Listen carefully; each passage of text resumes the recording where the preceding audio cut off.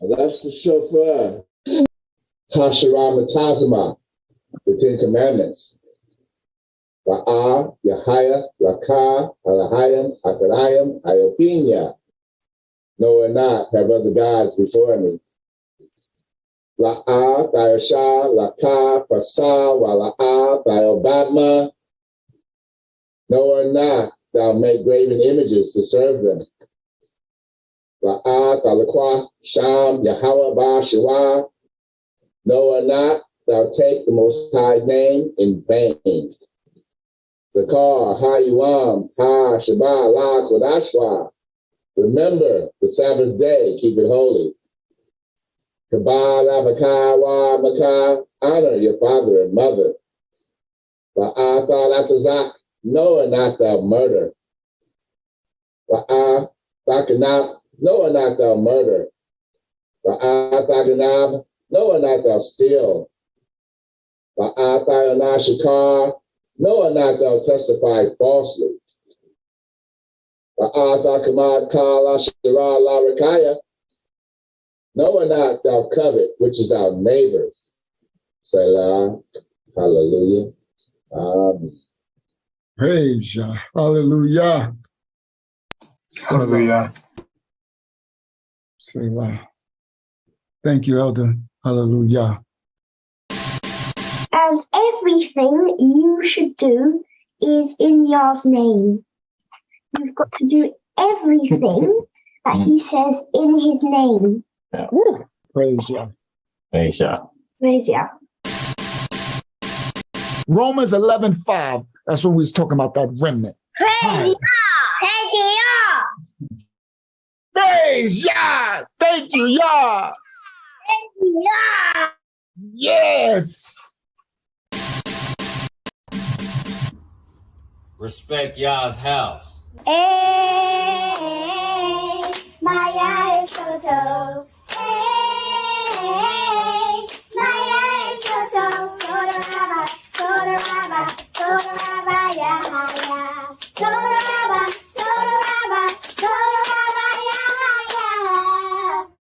Yeah. Praise Yah. We sing praises to your name. Oh yeah. We sing praises to your name. Oh yeah. For your name is great and greatly to be praised. Praise Yah. Praise Yah.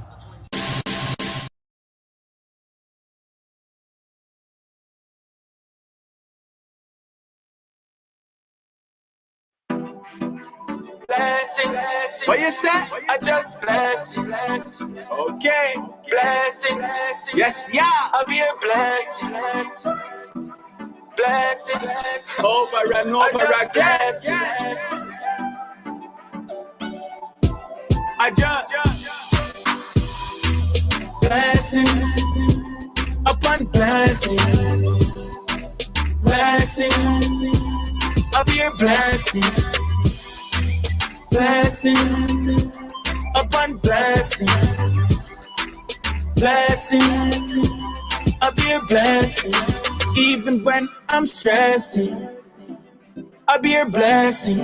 I'm taking every lesson as a blessing to increase my abaya. Me a blessing, I'll be a blessing. Every breath is a blessing. Blessings upon blessings. Blessings, I'll be a blessing. Blessings upon blessings. Blessings, I'll be a blessing. From me have mouth for talk, that a blessing. And me have foot for walk, another blessing. Me no outline with chalk, add up the blessings. And me heart no dark, cause of the blessing. Cause me know who bless me, and who not left me. When me wrong, me know who correct me. Through the valley of the shadow of death, yeah, take me. And then him bless me. Blessings upon blessings. Blessings, I'll be a blessings, blessings upon blessings, blessings. I'll be a blessing. Genesis 12 and 2. And I will make of thee a great nation, and I will bless thee and make thy name great, and thou shalt be a blessing, blessings upon blessings, blessings. I'll be a blessing, blessings upon blessings, blessings. I'll be a blessing.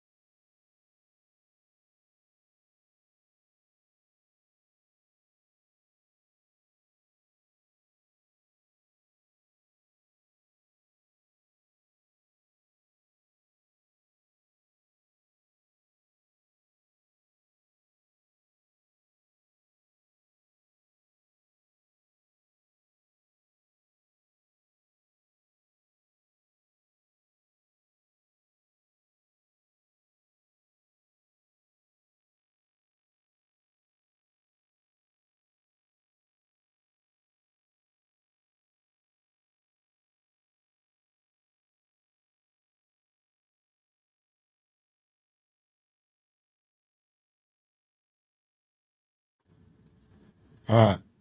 Peace and blessings, everyone. Okay. All right. Mic check 1, 2. All right. All right, I'm here. Let me see. Let me stop share. Stop screen. All right. Blessings. Blessings to everybody worldwide. Welcome to the house of Yah. Hold on. I'm huge on the screen. Hold on. Let me. Oh, they got me so big. I don't even like to be on screen. I like to be in the shadows, but I gotta teach the word, so I'm very uncomfortable. I know it don't look like it, but that's what it is, right? All right, there we go. Now I'm a little smaller. Yeah, I know. You would think I like to be. I don't. It's just, when the Most High calls you to do something, 9 times out of 10, it's not going to be from a place of your comfort. It's not going to be your comfort zone. So, yeah. And I was a performer when I was young, but I'm actually shy. I know y'all don't realize it. Just is what it is. All right. So, blessings to everybody worldwide. Happy 7th day, Shabbat, set apart day, Sabbath day, the day that the Most High set apart in the book of Barashayat, Genesis, from day 1 to day 7. Hold on, let me get to the comments, make sure y'all can hear me. Shalom, Sister Phyllis Richards. All right, that song was Yashiyaha from our ministry. Shout out to Canada, shout out to Yashiyaha and Ahaba Yah, my family out there in Canada, and to the children. Shout out to all the babies, all the children. All right, and that was his band camp. So anybody who want to support our brother and his music, that's his band camp, Yashiyaha. And Hakyama will probably put the link in the chat for anybody that want to support our brother's music. He has some beautiful albums, beautiful music. Yasha, it's time to put more music up for you, Yasha. I know he's probably driving. He's coaching basketball out in Canada, so he's driving home now. By the time he get home, he'll come on the screen with us. He's out there coaching.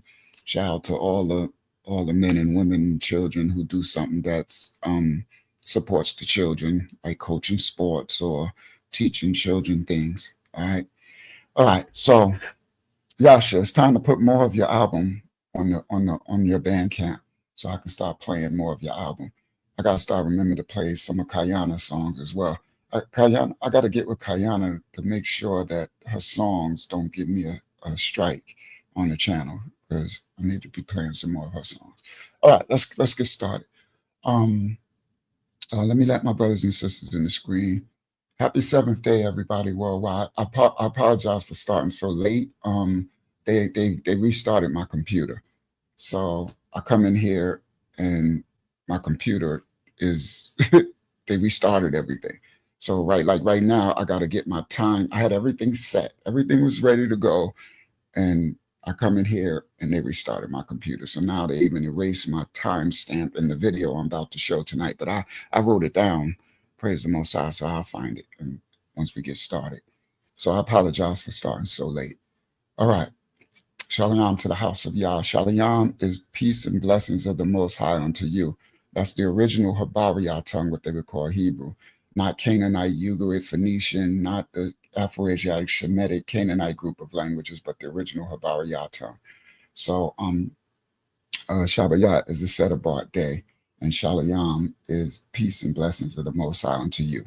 Okay? So everybody worldwide, shout out to thy word is truth. All right, now let's get did I put the link? I probably didn't. Invite, copy, dang, Control V. Happy Friday, everybody. Y'all could have been out there in the club. Y'all in the club of the Most High. Welcome to the club of the Most High. All right. And no, I won't. I'll save that one another time. 10 toes down, Diana. All right. Do y'all know some? I'm sorry. Do y'all know somebody came after me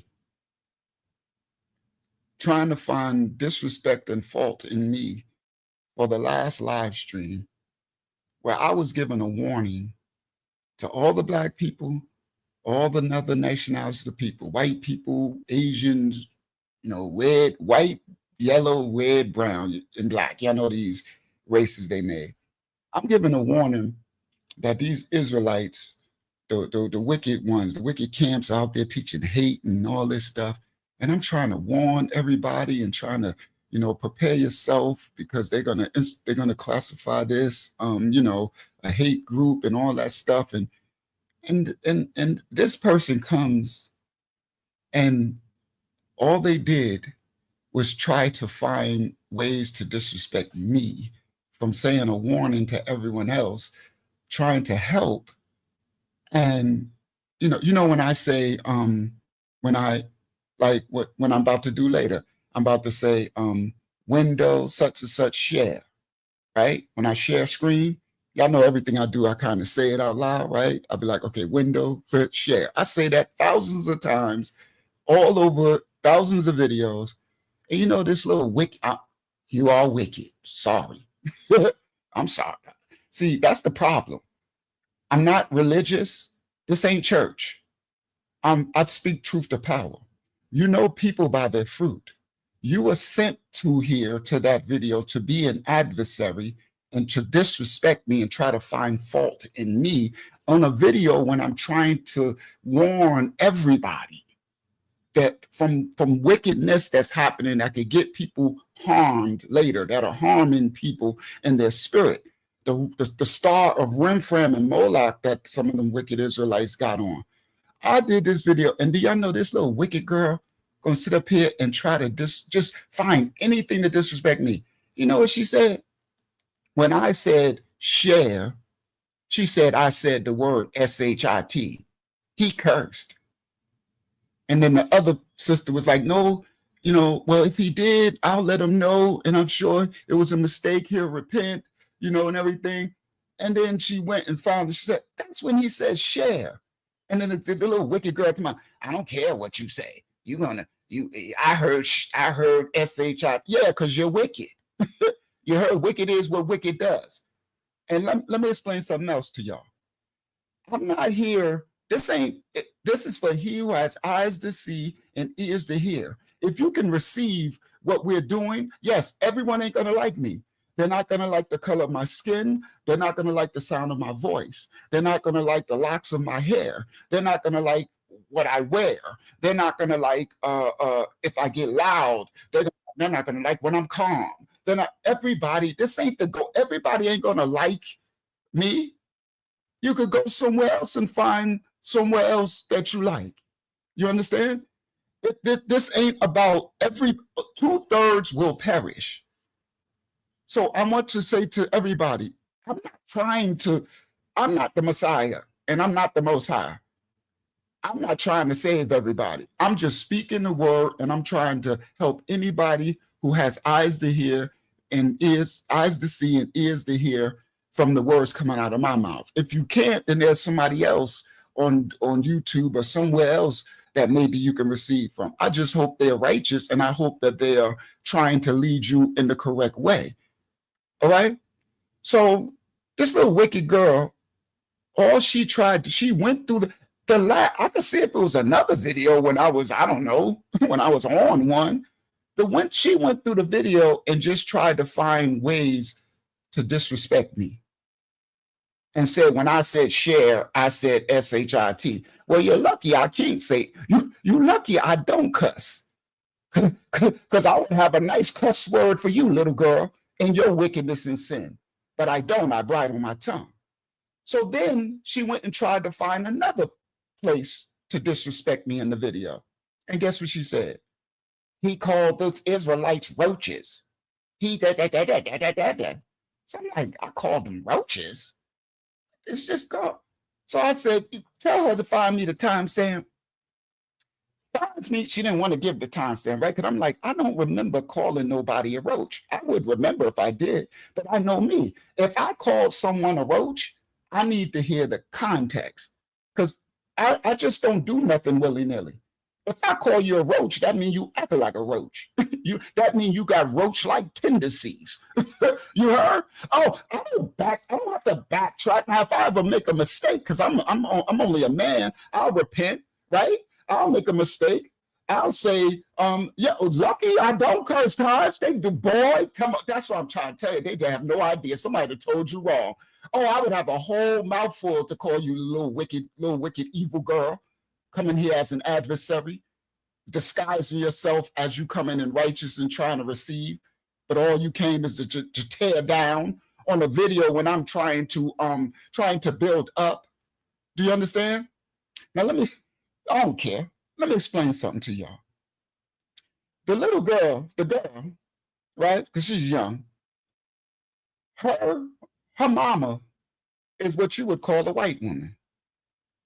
Y'all listen. Her mama is what you would call a white woman. And her daddy is black, right? Now, them Israelites from the camp who I was calling out, they are saying that her mama, this part you can't make up. They calling her mama a troglodyte. They're calling her mama a beast. They saying her mama gonna be enslaved and ain't no salvation for her mama. They is just disrespecting her mama up and down, inside and out. And I'm calling this stuff out, their wickedness, and saying that's not righteous, that this, and she want to attack me. Oh, so you defending her? Look, see, that's what foolish is, what foolish does. Stupid is what stupid does. That's why you can't, guys, you're not called to save you can't save everybody. Everybody's not going to receive. Even the Messiah, when he came, he said, what? They didn't receive him, right? They hated him for his righteousness. They went against him. They tried to catch him up. Oh, you're not doing this. You're doing this on the Sabbath day. Oh, your disciples don't wash their hands when they eat. They try to find anything to discredit him when he came to try to bring, right? So, little girl, somebody done told you wrong. If you think I give a crap, I give one iota care whether you receive or not. Now, I do wish that everyone could get salvation and receive, but the Bible says 2/3 will reject. The Messiah said that they're going to reject you like they reject me if you're in righteousness and truth. They're going to hate you like they hate me. They're going to try to find, and you know them by their fruit. So you know who the person is by their actions and deeds. So you went to a video which was warning the people, which was actually going against people that said they're going to enslave your mama, that your mama is a doggone beast. Like they said, like some of the nations say that black people are beasts and stuff, right? But instead of you hearing that, Instead of you hearing that the care and concern for the remnant of every nation of people, because I didn't exclude anybody. I kept saying the white of the whites, the brown of the browns, the yellow of the yellows, and the black of the blacks, the red of the reds, whatever you are. Do not receive this wicked doctrine of the Israelites with the star of Rephaim and Moloch. We open the Bible, all of this stuff, and all you could do is try to hate me. So she said that I called them roaches. So I didn't remember. I'm like, first of all, so I asked for the timestamp. She didn't want to give it. Finally, the other sister got the timestamp. I listened to the timestamp, guys, and I should get, it's 1 minute anyway, the timestamp. So I listened. And guess what I said? I said those Israelites from those camps with the star of Rephaim and Moloch, they are spreading this doctrine. I said they're in Africa, they're in Australia, they're in Asia. I said they're spreading, they're like roaches. I was saying, see the context. I was saying they're spreading worldwide this doctrine of hate and defilement and Moloch, star of Rephaim worship all over the world. They're spreading it like roaches spread defilement. See, context, I didn't call them roaches. Now, if I did, see, these spells, somebody must have told them wrong, okay? Because, oh yeah, it could be a time that I call you, you're lucky I ain't calling you a roach. Little heathen, that's what you are. You were sent for an adversary. Instead of you need to repent for yourself, and you need to I need to turn down my mic a little. Thank you. I didn't know I was going to do this. See, that's the spirit. This is spirit-led ministry. I was going to get right started. Right, I'm already late. They turned my mic off. Hold on, what they just do? Hold on. All right, let me reset. Give me.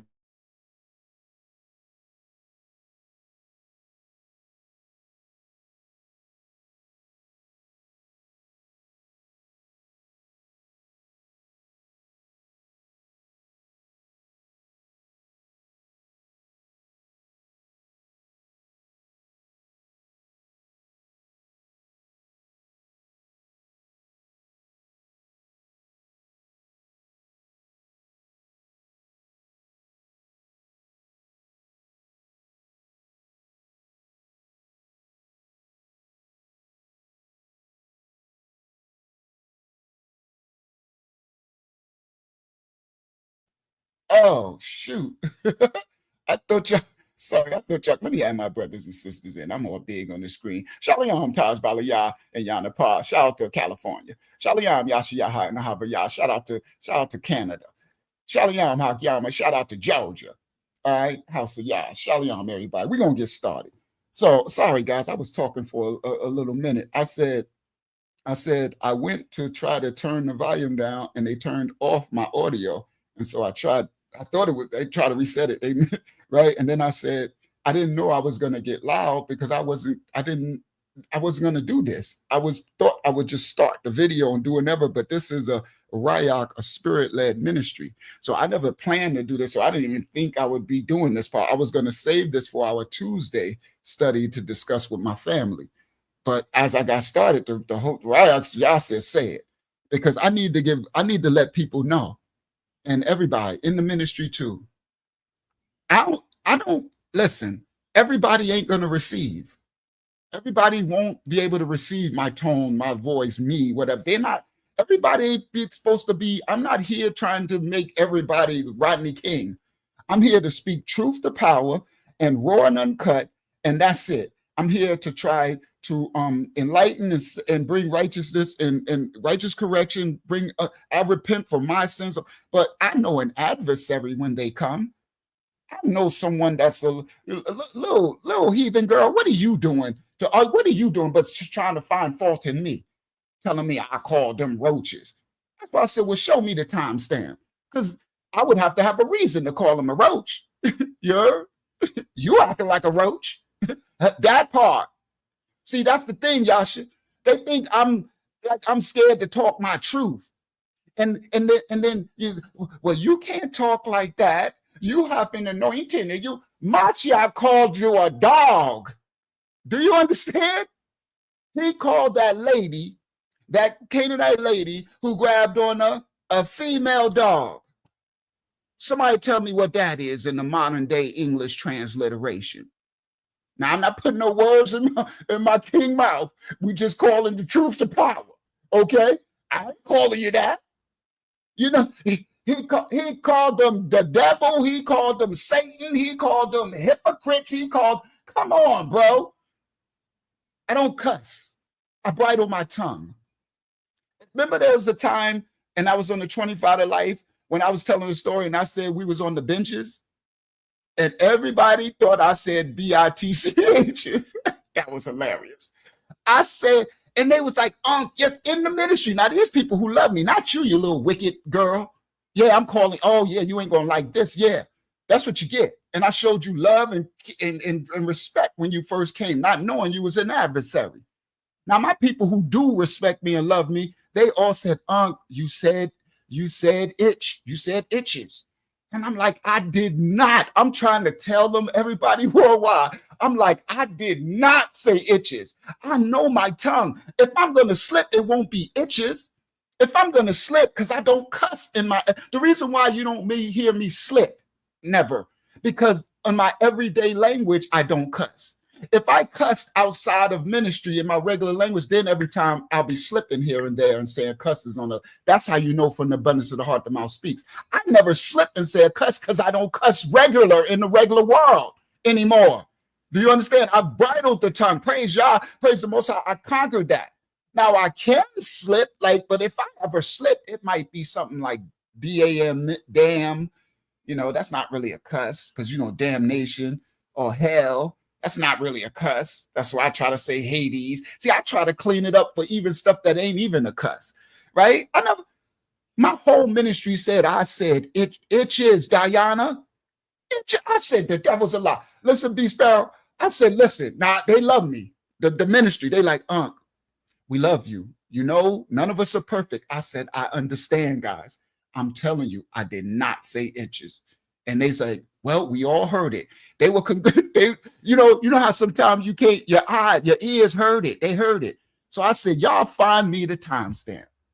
I go to the timestamp, everybody worldwide, and I play the video. I'm telling my story in the 25 Live. I was talking about in the 90s when we saw this UFO in the projects. And I think it was the 80s or something. Me, Unique, Saquon and stuff. We was on the benches in Parkside Projects. Him stay strong. I'm in my youth. I ain't awakened or nothing. Now, I could have said itches back then.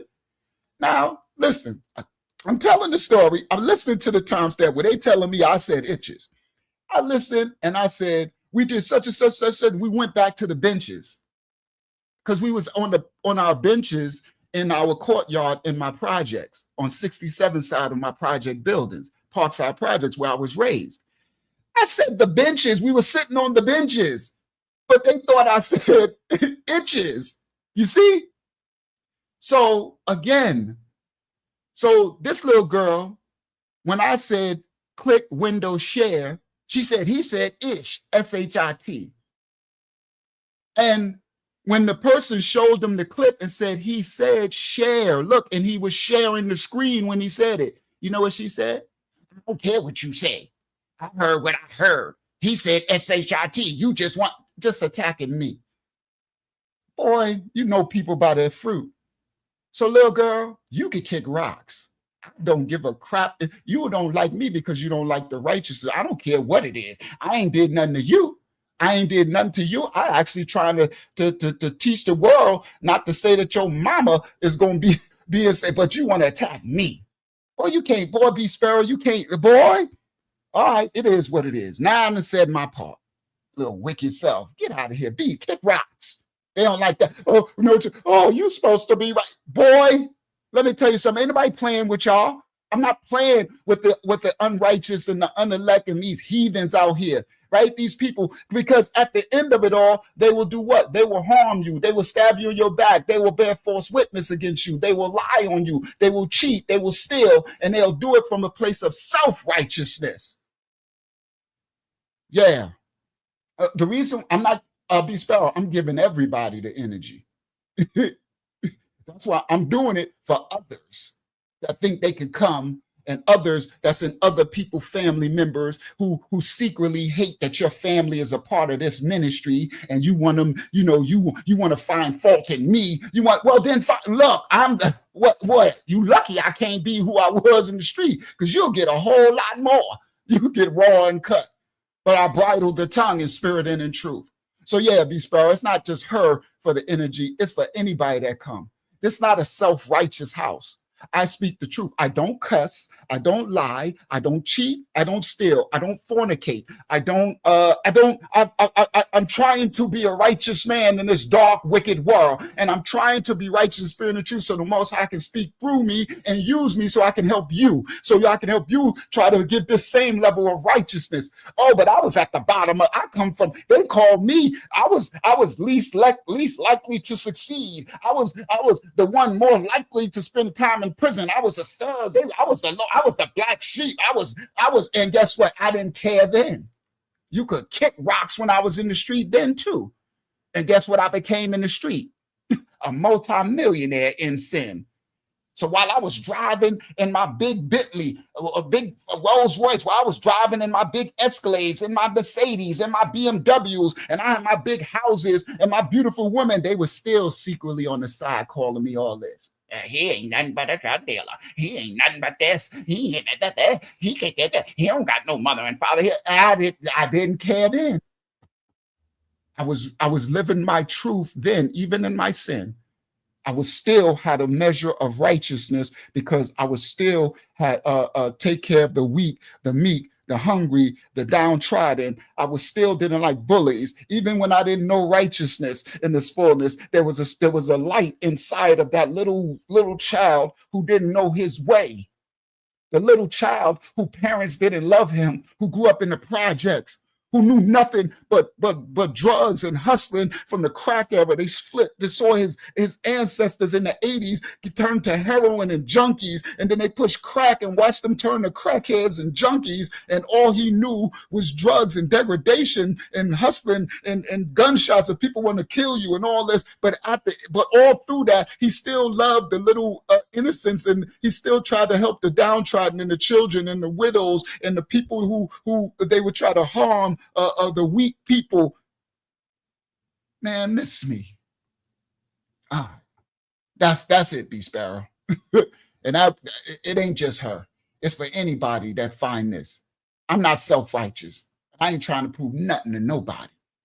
I'm trying to walk and live this out, and I'm trying to be a vessel so the Most High can use me to speak and warn and teach and break down and rightly divide, and that's it.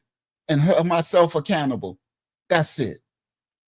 Praise the Most High in spirit and in truth. All right. I didn't know it was going to start like that, but that part. All right, let's get the show started. Let's get tonight's study started, because people came, they ain't come to hear from what this little heathen girl trying to attack me while you sitting. What you doing? Sitting around somewhere with your little wicked self. That was a lie. Beat it. All right. Sorry, not sorry. All right, hold on. What am I doing? I mean, they restarted I gotta open up my tab again. They restarted my whole thing. So, okay, so that's this one. So I gotta pull that. That's one video for tonight. Oh, hold on. So let me do my screenshot. So this is it. Let me double click. All right, let me do okay, so come here. So I'm gonna do that first. Present, share screen, window. Sorry, B Sparrow.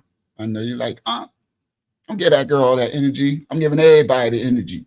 Ain't be new people come and sit up here trying to tell me I need to watch my tongue. My tongue is too strong. When you got these Israelites cussing, you got the Christians doing all, what's that dude named Mike Todd? He cussing and pouring syrup on the Bible and spitting in people's mouth and all this foolish stuff. B Sparrow trying to tell me what, like I don't even cuss, B Sparrow.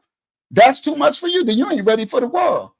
These wicked people doing all this wickedness. All right.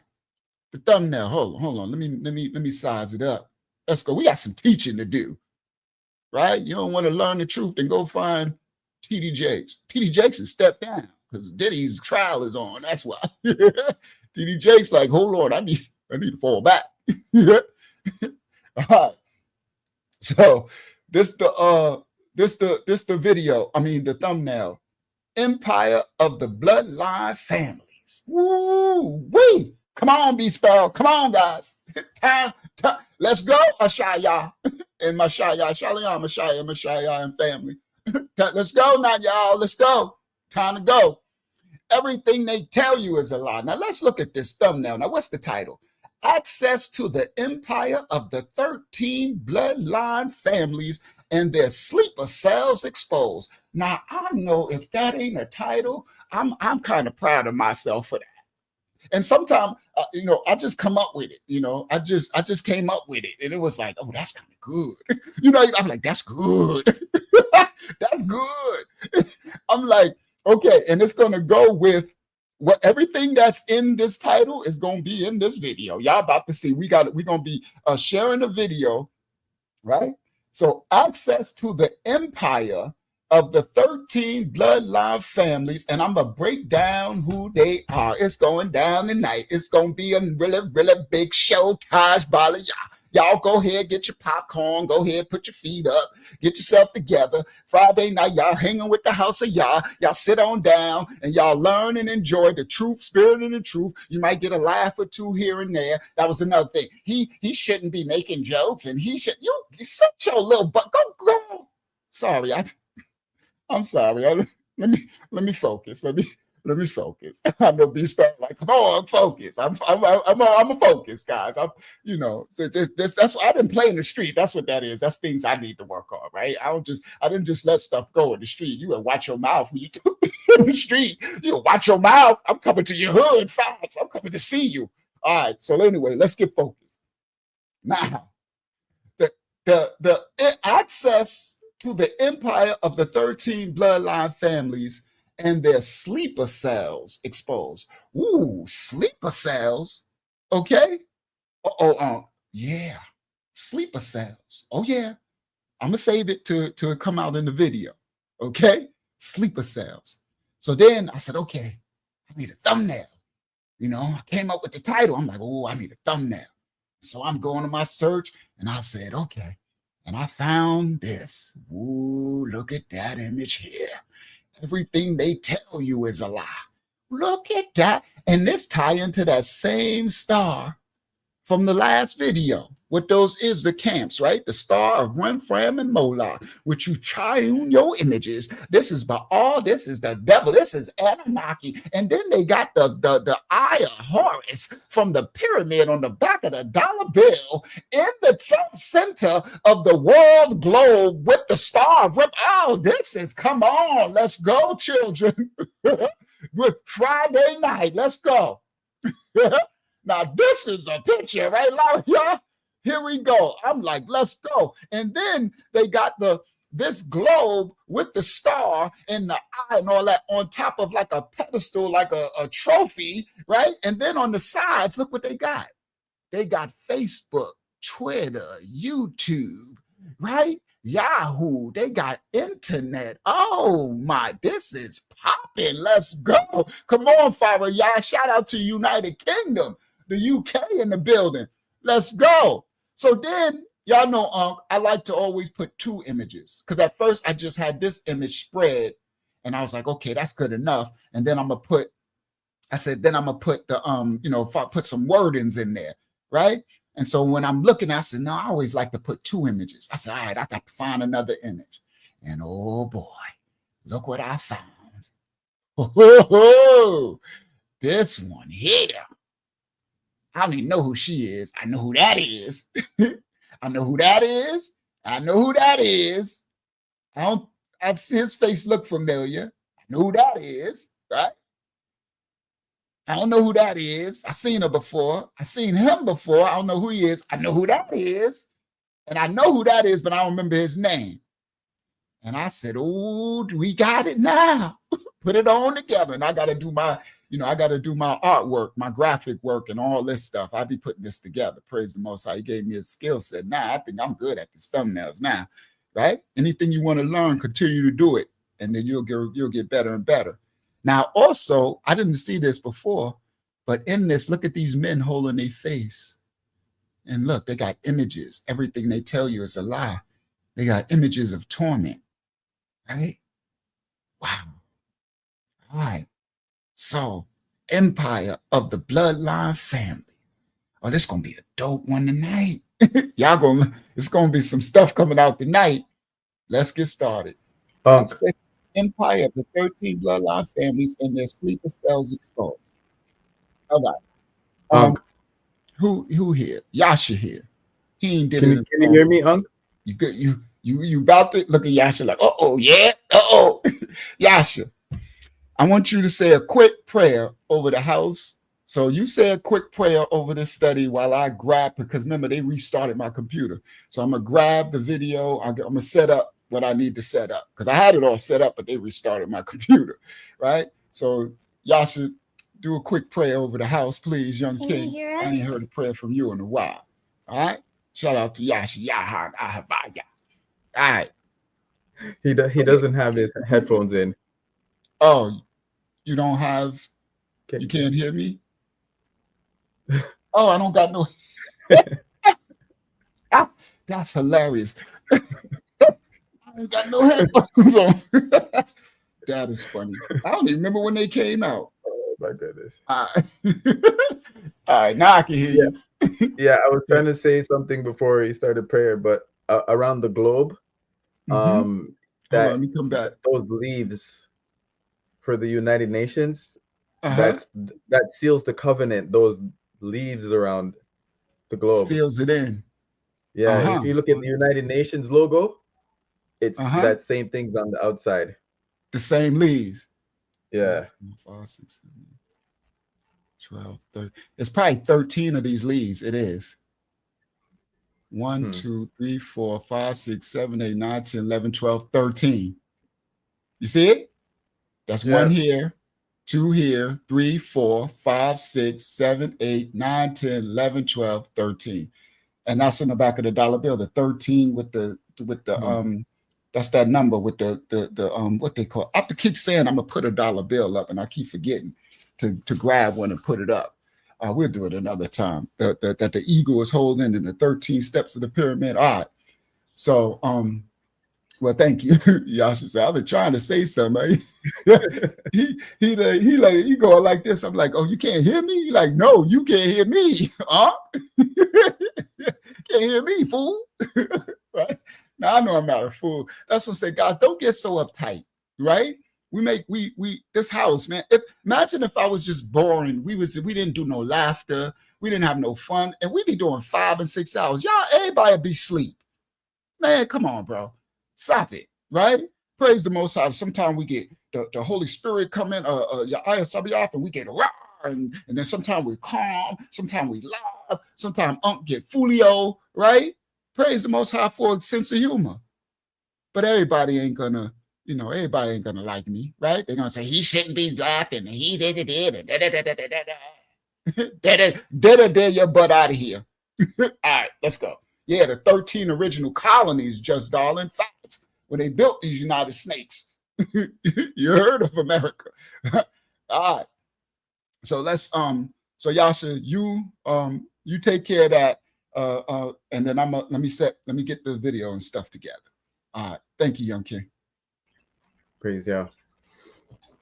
Shabbayat Shalom, Yahya Shah Mashayat, who the world calls JC. Shabbayat Shalom to the Rayat Hayakadash, who the world calls the Holy Ghost or Holy Spirit. Shabbayat Shalom to Yahya Sabayat, who the world calls the Lord of Hosts. Shabbayat Shalom to all in the Shamayam, all in heaven that does the will of Abaya. Shabbayat Shalom to you, the Most High Yah, creator of all things, he who is uncreated, before the beginning and after the end. Abaya, we come before you today with thanksgiving. We thank you for another 7th day. We thank you, Abaya, for each breath of life that you give us. We know that each day is a blessing. blessings upon blessings. We thank you, Abba Yah, for your word that's in the Bible. We thank you, Abba Yah, for the eyes to see and the ears to hear. And we thank you, Abba Yah, that we have the ability to hear and do. Abba Yah, we thank you for your will. We know your will is perfect. We may not need to understand what your will is, Abba Yah, as long as we do it. Your son taught us to say, your will be done. Abba Yah, we come before you asking for you to allow us to be in your presence. Allow us to be worthy of being in your presence, Abba Yah. Asking you, Abba Yah, that every step that we take, Abba Yah, is in the steps you have left in front of us, that we do not walk in our own path, that we don't lean on our own understanding. Abba Yah, we ask you for forgiveness of sins, known, willing, unwilling. Abba Yah, we ask for your forgiveness. We come before you with humility and prostrate, Abba Yah, laying them at your feet. We know that you are salvation, Abba Yah. And we know that salvation comes in the end. And we ask that you will give us the strength, if it's in your will, to endure. We just give you all the praises, Abba Yah, because we know you are worthy. We put none before you. And in the name of your son, Yahya Mashiach, who comes in your name, and in your most excellent set apart name, we say Shalayah, Hallelujah, and Aman Yah Yah. Praise Yah.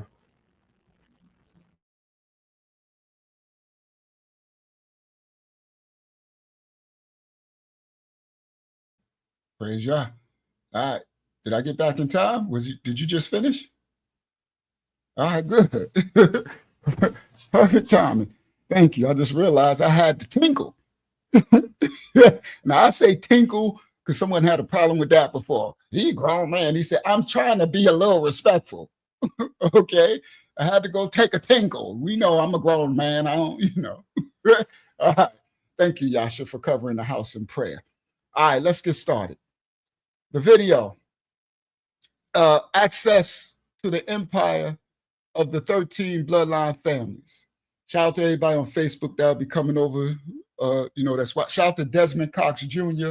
I didn't see him last time on Facebook on the last live, and Bilal over there. All right, now, the access to the empire of the 13 bloodline families and their sleeper cells exposed.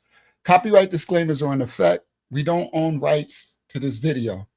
We're showing this video for reactionary purposes. This is the conclusion of the testimony of this descendant from the 13 bloodline families that was tortured in his testimony, and he's exposing the inner workings of the bloodline families. All right, stop share, present, share screen. Right there, 13 bloodline families, bang, share. And then make it full screen. All right, copyright disclaimers in effect. Here we go. And I can't see y'all no more. So anybody that wants to say something on the screen, y'all just interrupt me. I can't see you if you raise your hand. I can only see the chat now. Can't see the screen anymore. All right. Security, and nobody's going to have a freaking idea of what happened in there. And that's what I experienced plenty of times. Yeah, I've seen it never come to court because that guy, like when I do blood tests, like that gets sealed. Like if I tried to donate blood today, you would not believe what the heck. All right, so the host asked him, you are admitting that you committed all of these crimes in this bloodline family. He belongs to a lineage of bloodline called the Reynolds. We're going to break these families down in a minute. All right, y'all going to learn. For those who don't know, you're going to learn a deeper understanding of these 13 bloodline family lineage. And then you're going to learn, Unc, you know me, I go a little further. So I'm also going to show you a will within the will with the 13 bloodline families. They got more than just the 13. Okay. So the way that the darkness works is the darkness, whatever the darkness exposes for you to see, that's the part they want you to see. That's the part they put like on Front Street that they put out there for you to see. But there's always even darker one behind the scenes. So I'm going to take you tonight. It's going to be really good. I'm going to show you the 13 bloodline families that they want you to see. Then I'm going to show you, and I'm going to name them, the other families that they don't want you to see. And then I'm going to show you the other families who actually run it all. Yeah. I get excited when the Most High shows me stuff. I'm like, this is good, y'all. Like when I put this stuff together, I'll be talking to my father because he's the one who gives me, I'll be like, this is good. And, I got to put it all together for the children, for y'all, right? To teach. All right. So now at this part of this man's testimony, the host, he asked him, aren't you scared that you told all of this stuff about the crimes that you were committing as a child from your family lineage, all this dark stuff? And he said, no, because they won't come after me because, first of all, and then he said, if they do, whatever. But he said his lineage, his blood lineage goes so deep, and there's things that they don't want to come out. And as well, there are things, he said, there's pay grades. So the host says something like, wouldn't you be scared if the police showed up? And he said, no. He said, I'll be more scared if a black helicopter, if a black, military plane showed up at my house. Because he said there's levels, there's levels to everything. And there's a certain level that's unprosecutable, they just hands off. And this part, right, he's talking right now, he said that his blood, he said he can't even donate blood. If he go to the hospital, they separate, they alert all of the like 13 bloodline families. These are what you would call like Illuminati, powers that be, the people that run the darkness, the world and all that stuff. But this goes all the way back to Nimrod. And he says his lineage, these families, they call them the blue bloods, the 13. He says they trace their lineage back to Nimrod, which is fallen angel. Now, for the other black people who gets in their feelings, Nimrod was black. Yes, Nimrod was black. Understand? They're tracing their lineage and their culture back to Nimrod because Nimrod was transformed. Nimrod became a mighty man. Nimrod had a visitation of fallen angel, and he became transhumanistic. Nimrod did, okay? And so they're saying that they descend from the lineage after Nimrod's transhumanistic. Then he went forth and Nimrod smashed every nation just like Esau did. Nimrod was the king of the earth, okay? So here you go, you get these black Israelites that want to claim everything. You want to claim Nimrod, then claim them. Fine, you want to claim, right? You act like fallen angels anyway. They just kill me. They just want to be everything. Man, slow down, bro. Stop trying to be everything. Rightly divide.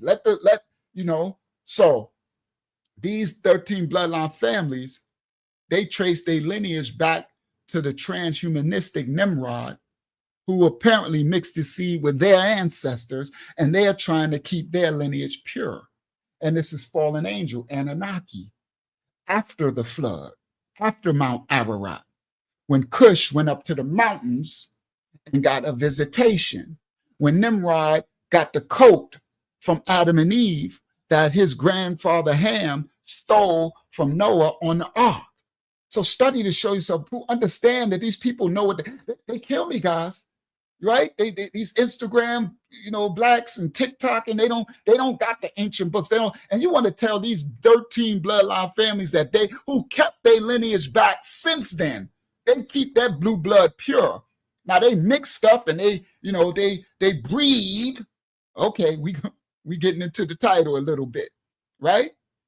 Now, But you got these people nowadays who learn stuff off TikTok and Instagram. They don't descend from them. Boy, sit down and take several seats.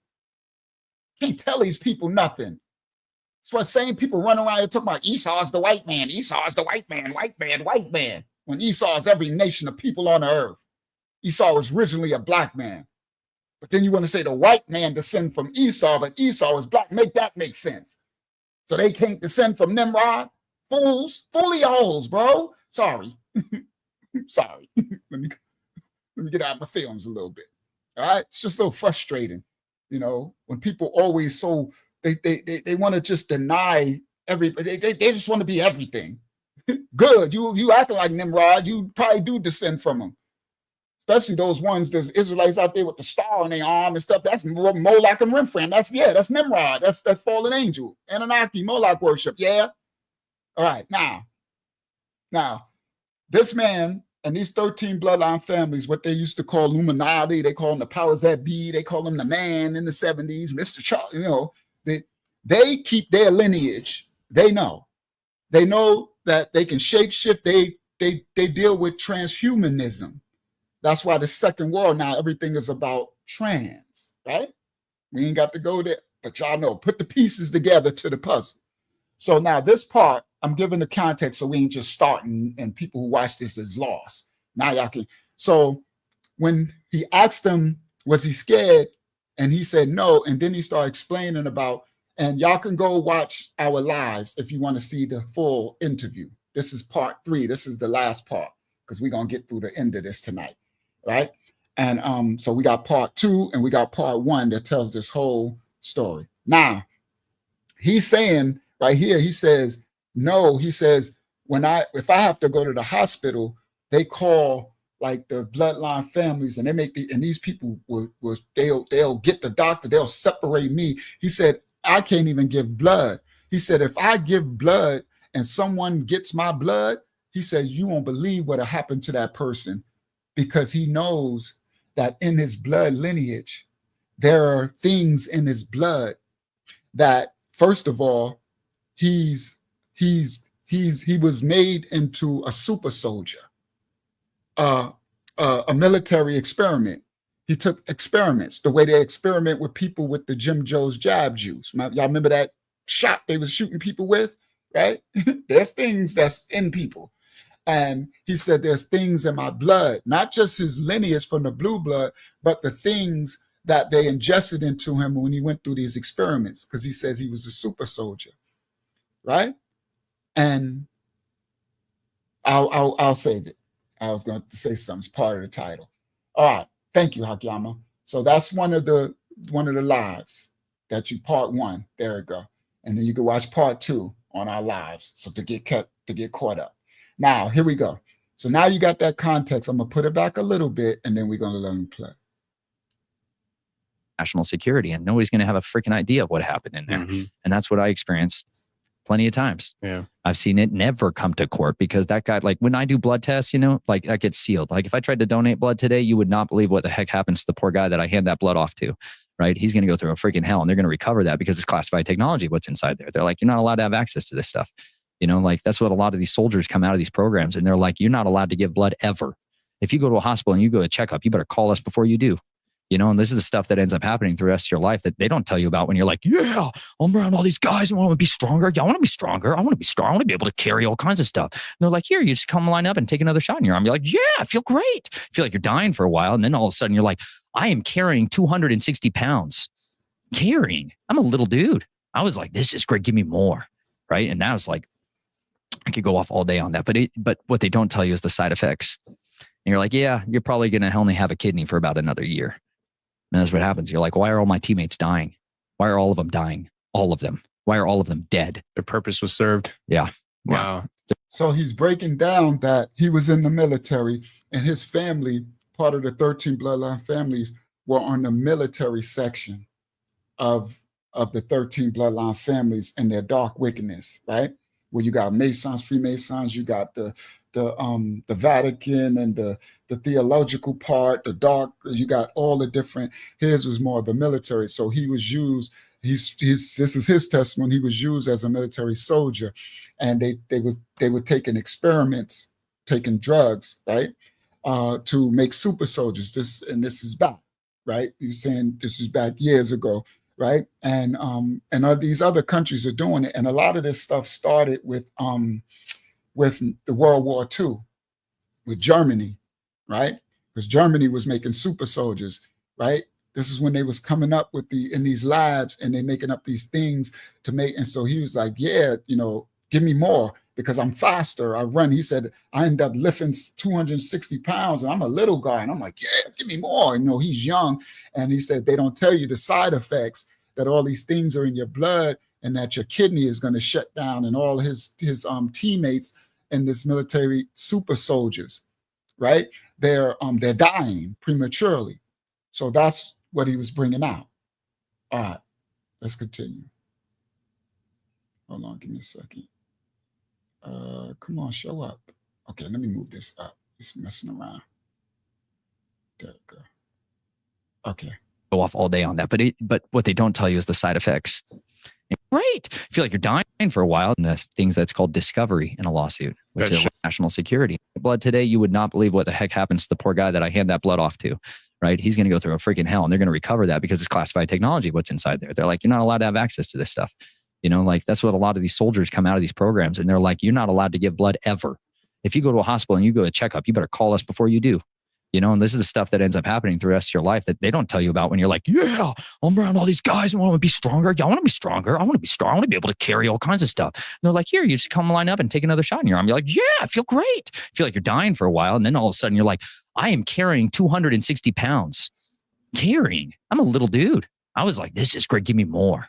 Right. And that was like, I could go off all day on that. But what they don't tell you is the side effects. And you're like, yeah, you're probably going to only have a kidney for about another year. And that's what happens. You're like, why are all my teammates dying? Why are all of them dying? All of them. Why are all of them dead? Their purpose was served. Yeah. Wow. Yeah. There's a duration on those things built in. Wow. I had a guy on the show not too long ago. I think I mentioned this to you earlier, but he basically, he didn't want to say he was a super soldier. I called him a super soldier because you don't need to brand it. Yeah. I was like, dude, like, but he's like, listen, I was in the military. I was young and I received these shots. And when I received these shots, I was able to do things that I couldn't before. I think he could run the mile like incredibly fast. Mm-hmm. His strength, but he said it wasn't ultimate strength. He said, there's parts of his body that just seemed normal strength. But if he did a certain exercise, like it would be like, whoa, couldn't do this before. He would max out like machines and stuff. And, I have to run a show. So I called him a super soldier, but I don't know how else to describe him, but he seemed like he was very hesitant to really cross that line and be like, yep, that's what happened. Like he's like, I don't know how to explain it. I'm like, I'll do it for you. Yeah. That's the Uber punch, What's that?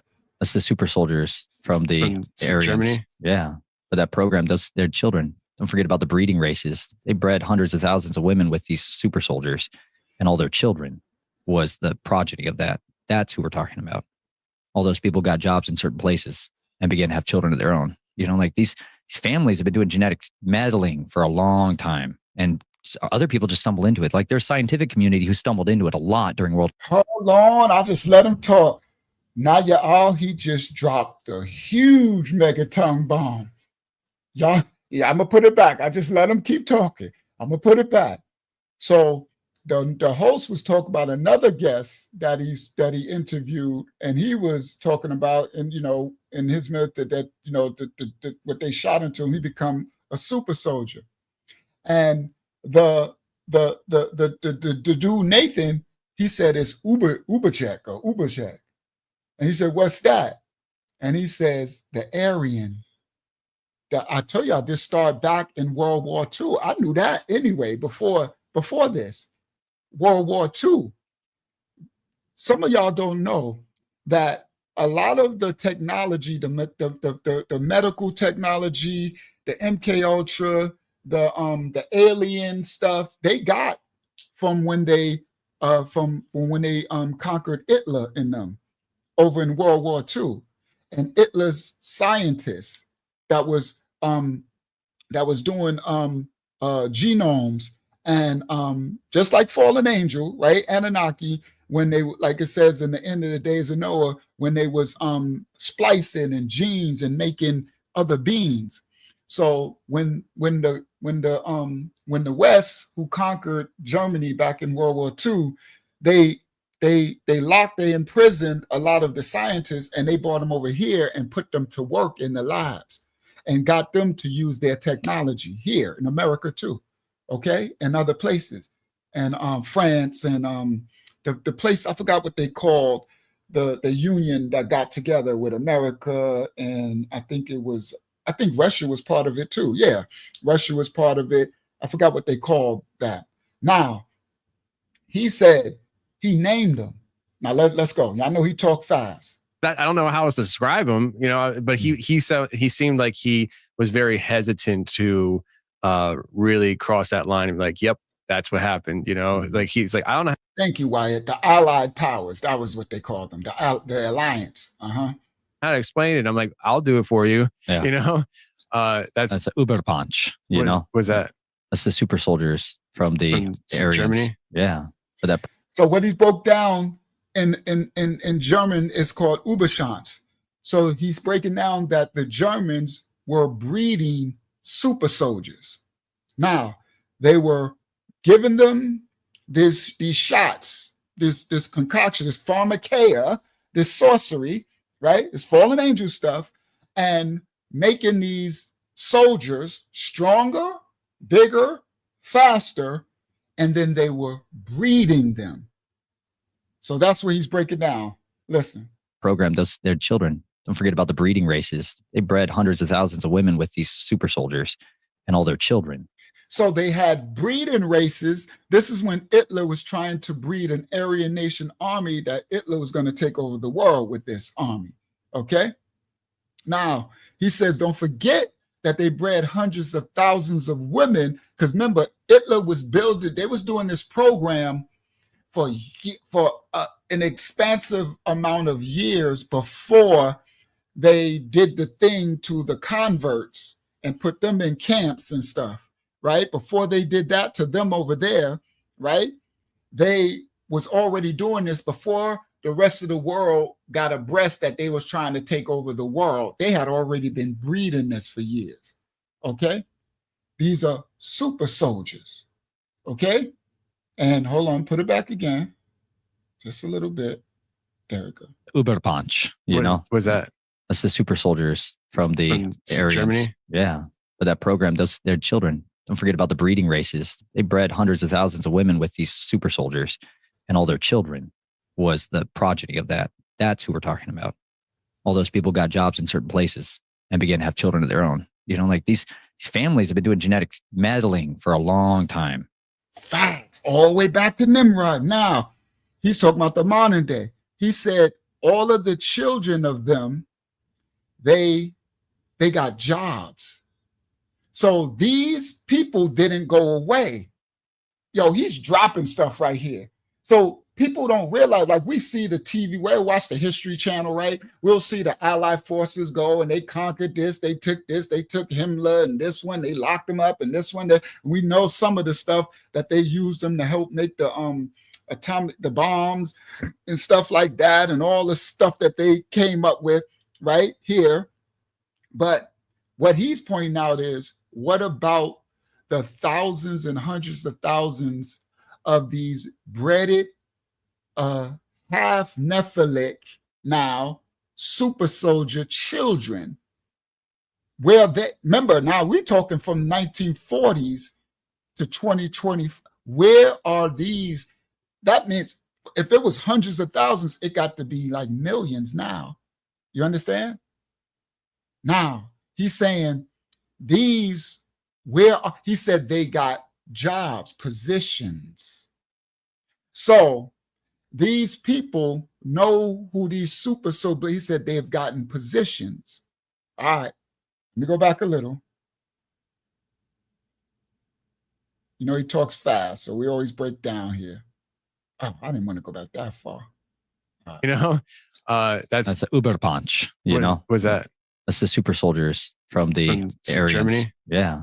But that program does their children. Don't forget about the breeding races. They bred hundreds of thousands of women with these super soldiers, and all their children was the progeny of that. That's who we're talking about. All those people got jobs in certain places and began to have children of their own. You know, like these families have been doing genetic meddling for a long time, and other people just stumble into it. Like there's a scientific community who stumbled into it a lot during World War II. But this is old religion stuff. This is what made the families rule people. Because like most of you guys can't stay awake for 3 days and be brilliant the entire time. Most people, I've like had to learn this over life. I love how he said you guys. Sorry, I don't mean that. You just said it. You guys, not me. You guys. You said So sometime when he speaks, he's speaking from firsthand knowledge. He said, you guys can't stay awake for 3 days and still be brilliant. He's correct, because the human mind will start to play tricks. I think it's after you go over 48 hours, you start to hallucinate and get delusional and stuff.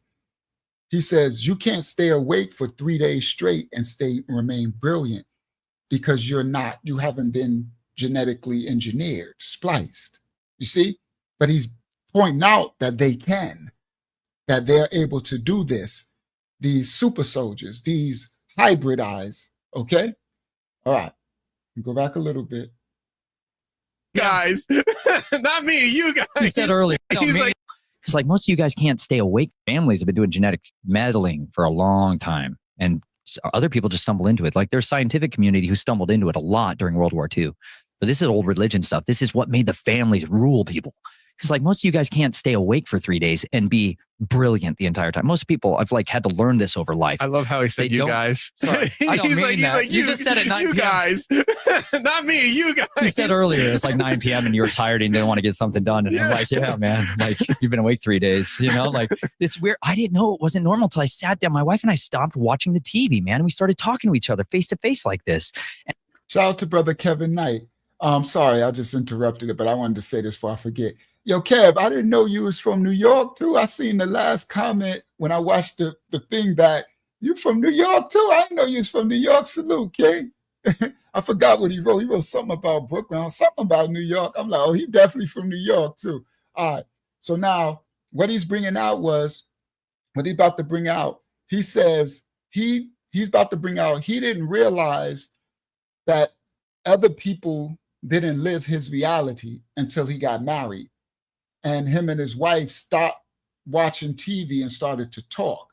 Because remember, he told in the other story, he told how when he first got with his wife, his dad came back and his dad reinitiated the other personality, because he has multiple personalities, schizophrenia, because of what has been done to him all of his life for his bloodline lineage, plus the super soldier thing. And his dad initiated the super soldier thing in him. And so he became an adversary to his wife. And he told that on the last one. You have to watch the last one. So now he says, and then he said he fought against it with the Bible, trying to seek the Most High. Okay. Now, and he calls the Most High Yahuwah too, just for those who don't know it. So you might hear him say it in the other one. Okay. He calls the Most High Yahuwah. So he says, when he started to get back with his wife, they stopped watching TV and started to speak. And that's when he started to learn how other people, how she was raised. All right, now let me go back a little. Sorry, I interrupted. I just wanted to say that to Brother Kev. Other people just stumble into it. Like there's a scientific community who stumbled into it a lot during World War II. But this is old religion stuff. This is what made the families rule people. Because like most of you guys can't stay awake for 3 days and be brilliant the entire time. Most people, I've like had to learn this over life. I love how he said you guys. I can't. He said this goes back. He says it goes back further than World War II. This is old religion stuff, what make the families rule. He's talking about blood lineage, bloodlines that go back to Mitzrayim, Egypt, back to Phoenicia, back to Ugarit, back to Assyria, back to Persia, back to Babylon. You understand? Back to Phoenicia. They go back in the lineage of all the way back to Nimrod, back further before the flood, fallen angels, back to Cain, back to the fallen. Yes, and they keep the lineage of that bloodline. It keep it and they rule. He's correct. So I could not. I was about to, but no. I can't just gloss over that because he dropped some real deep bombs, and he just keeps talking really fast. Okay, that is correct. That's what this 13 bloodline family lineage, it's ruling all the way back. And you got these fools come here talking about they don't go back to Nimrod. You are seriously foolish if you're not listening to what they telling you, thinking they don't know who they are because you don't know who you is, fool. Like there's scientific community who stumbled into it a lot during World War II. But this is old religion stuff. This is what made the families rule people. Because like most of you guys can't stay awake for 3 days and be brilliant the entire time. Most people I've like had to learn this over life. I love how he said you guys. Sorry, I don't mean that. You just said it 9 you guys. Not me, you guys. You said earlier it's like 9 p.m. and you were tired and didn't want to get something done. And I'm like, yeah, man, like you've been awake 3 days, you know, like it's weird. I didn't know it wasn't normal until I sat down. My wife and I stopped watching the TV, man. And we started talking to each other face to face like this. And all of these stories began to come out about what her childhood was like. And I was like, what? That's what a Christmas is like? Wow. I'm like, I realized I was raised in a cult. It just was so controlled that I didn't realize it was not normal to have grandpas doing that to their grandsons. Like I genuinely didn't understand the level of insane life I had because I'd been around. I was only allowed access to other people that had that kind of stuff. So then if I talked about it, they're like, yeah, of course. That's what uncles do. It's just creepy. He said until he talked with his wife, he didn't know that it wasn't normal to have his grandfather come and do that stuff to him. Y'all remember in the last one when he said his dad invited his great-grandfather, 4th generation, to come over, and he gave custody to his great-grandfather to have bedtime rights when he was 5 years old.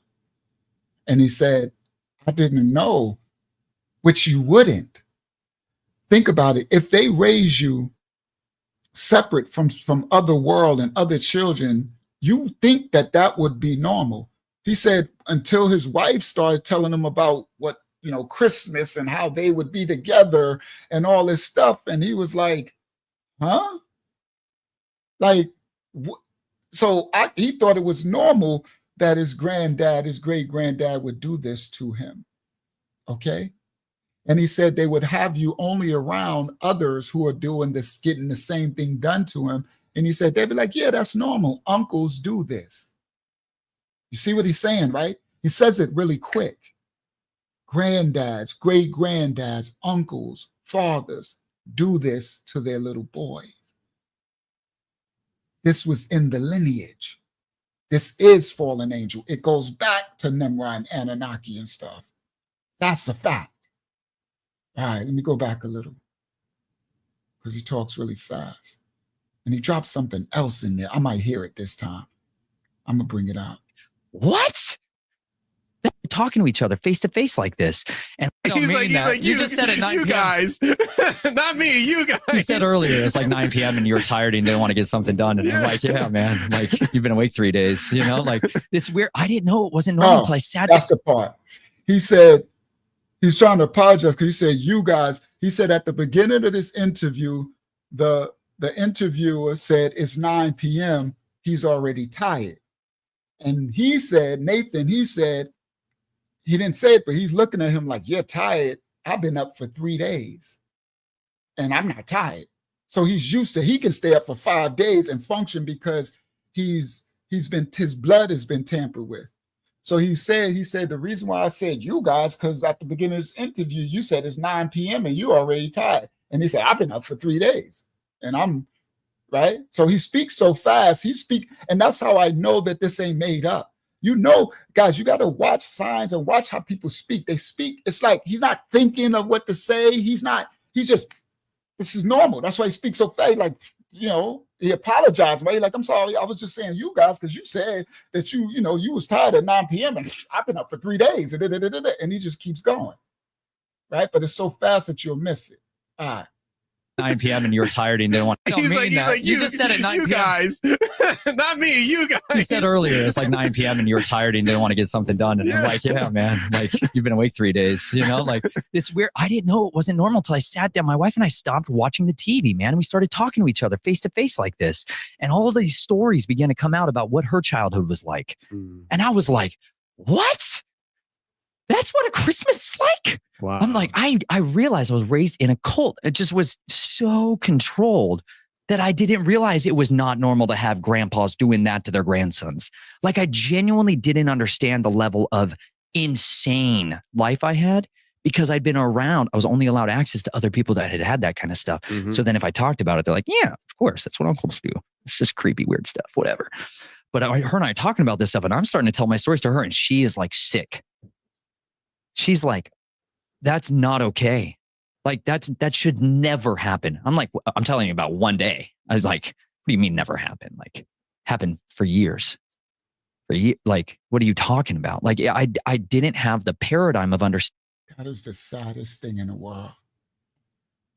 He said his wife was like, are you crazy? She's sick to her stomach. That should never happen to a child. He like, what you mean? I'm just talking about one day in my life. This happened to me for years. He's tripping because he's like, you tripping over that story I just told you? That's just one day in my life. This is praise. Remember the Most High gave revelation that the children are able to escape to a safe, like a Abraham's bosom place spiritually. They're able to disassociate from the body at the time that this, shout out to Chuck Taylor, at the time that this real heavy darkness. I'm so glad the Most High revealed that to me and others. I see some people wrote that in the comments, like, praise the Most High that he had now enabled the children to have an escape hatch, that their spirit will disassociate from their body and their spirit can go into a safe place like an Abraham's bosom where it can play and be a child while the acts are happening to the body. And then the trauma comes when they come back into the body and realize, but that's how they're able to function like that. And I didn't know that. And I'm so thankful that, of course, the Most High would do that. That makes sense because I know my father and but anyway, let's continue. Like, what are you talking about? Like, I'm like, I'm telling you about one day. Of course, that's what uncles do. It's just creepy, weird stuff, whatever. But her and I are talking about this stuff and I'm starting to tell my stories to her and she is like sick. She's like, that's not okay. Like that should never happen. I'm like, I'm telling you about one day. I was like, what do you mean never happen? Like happened for years. Like, what are you talking about? Like, I didn't have the paradigm of understanding what a normal person life was like. My parents, my mom, the women would stay awake when there was these family reunions because it was disgusting. And they didn't want their children getting. And so they would stay awake for days. And I thought that was normal. They'd be awake watching everybody, like all the time. He said, the host blocked it out. He said they didn't want their children getting raped. So the woman would stay awake for 3 days when they would have he did quote unquote family reunions. All the cousins and uncles and granddads is coming over because they was trying to watch over their children. They didn't want their children getting, this is crazy stuff, bro. For days. And I thought that was normal. They'd be awake watching. Like I didn't have the paradigm of understanding what a normal person life was like. My parents, my mom, the women would stay awake when there was these family reunions because it was disgusting. And they didn't want their children getting. And so they would stay awake for days. And I thought that was normal. They'd be awake watching everybody, like all the time for days. And they would be out of their mind by the end of it, right? They're like hallucinating and all the rest. But they just didn't want their children or grandchildren to go through what they knew their husband did. Or they knew that his brothers did in the Knights of Columbus. Like they just wanted to try to. He said like they did in the Knights of Columbus.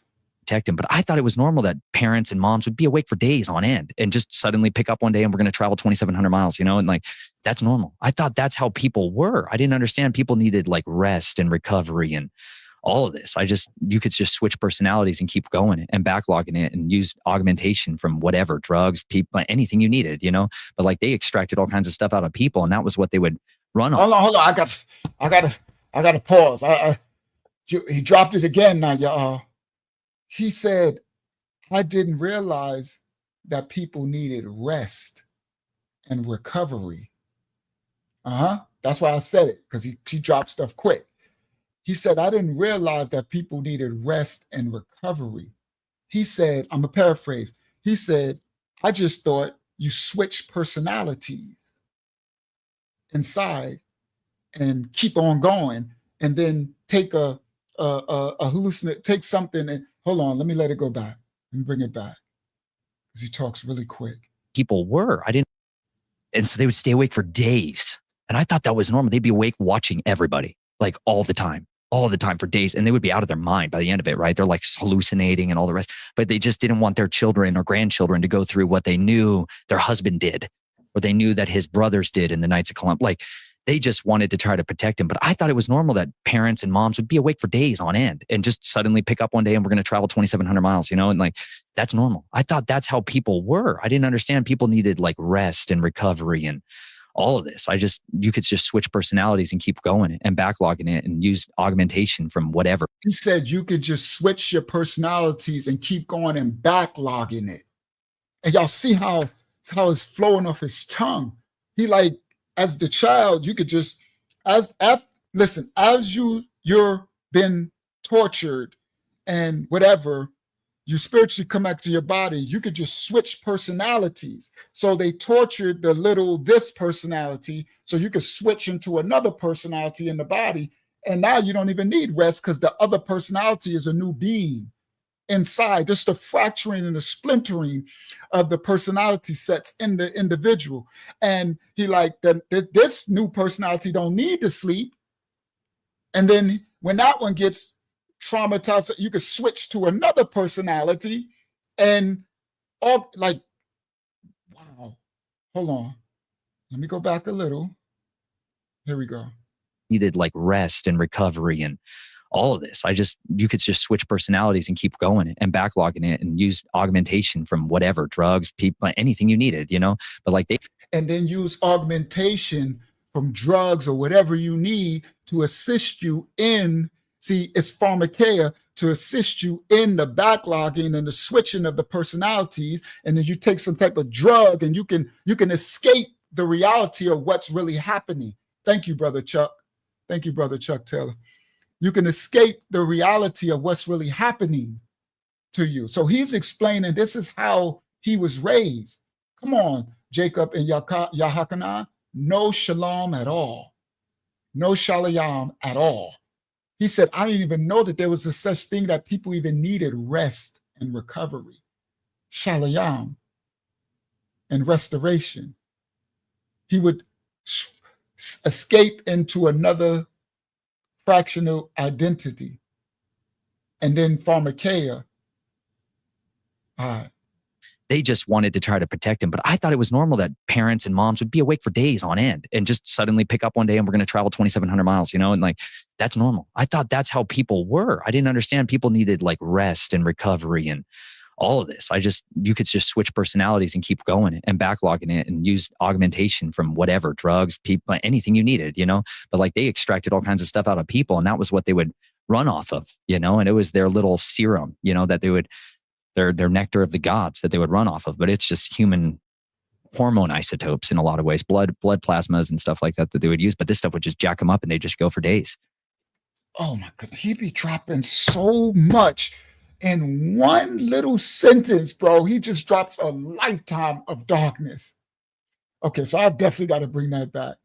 He said it's their little serum, nectar of the gods, their blood isotope. Remember, the soul is in the blood. That's why the Most High said we're to eat no manner of flesh with no manner of blood. Do y'all understand? So he's talking about, this is why they do the adrenochrome thing. Okay, so he's breaking down how these things function, how it works. So he says, all right, let me bring it back again. Of the gods that they would run off of, but you could just switch personalities and keep going and backlogging it and use augmentation from whatever, drugs, people, anything you needed, but like, they extracted all kinds of stuff out of people, and that was what they would run off of.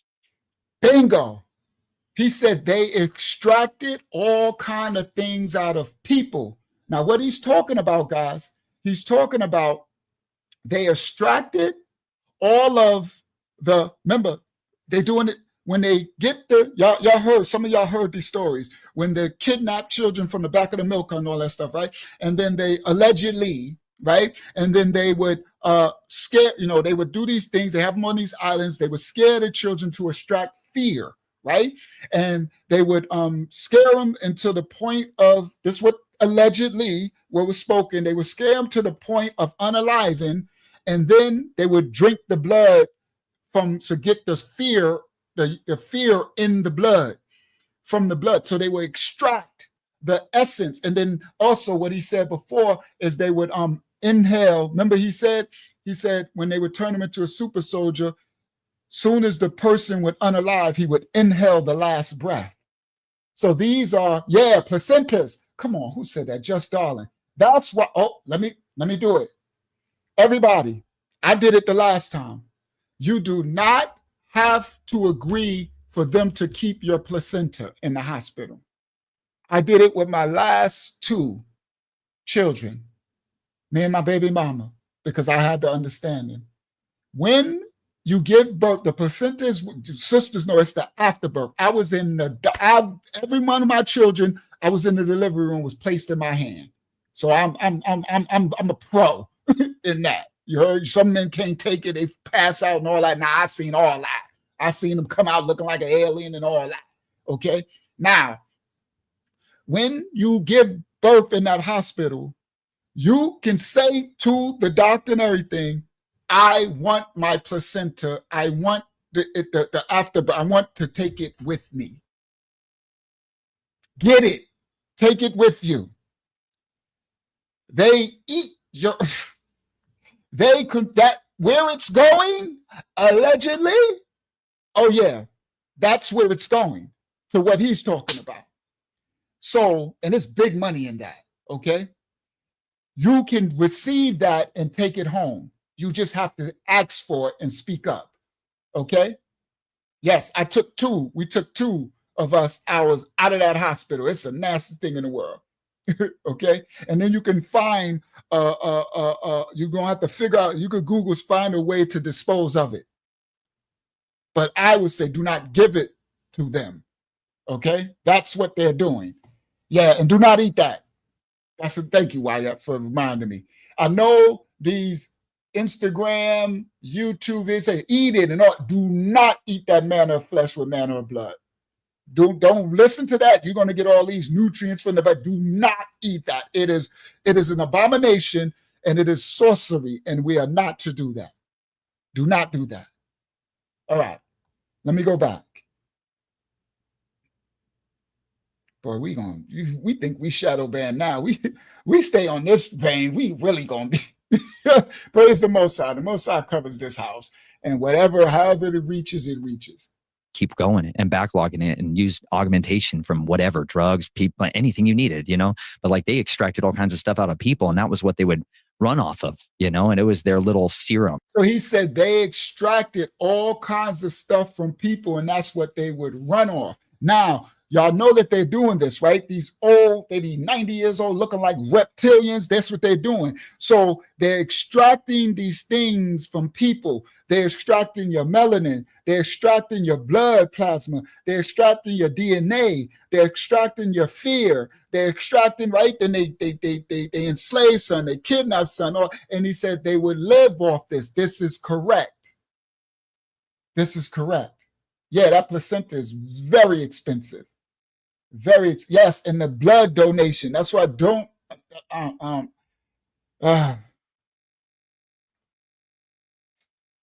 not financial advice. I'm not on my investment group. I'm used to saying not financial advice, spiritual discernment. But we got to cover I'm just no. I say no to everything. Liar. No. That's Laya's no and Habariyah. All right, let me go back. Laya laughing. This is not financial advice.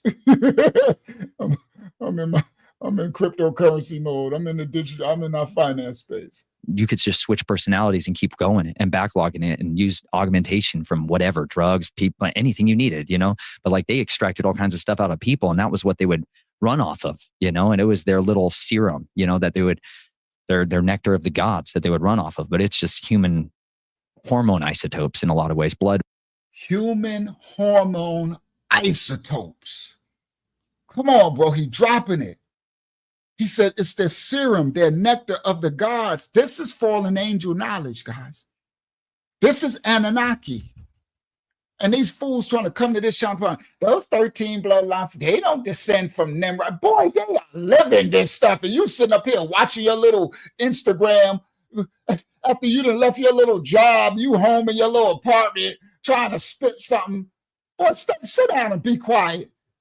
These doggone serpents that's running these kingdoms, the queens and of these families that go back. And he said that's how they kept their rulership. They call it colonizing. It's enslaving all through the world. Boy, these people, boy, you can't tell these people nothing. Now, he is correct. This goes back. This is how they keep their lineage. It's a host. It's a parasitic host. Okay, it's a parasitic host of them, and that's where further what they're going to do. That's why later, their agenda is to have everybody stuck in their homes. Right, your home is like a home prison. You'll have those goggles on in a virtual reality world. Everything will be shipped to you from drones, and you will just be in a virtual reality world. And then it's like a parasitic host. It's an enslavement of the mind, body, and spirit. And then they'll keep it like it's the movies. They put it in all the sci-fi movies. Okay? All right. Let me go back a little bit. And all of this, you could just switch personalities and keep going and backlogging it and use augmentation from whatever, drugs, people, anything you needed, but like they extracted all kinds of stuff out of people, and that was what they would run off of, and it was their little serum, that they would, their nectar of the gods that they would run off of. But it's just human hormone isotopes in a lot of ways, blood plasmas and stuff like that they would use. But this stuff would just jack them up and they just go for days. And it's this new way of augmenting the brain that they utilize. And other people think they're just buying little pills, but that's what they're getting. It's the byproduct of that industry. And so it took. Ooh, he said this stuff will augment the brain. Other people think they're just buying little pills. So what he's dropping is that they have things that they take for themselves, right? Raw and cut, but they also splicing things into the pharmakeia. Why do you think they want everybody on pills, right? Doctors, right? And everything. The Most High said the herbs will come to you from the healing comes from the herbs of the ground, not no pills and pharmakeia. So he says they splice some of this stuff in the pills as they're instituting some of the fallen angel DNA into people. That's why you think people is getting so darker and wicked continually. Kids on demon time and they're taking what? Pills and stuff. Pills and potions is sorcery and pharmakeia. Do you understand? Facts. Hold on, he dropped stuff so fast. I think they're just buying little pills, but this new way was their little serum, that they would, their nectar of the gods that they would run off of. But it's just human hormone isotopes in a lot of ways, blood plasmas and stuff like that they would use. But this stuff would just jack them up and they just go for days, and it's this new way of augmenting the brain that they utilize. And other people think they're just buying little pills, but that's what they're getting, it's the byproduct of that industry. And so it took a long time for me to hear that. But when I hear people talk like normal about like energy levels and capacities and things, like it helps to humble me back to like experiences around of like, not everyone's lives are like this. Not everyone's so extreme in everything they do. There's people that live balanced lives, and it's good.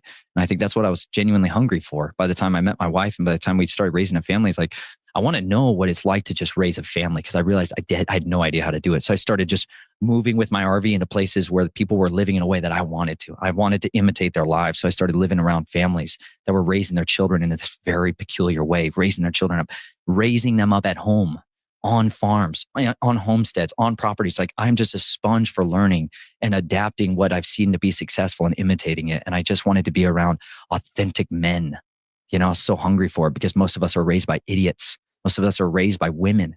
And that's on one side good. But if you don't have a righteous man, a zealous, passionate, like capable father, you're so broken. It sets you up for failure in a bad way, especially. Come on, bro. Come on, brother Nathan. Drop that truth. He just dropping the truth, bro. He said, when he sees normal people and he realized that they have different energy levels, right? We get tired. We need to take a nap. We get sleepy after a couple of hours. He's like, wow. It's showing him that he, like, some people are so normal. And he said he craved that normalcy. And he learned it with his wife, and now he got children, and he would just move his RV to be around normal people. Humanity, Hakyama. And he says there are people who actually just raising their children at home in homesteads and protecting them and covering them. They're not abusing them, and they're like normal. And it's just like, and he says, the men, where are the men? He says everybody being raised by a woman. He said, of course he's going to be respectful. He said, there's some good in that. There's in the balance, but without the man, it's incomplete. Without the strong man in his righteousness to cover the completion of the woman and the children, and the unit being a family is broken. I'm going to put him back.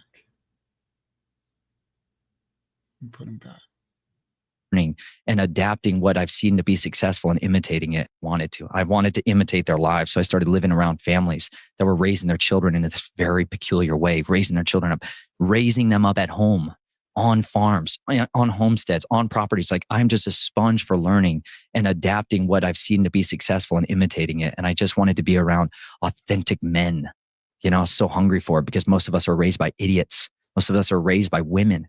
And that's on one side good. But if you don't have a righteous man, a zealous, passionate, a righteous man, first and foremost, a zealous, passionate man for righteous sake, like capable father, you're so broken.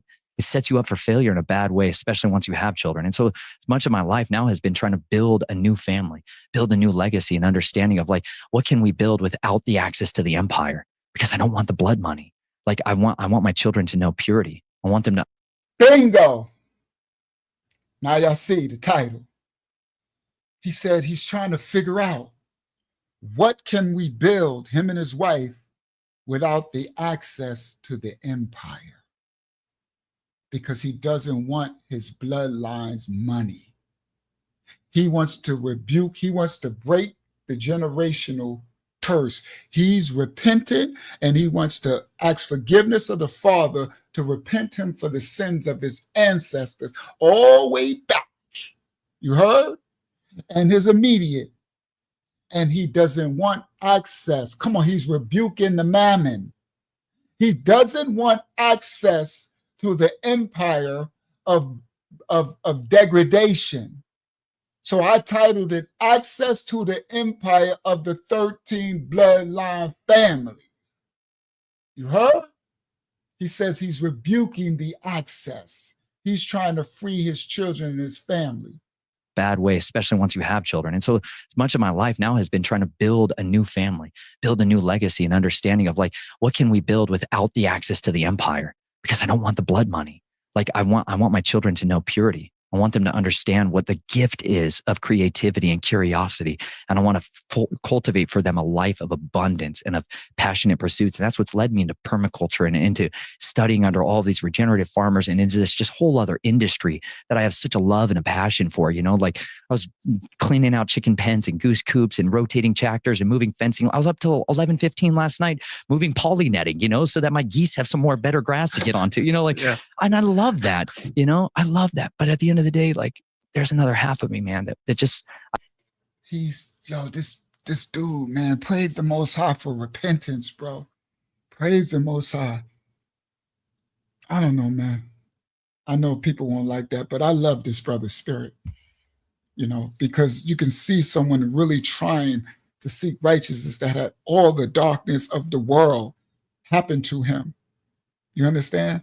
I didn't have no iota of that level of darkness, but I did have darkness happen to me. So I know what it feels like not to have nobody ever love me, no mother, no father, no none of that. So it's an empty hole. I'm broken, right? But in the Most High calling me and allowing me to see him, he mended, those things. So my healing is in the Most High.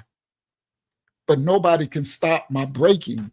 It doesn't mean in the flesh that times I get sad because I don't know what it feels like to love them, to have a mother love me or have anybody say I love you or hug me or kiss me or just, all I know is they didn't love me and they abandoned me, but praise the Most High didn't allow them to physically, grate me and harm me like that.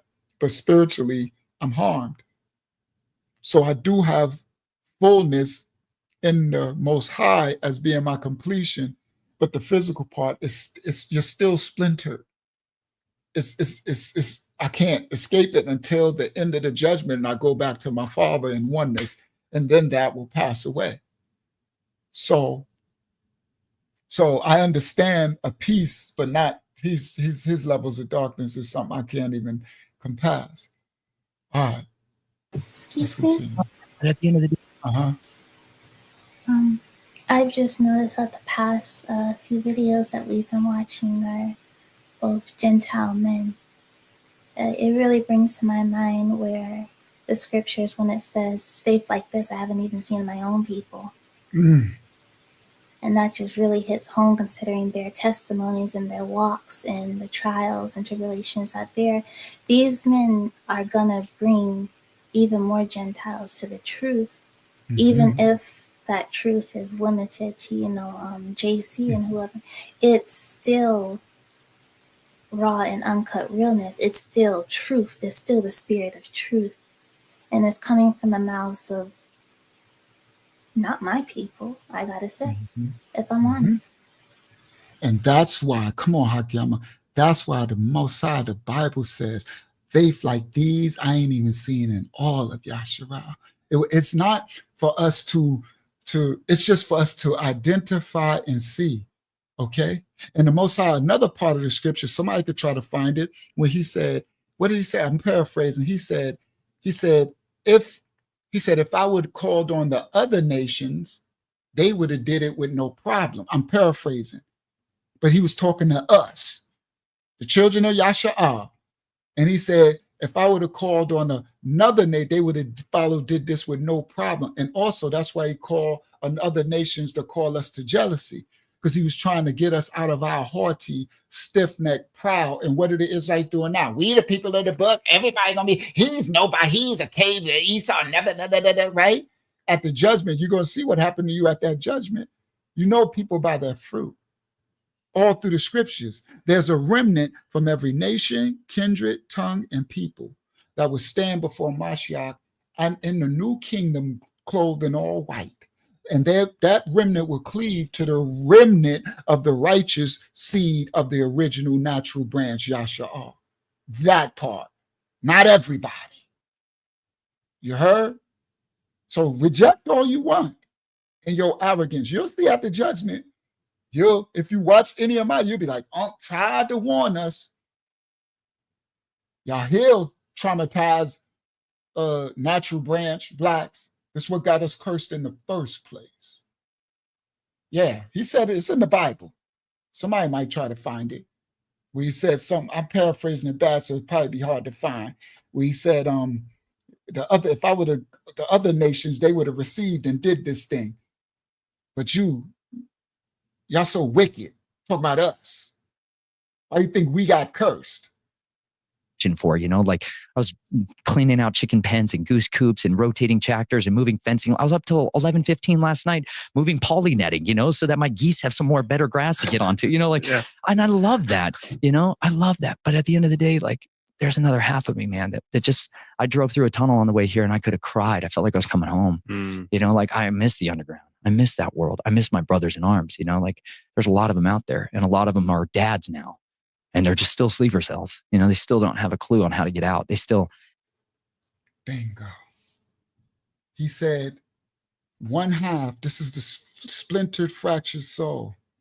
One half, he loved the normalcy of the chicken coop and raising on the farm and doing everything in the normalcy. He said, but another half, he's still there. He says, he went through a tunnel on the way to this interview, and it brought a flashback of him in the caves, in the tunnels, as the super soldier, that other personality life. And he says, remember he said he lived amongst the wolves, and he would go into the caves with the animals to have the love and the humanity. So he hold on, what am I missing? Somebody wrote It's something. the scriptures, I think. Okay, thank you. Let me see, what does it say? Ezekiel 3:6, and it reads, not too many people of a strange speech. 5. Okay, 5. Okay, Ezekiel 3:5. For thou art not sent to a people of a strange speech and of a hard language, but you're sent to the house of Yasha'ah. Okay? And it says, yeah, it is Ezekiel, I remember now. Not to many people of a strange speech and of a hard language, whose words you can't understand. Surely, if I had sent you to them, they would have listened to you. Oh, that's it. When he was giving Ezekiel his instructions, this is funny. The Bible is a trip. He was telling Ezekiel, go to the children of the black and the blacks, go to the children of Yashar, right? Go to these Israelites. And he was warning them, I'm not sending you to a strange nation. I'm not sending you to the white man, the other nation of people. I'm sending you to your own. And he's like, they ain't gonna listen to you because they hard-headed, they stiff-necked. He's sending you to the house of Yashar. He said, but he said, I'm not sending you to people that speak a strange speech and a hard language. He says, whose words that you can't understand? No, they speak these. I'm sending you to the Israelites. He said, but surely if I sent you to the other nations, they would have listened to you. But these Israelites, they ain't gonna listen because they hard-headed. Most of them are wicked. They don't listen to me. That's Bible. And there's other places in there. Thank you, Hakyama, for people to want to be like, just be capping for the. No, I teach the truth of the Bible. Okay? Shout out to Habayah. That's what I teach. The truth of the Bible. And it's raw and uncut. Receive it, and you'll be able to repent, and you might be able to escape the same curses that befall our people. So they want to down everybody else, other nation. Every nation gonna be, ain't no nation ever gonna get salvation. But what? But who? All right. Thank you, Hakyama. Let's continue. All right. So he said, so he's bringing this part about he went through the tunnel, and it reminded him of, his other personality, the super soldier. So he has to live a dual reality. One part to protect his family and deny his blood lineage and all the MK Ultra stuff they did to him. But the other part misses hunting with being a beast in that he was conditioned to be programmed. It's still there. There's a lot of them out there, and a lot of them are. And he said he missed his soldiers in arms. The other super soldiers, he says there are a lot of them out there, and they now have families, and they look like normal people that you might see at church, at the park, at the Piggly Wiggly, at the Walmart. That Piggly Wiggly word is just funny to me. That's why I say it all the time. The South is crazy for naming a supermarket Piggly Wiggly. The South is just nuts. I like saying it because it sounds so funny, Piggly Wiggly, right? But he's like, they're at the Walmart. You're seeing them at the park. You better be careful. That's why you better be careful. Y'all listen, y'all see the little white boy, and y'all sit up here thinking, don't know you've been and triggered this little boy in a super, he don't even know he's half Nephilim. You know, you've been and triggered. So he said, listen, he said, they're out there trying to live a normal life. They got families. He said they are sleeper cells. Now, the fullness of the title of the video. I always try to I never do clickbait. So I always try to make sure that what I'm bringing out is in the video. Sometimes I'll put it in there, but then I don't get to that part of the video where it says it and it looks like it's clickbait, but it's not. It'll be in part 2, right? Because I did that last time. I said something about people underground. And I'm like, it wasn't we didn't get that far in the video. So now, they still got Piggly Wiggly? Shut up, B-Spell. I didn't know Piggly Wiggly was still the store in the South, still open. That's hilarious. Yo, B-Spell, I'm from New York. So when I first went to the South and I seen that, I could not stop laughing. The people were like, what? And you think this is so funny? I said, I can't believe this store is named Piggly Wiggly. I was in the Piggly Wiggly shop and I'm like, and I walk around, these people look at me, this boy's stupid. They like, he from up north. He from New York. Yup, in NC, because that's where I was in NC. I know you from NC. Shout out to North Cat. Yeah, if you see my story, B Sparrow, I was in the Cat. Shout out to Raleigh, Durham, Henderson, Oxford, and then the rest of them, Vietnam, and all North Cat. Shout out to NC, right? Cat in the building. I was in Henderson. Shout out to Henderson 252. Shout out to the 252 and the 919. All right. So anyway, yeah, Piggly Wiggly, Beast. I was tripping in the people. They like, this boy, just ignore him. The people, they like, ignore him. He's from New York. I just tickled by Piggly Wiggly. That's why I say it all the time. All right, the Piggly Wiggly. That's so funny. Yasha, they got a store named Piggly Wiggly. I know Yasha like, you just fooling out. All right, so let me continue. Shout out to Greensboro and all that. All right. Wyatt said it was founded in Memphis, Tennessee. I didn't know that. Tennessee. Shout out to Tennessee. Shout out to Tennessee in the building. Right? My grandmother's from Memphis. My grandma, my father's side is from Memphis, Tennessee. All right. So anyway, let's continue. Let me continue. Let me get back. Let me make this. So that's why I said the sleeper cells. So access to the title of this video is access to the empire of the 13 bloodline families and their sleeper cells exposed. So I'm saying it because we don't do clickbait. I try to make sure that everything I put in, we teach and break down what's in the title. Okay. So now he said the empire, he said he's rebuking the empire. He's given he just want to have the normal life with his family. So he wanted to rebuke the empire that he's inherited to continue the wicked and the money, the power, the wealth that come with that. And he says but a part of him misses the super soldier in him, that part, and hunting and stuff, and his other affiliates, and he says they are sleeper cells. So what he means by sleeper cells, guys, is he says there are these others that are like him, and they're trying to function, but some of them ain't doing as good as he is doing with staying out of it. And he says they got a double life. They looking like they family men and stuff, but they're sleeper cells. What he means by these powers that be, these 13 bloodline families and those who run that military part of it, they can initiate their program in them and awaken them to a super soldier. That's what a sleeper cell is. It's in a dormant state. It's like asleep, but it can be triggered. And he says there are sleeper cells all over this world, especially the United States.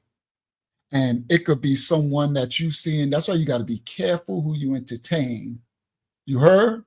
Because you might be entertaining angels unaware. You might be entertaining Nephilim. You might be entertaining sleeper cell. And you sitting up here, because I could fight, right?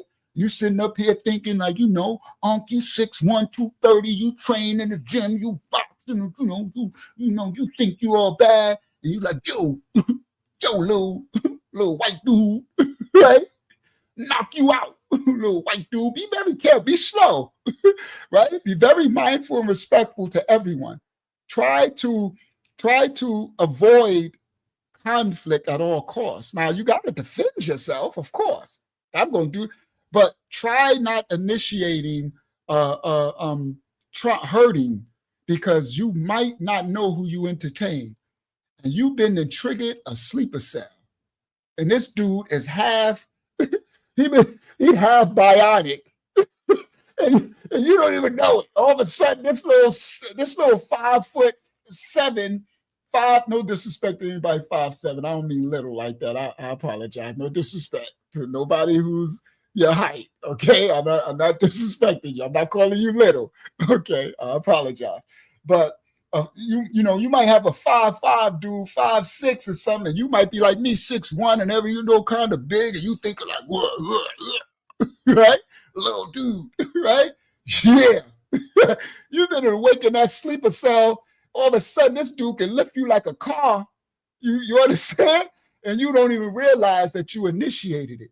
That's why the Most High calls us to be righteous in all circumstances. Now, we defend ourselves, but it's supposed to be defense. You see? And that won't happen if you stay in the Most High's righteousness. You understand? You'll carry yourself accordingly. You'll even remove yourself for a situation before it even escalates. You're looking to diffuse. You're not looking to, now, if I got to defend myself, now that's by all means. And guess what? If a sleeper cell tried to attack me and it's unlawful, my father there's a power. See, everything that the darkness, they're just imitators. They're not creators.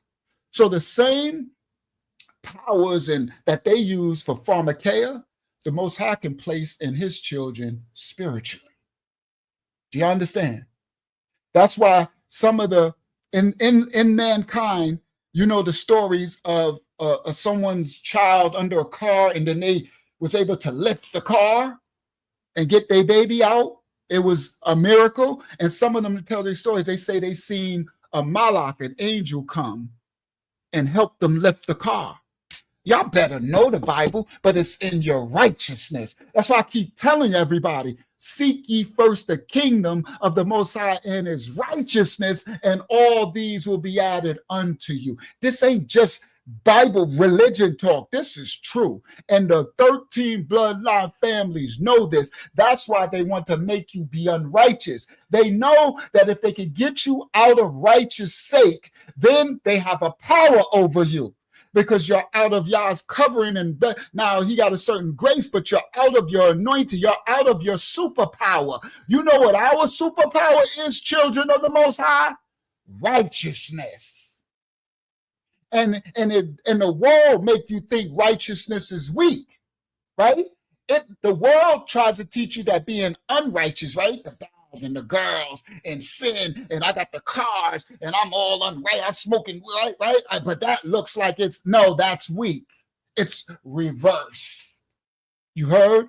And the powers that be, the bloodline families, they know if we get them to curse themselves, as long as we keep the Most High's children in unrighteousness, then they won't be in their full power and authority. So if I'm in righteousness and some sleeper cell is sent for some darkness to try to attack me, and I stay in my righteousness, oh yeah, the same way he can lift the car superpower, you'll see the Most High, you'll see some facts. You won't even have to lift a finger. The Most High can do stuff through just speaking a word. Come on, Magya Allah. She said you see it all through the book of Maccabees. It's through the scripture. That's why he took the Apocrypha out. You heard? That part. Don't get, that's why you don't got to be scared of it. Don't be scared, be righteous. Another quote, Uncle Yahya Shah, Gregorian calendar, May 16, 2025. Don't be scared, be righteous. Don't be scared, be righteous. That part. Okay? Judges, Zayana wrote Judges 14:6. And the spirit of the Most High Yah came mightily upon him. Oh yeah, that part. It's in the righteousness, children. I've been telling y'all that for years. All right? I'm trying to teach you where the power and the anointing of the Most High. Seek ye first the kingdom and his righteousness. The word, the name of the Most High is a strong tower. The righteous run into it and are safe. Do y'all understand? Bible, guys. All right, let's continue. Let's continue. I'll make this smaller. So now we at the sleeper cells. He's talking about the sleeper cells. All right, here we go. And put him back a little bit. He said he went through the tunnels and it gave him a flashback.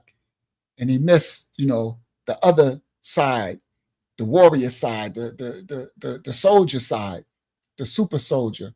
And then there's other super soldiers that he befriended. And, there's sleeper cells out there, meaning they're in a dormant state, but they can be awakened. And once they awaken, they're in another personality.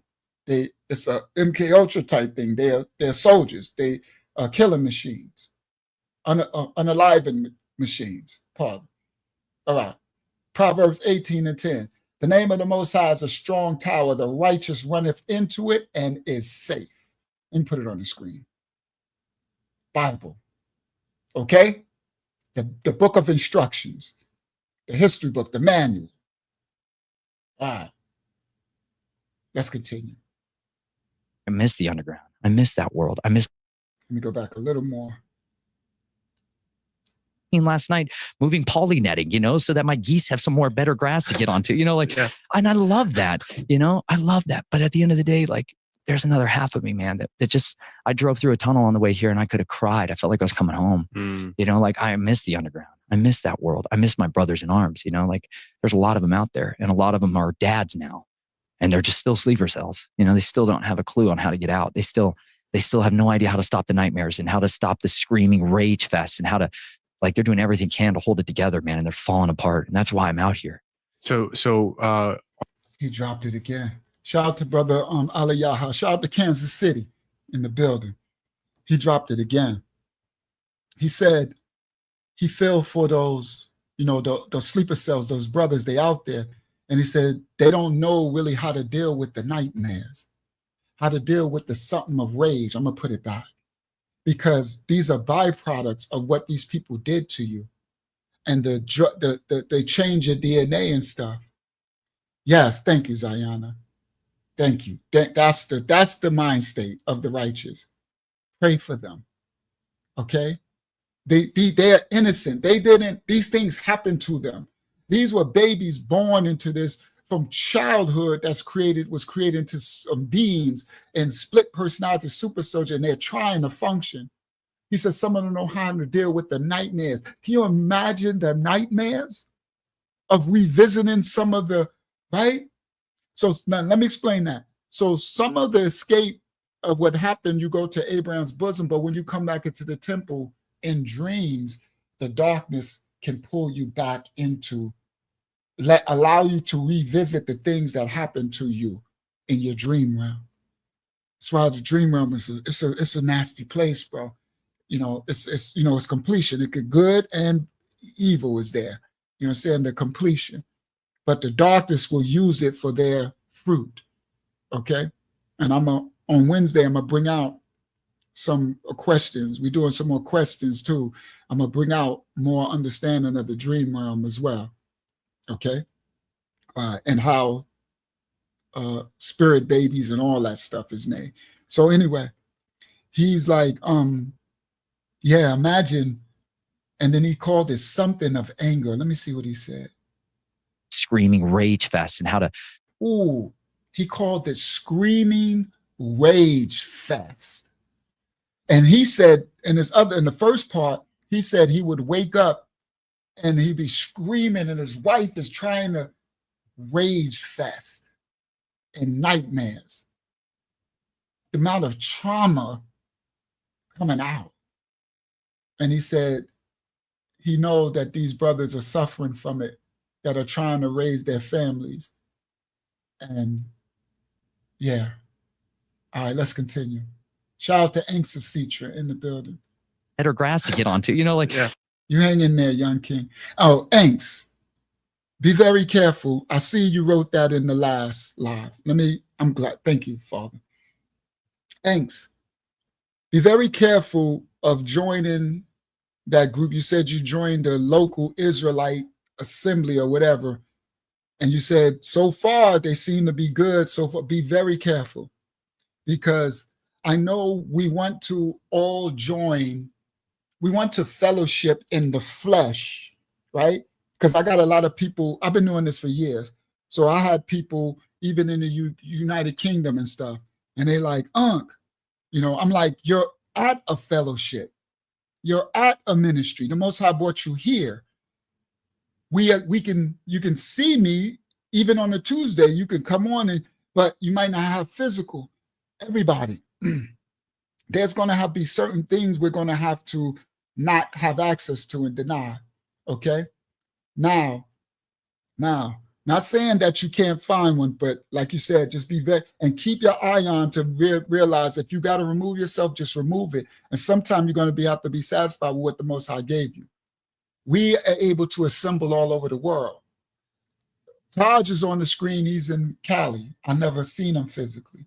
Yasha's in Canada. I never seen him physically.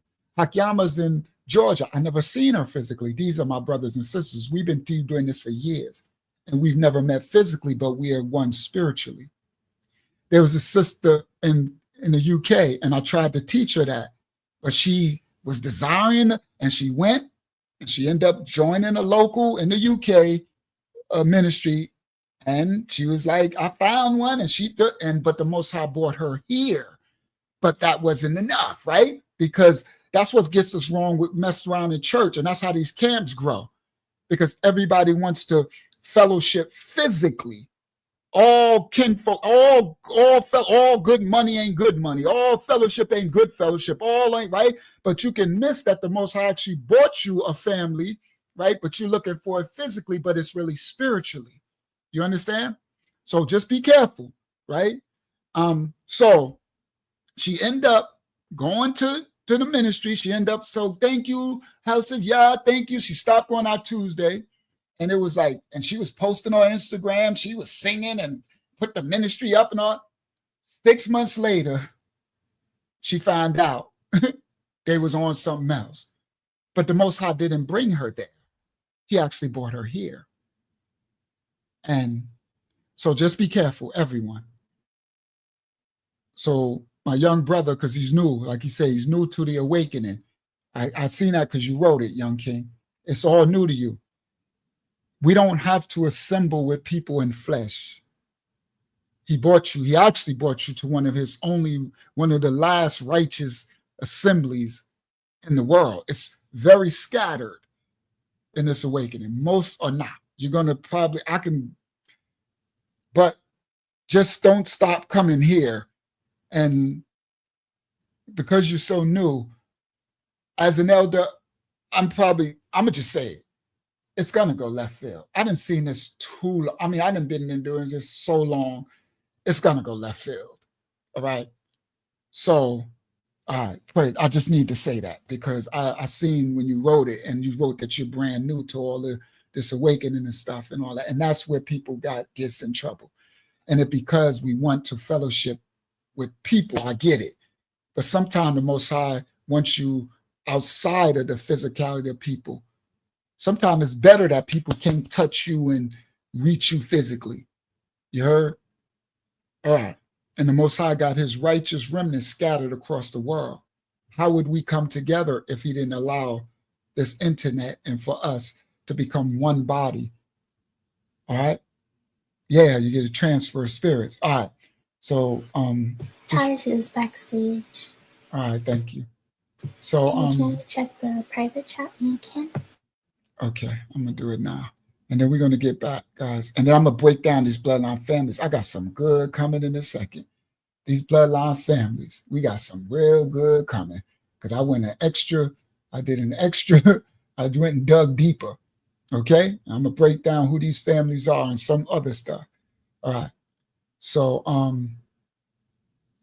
so better when I wake up. You talking about the last one you wrote, Hakiyama? Yes. Okay.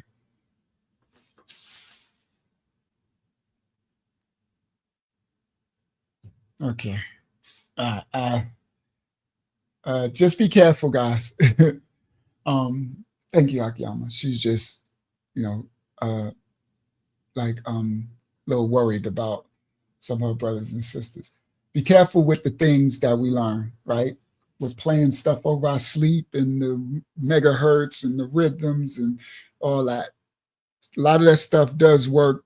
Some of it crosses over, and just be careful.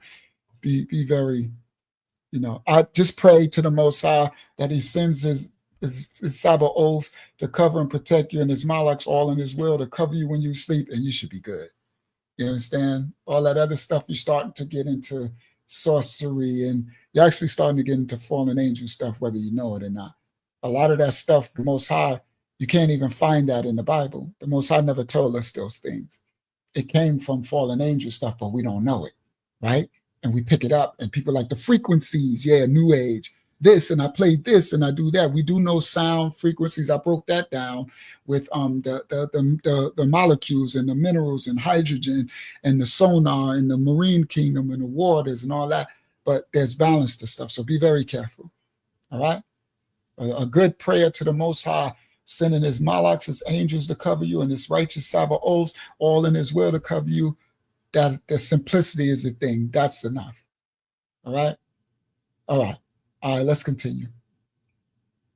And I love that. Let me go back a little. Let me see, where did I leave? I love that. But at the end of the day, like, there's another half of me, man, that okay. Just, I drove through a tunnel on the way here and I could have cried. I felt like I was coming home. Like, I miss the underground. I miss that world. I miss my brothers in arms, like there's a lot of them out there, and a lot of them are dads now, and they're just still sleeper cells. They still don't have a clue on how to get out. They still have no idea how to stop the nightmares and how to stop the screaming rage fest and how to, like, they're doing everything can to hold it together, man. And they're falling apart. And that's why I'm out here. So on that note, I'm assuming one of your motivations is to help them get out. Yeah. Or stay in and get it done. Yeah. Oh, he dropped another. That was an inside bomb. He said to help them get out or stay in and get it done. When he's saying get it done, he wants to obliterate that whole lineage of that bloodline, fallen angel, Nephilim stuff. So that's what he said. He wants to obliterate. That's when he said, or stay in and get it done. Or, he said, stay in and get her done. That was wrong. You heard how he said it, right? Yeah, shing. For those who don't know what that means, hiya, right? Shayan, right? He said, wow. He said, or stay in and get it done. Facts. End this once and for all. This fallen angel, Nimrod, Nephilim stuff. That's what Mashiach is coming back to do. You heard? Get her done. You heard? Screaming rage fest and how to, like, they're doing everything can to hold it together, man. And they're falling apart. And that's why I'm out here. So on that note, I'm assuming one of your motivations is to help them get out. Yeah. Or stay in and get it done. Do you want to go back in and get it done? Bro, every day of my life. So, but I made a different choice. I made a covenant with my wife. That's different, Yeah. My wants became subjected to another, and her needs supersede my wants every day of the week. And I got to lay down my life for her. That's the joy that I get to do. I get to sacrifice my dreams on the altar of marriage. And it's a good thing, because then I allow the Father to build for me an inheritance that I didn't gain hastily.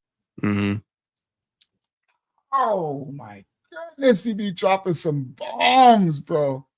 Shout out to the righteous remnant. Shout out to the righteous remnant. You know them, how they speak, bro. You know them. Come on now, y'all. You heard? He said, do you want to go back in and get her done? He said, with every being, every day of my life. He said that in the first part. I want to go take it all, stop all this wickedness in this lineage. But he said he made a covenant to his wife and his children, and he has to cover her. You heard? And the Most High, see, I got to put that back. because I can't paraphrase those words. I put that back. He dropped that. Oh, I went back too far. Or stay in and get it done. Mm. You know, do you want to go back in and get it done, bro? Every day of my life. So, but I made a different choice. I made a covenant with my wife. That's different. You know. Yeah. My wants became subjected to another, and her needs supersede my wants every day. Oh, that's it. My wants became subjected to another, and her needs supersede my wants. That's how what we are to do to the Most High.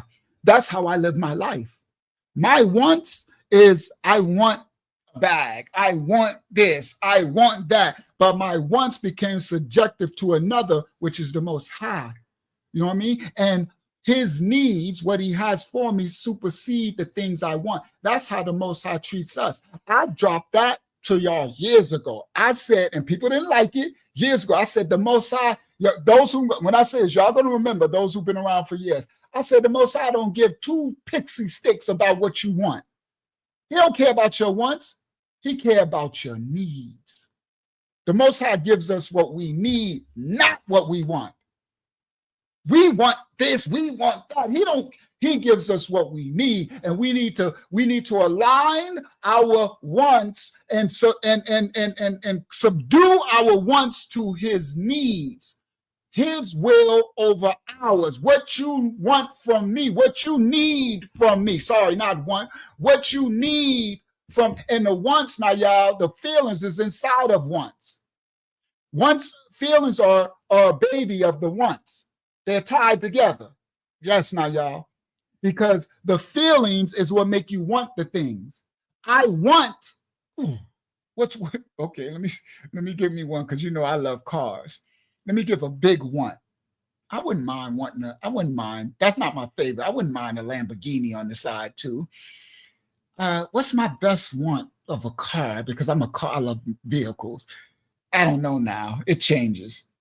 But it'll probably be some crazy, not a Lamborghini. So that's a want. I want a big, crazy, beautiful marble chandeliers. I like nice things. These are wants. They're not needs. Do I need a big mansion with chandeliers and marble floors? Is that a need or is that a want? And what is that want tied to? Emotions. Now, y'all, right? Because I like those things, how they will make me feel when I walk into, the Maybach truck. Come on now.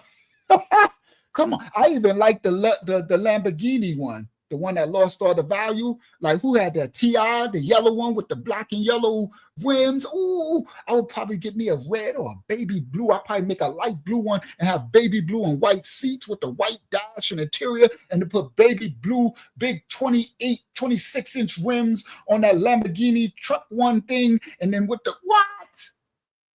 Those are wants, bro. I know what I want. Come on, children. Y'all listen. You see how detailed I just made that? Just right off. I can tell you what the seat's gonna look like, what the dash gonna look like, what the rims gonna look like, with all that. How the piping and everything, all right? That's a one. Like y'all say, took off fast. But do I need that, guys? No. Know what I need? Grace, mercy, patience. Long suffering, temperance, response, right? I need to do the will of the Father. I need food, clothing, and shelter. I need the basic necessities. I need the herbs of the field. Come on, bro. Does he give us things, some of the things of our desires? Yes, every now and then. But he's calling us to balance it, right? Because it can be overabundant. If I get a certain level of increase, because there's things I have to do, I have to build a homestead. And with that will come increase. That's why we're in the investment space. That's why I'm in the investment group and digital and all that. And when I get a certain level of increase, would I be able to get me just one little car? Not no Lamborghini, not nothing that I can feed a whole nation of children with. No, I'll probably get for the work. You can see. It's parable of talents. It's in the Bible, right? Dayad, King David, they had kingdoms and stuff. It's all about balance. It's about not letting the thing become an idol to you, a god. And that comes with denying, with deniance of it. You see? So yes, and everything is in timing. He gives you what you need when you need it. And then within that, with your righteousness and your balance, you can have some of the things that you desire and want. Because he knows we have desires and wants. But don't, now, when we get married, he is correct. And he called it, I'm going to play it. He says something about the beautiful union of the marriage. That's the two becoming one. That's the man covering the house. Then a man's wants become succumb to the family's needs, your wife and your children. That's why they need to love you, and everything needs to be in balance. And a man will sacrifice his wants for the needs of his family. That's true manhood. That's what he was talking about. Authentic men is missing. I'm one of them. Facts. And you get that, but from first submitting your wants to the Father. I lived it. The reason why I didn't go back to drugs after I got free from the 25 to life, when the Most High had me in dumpsters in Florida and I'm doing scrap metals and people looking at me like I'm a bum, and I know that I could get this bag, I could sell weed, I could make this money, bro, I could do anything to get this bag, but I had to die to it all. The Most High was conditioning me to put my wants aside and serve what he need, my purpose. He was building it in me, but I had a clear choice to choose to do it, because I could have said, man, I'm tired of this. People looking at me in my little raggedy truck at the stoplight, looking like Sanford and Son with all this junk, going to the junk scrap yard to dump so I can make $60. I've been working since 5 a.m. and I got to make it to the scrap yard, the Russians, by 6 p.m. before they close, lest I got to go home with all this junk sticking up off my trunk, looking crazy at the light. People at the light, "There, Dad, Mommy, look at the man. Look at his truck. Look at the nasty truck. Look at the dirty man." And I get out the truck and I'm sweaty and dirty, and my locks, I got the 2 braids of my locks and my jeans ripped in my jeans and dirty boots. I say, "Mommy, look at the dirty man." Because I'm picking up stuff that fell off the truck at the light, and people looking at me like girls looking at me. He looked like he might be cute, but he dirty. Right? And I was a multi-millionaire. I was a multi-millionaire before this happened. So that's a decision. I have to make a free will choice to keep living this life or follow my wants and like, you know what? I can't do this, God, because I didn't know y'all. This is 2012 and stuff, and 11 and 10 and 11 and 11 and 10. And I knew God, but I chose to do his will and let him take me through the furnace of affliction, and whatever he freed me. Yeah, they might be looking at me. They might be looking at me like I'm a bum. They might be looking at me, I'm a dirty man with the dirty truck, with all the dirty scrap stuff, all these stuff on the back of the truck, but I'm free. They don't know that I could have been a clean man in a prison cell for the next 25, 30, 40 years. But I can clean myself in that shower, but I got to watch out because they graping somebody over here, taking somebody's manhood, or I might have to stab somebody because they might be looking for my manhood, right? Being thankful. My wants, I had to die to them. All right, let's continue. This brother dropped a beautiful statement. But I made a different choice. I made a covenant. I'm assuming one of your motivations is to help them get out. Yeah. Or stay in and get it done. You know. Do you want to go back in and get it done? Bro, every day of my life. But I made a different choice. I made a covenant with my wife. That's different, you know? Yeah. My wants became subjected to another. And and her needs supersede my wants every day of the week. And I got to lay down my life for her. That's the joy that I get to do. I get to sacrifice my dreams on the altar of marriage. And it's a good thing, because then I allow the Father to build for me an inheritance that I didn't gain hastily. Mm-hmm. Wow.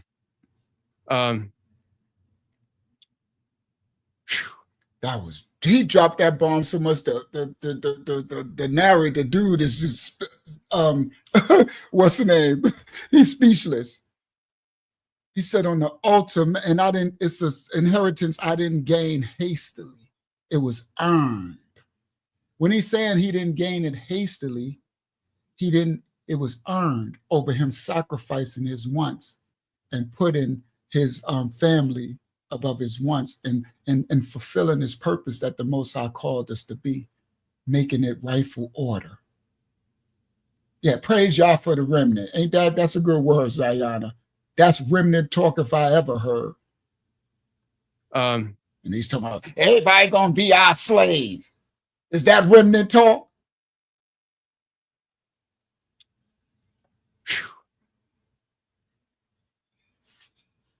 That's deep stuff, man. That's deep stuff. He was speechless for a while. That's hilarious.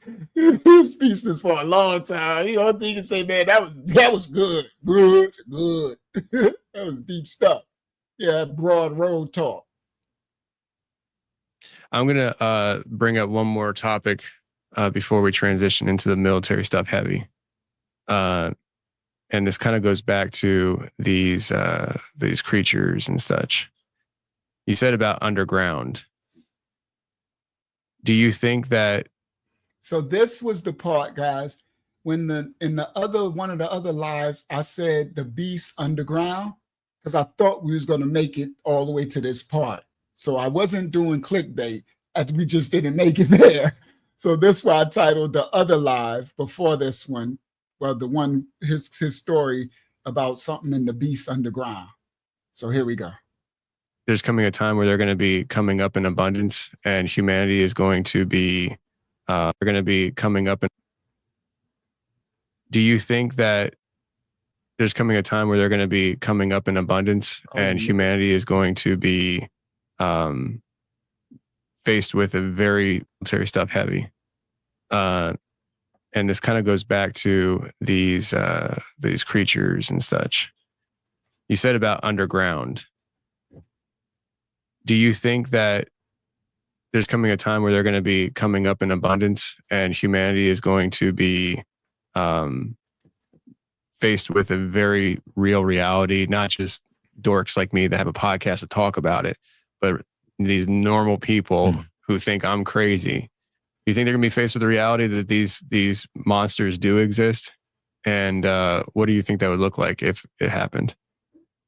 I think the better question is what's been written first and foremost, because I can have an opinion on an idea, but it's been prophesied that this is absolutely going to come to pass. Mm-hmm. And it says a third of dominion is going to get given over to death. And this is why I say it's the underground for a reason. Like, that's where they build their armies. They build them inside the earth and they release them when they're ready. But it says that dominion's given to them to kill a quarter of the earth with a sword, with plague, with famine, and the beasts of the earth. That's not your little chihuahua. Mm-hmm. You know, this is the. Oh, he's dropping it. Oh, hold on. It's about 60 people here. It's only 27 likes. That's really horrible. All right, I'm gonna put that. Could y'all take a minute and just like the video, guys, so it can go out a little bit more? Okay, it's like 60 people here, and it's only 27 likes. I remember it was almost 80 people here a little while ago. You know what I mean? We've been going for hours. But please give a like, guys. Okay, it's 37. That's a little better. Thank you, Zayana. That's a little better. Right? Y'all did good last time. I appreciate the likes almost matched the live stream views. All right? All right, let's go back. He just dropped. This boy, Eng said, I see 50 likes. See, that's how they be playing. Now y'all see my shadow band, right? So Eng said he see 50 likes. Zayana says she see 37, and Todd said he see 27. That reminds me of the other brother who used to come to the ministry. He said, Unc, look at my screen, and he sent me, look, now y'all said he see 19. Thank you. This one took this the shadow band, guys. Y'all see it live. Look, thy word says she see 19, right? Yasha said, I see 16. Eng said he see 57. Maya says she sees, why does everybody see something different? Laria said, I see 51. Let me put it on the screen so people at home can see what I'm talking about. You see? Look, Magyala says she sees 16. You see? This is the live shadow band. Laria says she sees 51. Maya says she sees 17. Yasha said, hold on. He see, because you know, I always say shadow band. People are like, he always say shadow band. No. We, okay? All right? So now, it's like the other brother who said, look, Ain't said it's 60, right? At the same time, where Just Dollar said she see 20, and Delilah Shah said she sees 62. Hold on.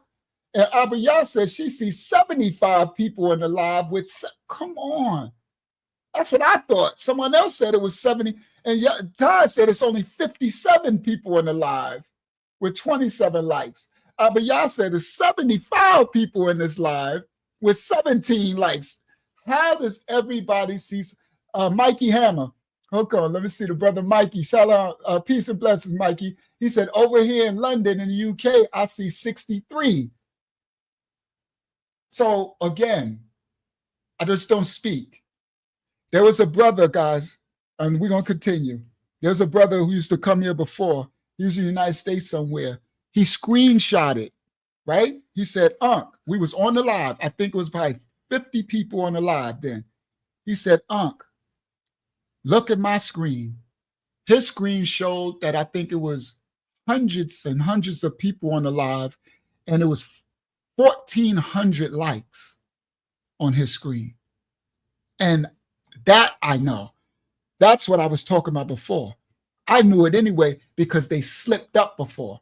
They slip up sometime. See, B Sparrow said, B Sparrow, they slipped up one time when I was on, and I seen the number on the live stream. It went, I think it was like 60 of us on the live. All of a sudden it went 70, 80, 90, 100, 100, 200, 300. It just started going up, all these on the live. And I said, this is the real numbers. And then they caught it and they stopped it. And then listen, God, listen, they took it down to 1. On my live, and my thing, it said 1 person on the live, and it was already still 60 of us here. And then it later went up. It took about a couple of minutes. It went up to back to number to 40, 50. So this is the shadow band, that they don't let you know the real numbers, and they block your notifications. They unsubscribe people. They just do ridiculous stuff. Shout out to Yaron. Shout out to your little man too, Yaron. I know he's getting bigger. Shout out to Yaron and his little man. He says 75 on the live, 69 likes on his. All right, guys. Well, thank y'all for pointing this out. Because I keep saying shadow ban, and people see us new and be like, you keep telling me shadow ban. You just mad because you ain't got no. Man, we would have 1 million subscribers. Y'all, come on, bro. Somebody must have told y'all raw. Shout out to Brother Glenn. What is your PayPal? Oh, thank you, Brother Glenn. It's at PayPal.me/Uncle Yasha. Hold on, it's on my thing. Give me a second. Let me put it up. They've been asked. I'm sorry, I keep forgetting to put my banner up, guys. I'm not used to it. So, we don't ask for nothing. So thank you, young king. I humbly receive. Let me put it up. That's the House of Yah every Wednesday and Friday. There we go. So it's PayPal.me/Uncle Yashua. Thank you, young king. And it's in the banner. So the banner should be showing. Who's that? Is the banner showing, guys? Yeah, I see it now. Yeah, it's showing. Thank you, king. I just forget to put it up, guys. Go ahead, Yasha.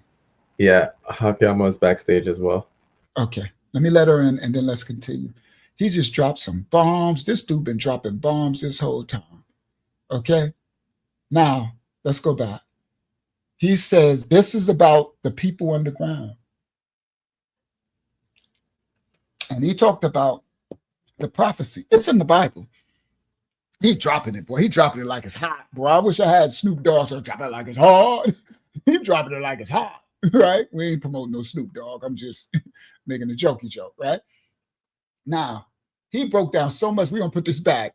He talking about, and he knows, now this ties into the whole Diddy case and that girl, Ali Carter, in my other video about the tunnels under the ground, there's tunnels under there's tunnels under the whole world, and they connect, right?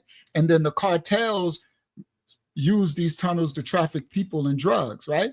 So there's tunnels under DC, tunnels under Colorado, tunnels under Atlanta, New York, Cali, tunnels under their mansions that go, like Ali Carter and them was talking about it with the Diddy case.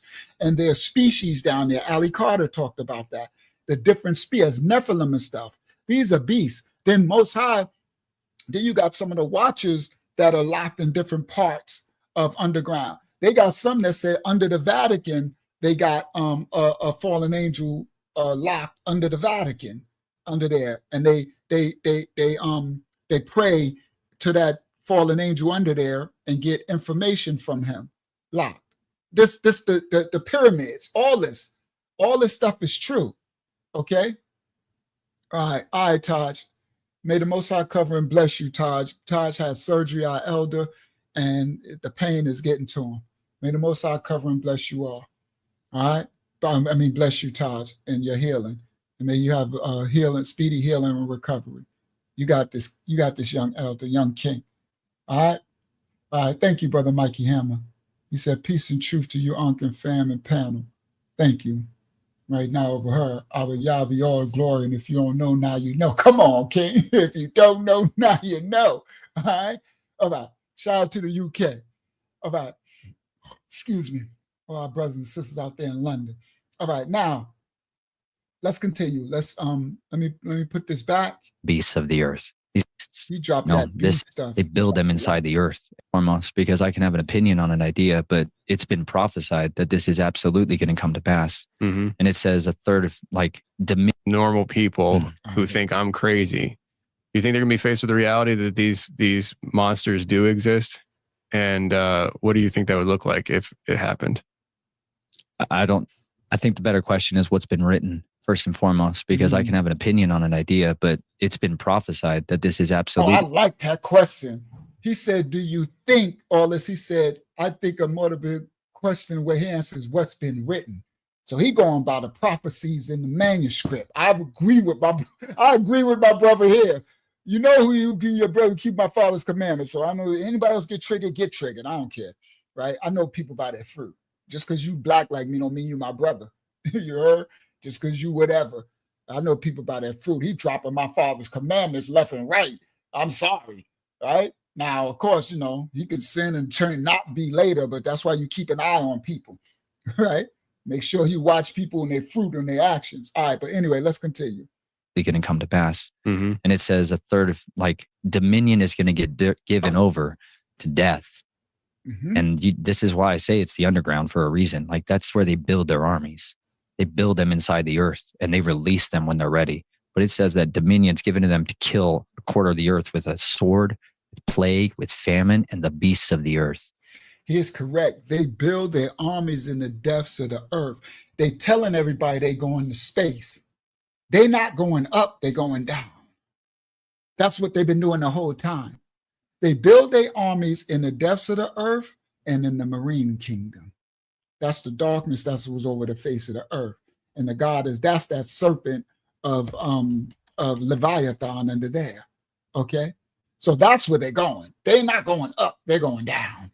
They always going down. Okay? But again, they trick you, they think you think it's reversed. All right? Ain't nothing up there. They tried to shoot through the firmament. They found out they can't get through that. That was with Nimrod. That's why this always goes back to Nimrod. You heard? They go down. What it just came out. Under the pyramids in Giza, what? Down in the depths, got temples and everything under the earth. That's the whole fact. All right, let's continue. It's where they build their armies. They build them inside the earth almost, because I can. And what do you think that would look like if it happened? I think the better question is what's been written first and foremost, because I can have an opinion on an idea, but it's been prophesied that this is absolutely going to come to pass. Mm-hmm. And it says a third of dominion is going to get given over to death. And this is why I say it's the underground for a reason. That's where they build their armies. They build them inside the earth and they release them when they're ready. But it says that dominions given to them to kill a quarter of the earth with a sword, with plague, with famine, and the beasts of the earth. That's not your little chihuahua. You know, Woo! this is. Y'all remember on this ministry, I'm gonna let them play. When I said, when people come with, they was like, everybody was in the caves, cavemen. And I said, not everybody was in the caves. And I said, live here, I said, the most dangerous didn't come out the caves. What did I say, guys? I said the most dangerous came from the holes in the ground. Remember? I literally said it. Those who remember, I said y'all run around worrying about Neanderthals and the Denisovans and the cave ones. The most dangerous ones were the ones who came out the ground. They came out holes in the ground and they had traps that you'll fall in. People don't understand. It's so much deeper than the surface. They come with this surface understanding, and I be trying to explain to them that it's so much deeper than what you see. And you run around calling Esau, worrying about Mount Horem and the Horites and the Denisovans and all this type of stuff when it's deeper than that. You got fallen tall whites. You got all type of different creatures and beings that ain't got nothing to do with no Neanderthal or no troglodyte. There's different species. There's so many different things, but it's much darker. Reptilians, right? Shape-shifting. They show you that when they show you in the Egyptian cave, they got birds' heads and eagles and this and this. These, boy, and they worried about some doggone Esau and the white man is the boy, somebody told these fools wrong. Shaya. We be trying to tell them, all right, let me let them play. What do you think that would look like if it happened? I think the better question is what's been written first and foremost, because I can have an opinion on an idea, but it's been prophesied that this is absolutely going to come to pass. Mm-hmm. And it says a third of dominion is going to get given over to death. And this is why I say it's the underground for a reason. Like that's where they build their armies. They build them inside the earth and they release them when they're ready. But it says that dominion's given to them to kill a quarter of the earth with a sword, with plague, with famine, and the beasts of the earth. That's not your little chihuahua. Mm-hmm. You know, this is the beasts of the earth. These are the real beasts. And these are the beasts that know they're beasts and they've embraced it. And there's a lot of people man and beast were created on the sixth day, both of them. There's a difference. We're image bearers of our creator. The beast is not. But any man can become a beast if he wants to. And he's willing to do anything it takes in order to become that. And there's a lot who have done that. And then there's a whole lot of them that have been bred and created and cultivated and shepherded for this time because they're their soldiers, you know, like the conquistadors. When they came here, man, they came with an armada. Okay. They came ready to invade and they brought beasts that these people had never seen in their lives. You got to understand what a horse did to these people because the horses had been here in the Americas long before the Spaniards got here. That's a lie that you all learned. They're like, yeah, the Spanish brought the horses. No, they just don't want to tell you that the horse has always been here. It's just that it wasn't all over here. And when those war horses showed up, right? These are animals that get drunk on blood. These are animals that eat blood. These are dogs that are trained to eat blood. Elephants that are used in battle that are trained with mulberries to eat blood. Like these are beasts and they are nothing but a beast. You don't put that beast out in the child's playground because it will kill every child in that place. Those are the beasts of the earth. And there's a lot of those kinds of beasts like you're talking about. People might throw in this cryptid category, whatever else. But no, these are just hunters and killers. And that's what they're effective at. And I believe a lot of them, though, still have the capacity of sentient thought and they're capable. Hold on. I just let them go. Y'all know I got to stop and breathe. Come on, this bro be dropping some stuff, bro. He's dropping some firsthand stuff. There are beasts that are bred. And these are not the horses that you think. These are not the dogs that you think. And these conquistadors, these armies that came over here to the original natives that was here, not just the Mongoloid ones, the original ones that was here, Northern Kingdom. When they came over with these beasts. And these beasts are drunk on blood. They're vampiric. All they know is to devour. They're created in that image, in that beast. And he said, you do not release them. And only thing they did, they came over, and that's how they slaughtered the people here. They came with these creatures that they got this knowledge to create these creatures from the fallen angels, the Anunnaki. He's telling you his lineage, the 13 bloodline families, they got this knowledge from the fallen and Nimrod and them and some Jaws and all them stuff, right? So now they created these beasts so the people here knew a horse. That's why he made it. He said, I said that was hilarious. That's something I would do. He said, they brought the horse over here. Something. That was funny when he did that. But that's true. It's like the horses that the natives had over here, they're used to the horses being a gentle creature that the Most High created.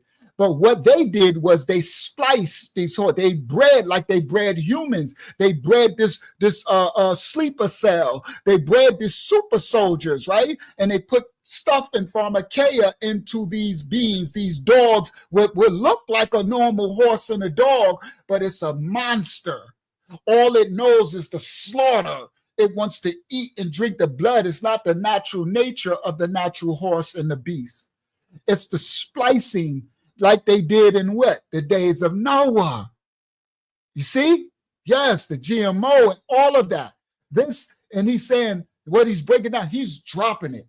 People don't understand. You're like, well, why couldn't they fight back? They were coming with fallen angel technology. When these people were sent over, these kingdoms, the conquistadors and all of, they was tapped into the bloodline families. This is Spain and Portugal. This is those who took over the Jacobites, all of Europe, that lineage, the 13 bloodline family lineage. I'm about to break down exactly who they are, okay? I'm just thinking, should I do it now? I'm going to do it in a minute. Let me let him finish breaking this down, and then I'm going to break down and give y'all the fruit, because I don't want it to get too late. I want most people to hear this part, and then we'll continue with the rest of him, because we only got a couple of minutes left of him, right? So now, now you can understand a little more while the original natives in America couldn't win against these invaders, because they weren't coming with just flesh and blood fighting. They were coming with principalities. They came over with a Sabayath, with a dark devil heavenly host, that they were all the way back from Nimrod. They came in spirit and in dark truth, dark spirit and dark truth, a dark light. And then they had dark beasts that they raised and they nurtured, okay? These creatures. All right, let me put them back. Nothing but a beast. You don't put that beast out in the child before the Spaniards got here. That's a lie. That you came ready to invade, and they brought beasts that these people had never seen in their lives. You got to understand what a horse did to these people, because the horses had been here in the Americas long before the Spaniards got here. That's a lie that you all learned. They're like, yeah, the Spanish brought the horses. No, they just don't want to tell you that the horse has always been here. It's just that it wasn't all over here. And when those war horses showed up, right? These are animals that get drunk on blood. These are animals that eat blood. These are dogs that are trained to eat blood. Elephants that are used in battle that are trained with mulberries to eat blood. Like, these are beasts, and they are nothing but a beast. You don't put that beast out in the child's playground, because it will kill every child in that place. Those are the beasts of the earth. And there's a lot of those kinds of beasts like you're talking about. People might throw in this cryptid category, whatever else. But no, these are just hunters and killers. And that's what they're effective at. And I believe a lot of them, though, still have the capacity of sentient thought, and they're capable of having a redemptive plan of their life and a purpose and a trajectory. Just most people aren't ready to comprehend or contend with that. So that's why, like, I'm out here trying to tell people about dragons. I'm trying to explain to them the realities of what these serpents are, and understand what this class of beings really are and their progeny are, and that we are still have dominion and authority over them no matter what they are. But also with some of them, you better learn how to fight kinetically against creatures that are not on what you would consider as your top 10 big game animal hunting stuff. And that's what launched me into advanced weaponry and development with the military and stuff, is because I wanted to fight back against something that had scaled armor that was like sapphire hard. And I'm like, that's what we put on our battle tanks and our helicopters. Like, how the heck is this creature have a skin that produces a scale that is as hard as a sapphire? Well, I better figure out what a better kinetic penetrator is to get through that. And so that's what launched me into this desire, was to physically learn ways to fight these creatures. I had to find out how to do that. He is talking the forbidden. He is talking that stuff that they putting in the shows and the movies that you think is just movies. But he's seen it. They're out there, these creatures. They've been breeding them. Y'all know whatever they show us, they are a million times ahead of it. He's like, how can I fight this creature that got scales that's tough as diamonds, So he's trying to go to another spiritual warfare level to fight. Yeah, video game, it's all real. All the movies, all the sci-fi, it's just a precursor to what's coming and what they're doing. Okay? And he's in the lineage. He's this boy. A skin that produces a scale that is as hard as a sapphire and stuff is because of and what the Bible say, things that make them die, their heart cease. Authority over them, no matter what they are. But also, I like that. He said, don't be scared though. In your righteousness, we got authority over them no matter what they are, no matter what they come against us. Greater is he that's within you. But it's your righteousness. Those who are lukewarm and all that and unright and faking, you're going to be succumb to this. Because this darkness does not, yes, art imitates life. This darkness is not fair at the end. It consumes you at the end. Have the capacity of sentient thought, and they're capable of having a redemptive plan of their life and a purpose and a trajectory. Just most people aren't ready to comprehend or contend with that. So that's why, like, I'm out here trying to tell people about dragons. I'm trying to explain to them the realities of what these serpents are and understand what this class of beings really are and their progeny are, and that we are still have dominion and authority over them no matter what they are. But also with some of them, you better learn how to fight kinetically against creatures that are not on what you would consider as your top 10 big game animal hunting stuff. And that's what launched me into advanced weaponry and development with the military and stuff, is because of need. I wanted to fight back against something that had scaled armor that was like sapphire hard. And I'm like, that's what we put on our battle tanks and our helicopters. Like, how the heck is this creature have a skin that produces a scale that is as hard as a sapphire? Well, I better figure out what a better kinetic penetrator is to get through that. And so that's what launched me into this desire, was to physically learn ways to fight these creatures. I had to find out how to do that. And now I think a lot of people are in this la la land, but they're being incrementally exposed to it through media and entertainment as a way to soft condition them with disclosure to be able to. He dropped it, bro. He like everybody rocked to sleep in La La Land, but they're being introduced to it through video games, movie, entertainment. Come on, bro. I ain't see this, but he dropped that. To it through. Yeah, Ashaya, you dreamed that whole dream. Of course, you just had a premonition in your dream of what's coming. Learn ways to fight these creatures. I had to find out how to do that. And now I think a lot of people are in this la la land, but they're being incrementally exposed to it through media and entertainment as a way to soft condition them with disclosure to be able to palatably accept these things. And that's been a conditioning of the masses through its own form of behavior modification, so that they will have a category in their head of what to do with that when it shows up on their door. But the vast majority of them are going to be given over through terror. They're going to be terrified and they're going to freeze. And that's all it takes, man. You give a predator a frozen target, game on, son. That's what happens. A lot of them will fall to that. Wow. He said you give a predator a frozen target, game on. Men hearts will fail them. He just dropped all that. I read a little of Shia. I'll read the rest later when I play this back. You sound like your dream was this whole testimony. Wow. Well, we're just getting started. All right. Now, he's going to break something else down, but let me put it back a little. Let me go to he says this, how do you call it? He says, we know that greater is within us, that we ought to be able to fight back. But he said this serpent, he called them serpent, and their lineage and the offspring that they're breeding from it. He said they have monsters that they're breeding that is coming with them, right? Now, the title, the 13 bloodline families. Okay, let's go. Let me break them down. The access to the empire of the 13 bloodline families and their sleeper cells explodes. He says he descends from this lineage. Let me break down these bloodline families. So who are the 13 bloodline families? Most of y'all, Brother Kevin, I see he posted some. He was right, but it goes deeper. Y'all know I'm going to go further. The 13 bloodline families, they are the Mellons, the Carnegies. Y'all heard of Carnegie Hall. Some of y'all heard of these names. They got a affiliation called Carnegie Mellon. The Mellons, the Carnegies, the Rothschilds, the Rockefellers, the Dukes, the Astors, the Dorances, the Reynolds. His last name is Reynolds. The Reynolds, the Stillimans, the Watsons, the Toots, the Kleinworts, the DuPonts. Some of y'all heard of DuPont Registry. I used to work for Nemours Children's Hospital. It was DuPont. Nemours is a French castle he built for his wife.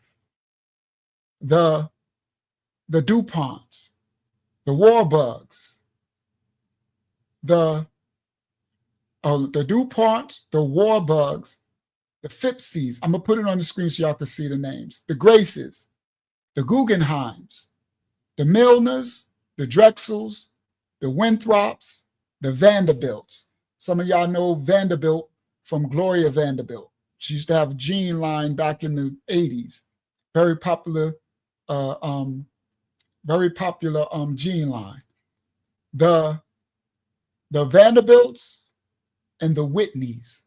Some of y'all might have heard of the financial company Eli Whitney. Okay? That's the 13 bloodline families. Okay? Right. DuPont, the company. That's where it comes from. DuPont. Right? Now, I'm going to put it on the screen. Those, no. To all the other things y'all naming, no. Those are the 13 bloodline families. Okay? Yes, Sister Just Darling, Anderson Cooper. All right? Now, this is the part. Those are the ones that they show you. This is the part. Those 13 bloodline families, they show you, but they have,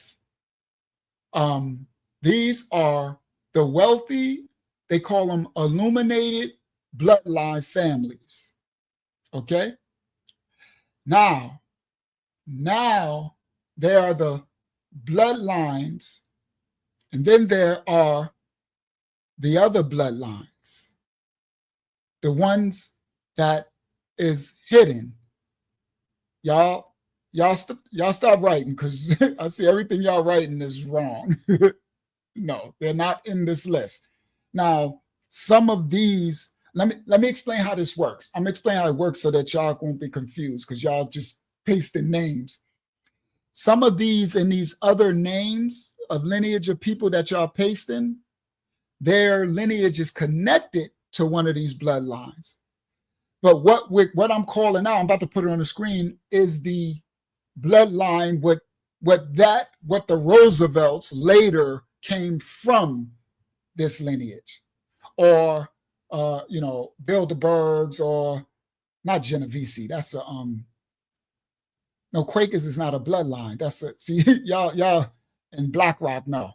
BlackRock is a person and his name. Now, but BlackRock lineage could come from maybe the Guggenheims, right? This is how it works. So now y'all can understand. The Roosevelts could be a later descendants from the Stillimans. You get it? The Bilderbergs could be a later descendants from the Phipsies. You understand? Quakers are that's not a family line. That's a group of people. All right. Let me see what else y'all wrote. All right. So y'all just listen. Okay. Just listen. You're gonna learn, and I'm gonna show y'all who they are in a second, so you won't have to be guessing. All right. But most of these lineages that y'all thinking about probably descend from these. But that first 13 I just named, these are the 13 bloodline families, the blue bloods, that they let you know. That's the ones they show you. Okay, and I'm going to put it on the screen. But then they have the other bloodline that they don't show you, the ones behind the scenes. And these are the Astors, the Bundys, like Ted Bundy, the Collins, now let me explain. The first one I said was families. I'm breaking this down for y'all. And I'm going to put a little screenshot up, but the person titled it wrong, so I don't want to put it up until I finish this bloodline. The first one, I said, these are the 13 families. The Rothschilds, the Mellons, the Carnegies, the Rockefellers, the Dukes, the Astors, Dorances, Reynolds, Stillemans, Watsons, right? DuPont. That was the families. Now I'm naming the 13 bloodlines. It's a difference. Families, bloodlines.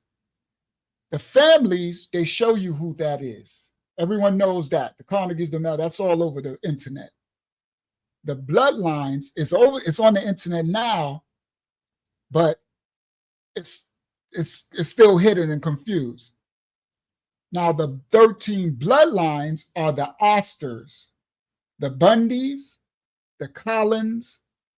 DuPont is a family and a bloodline. See what I mean? Okay, it's double. The Freemans, the Kennedy. That's where the Kennedys come from.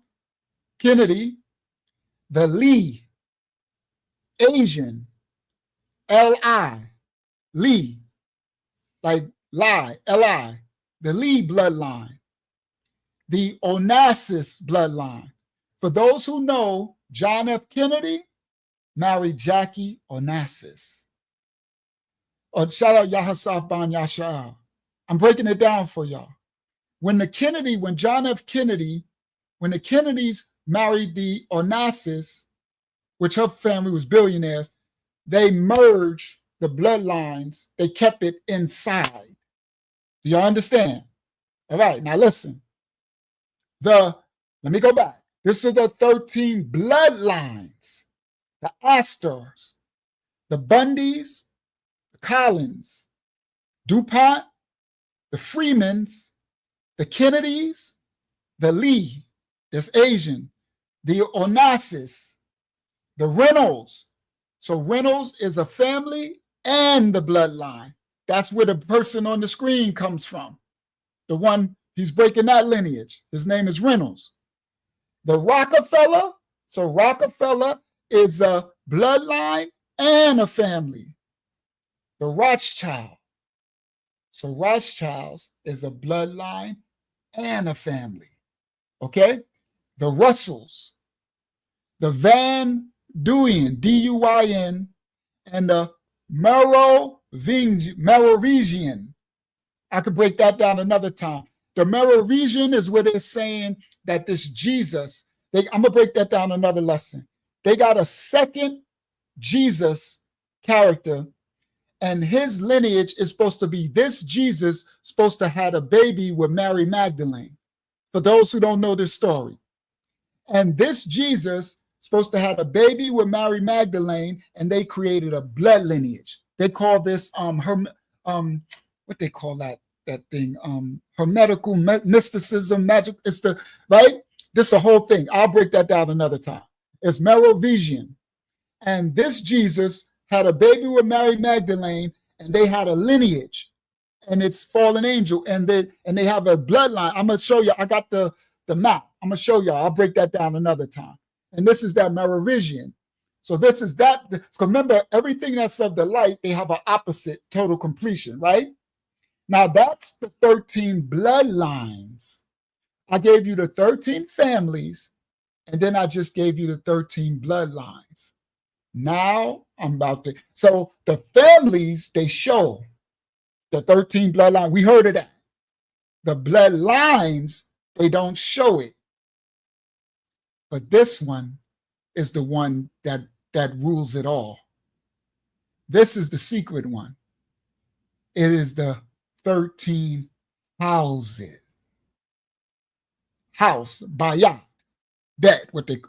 So you got the 13 families, the 13 bloodlines, and this is the 13 houses. The 13 houses are called the Zoroastrian houses. It's the house of Borgia. Ooh, Hakiyama. Number one, Caesarea Borgia.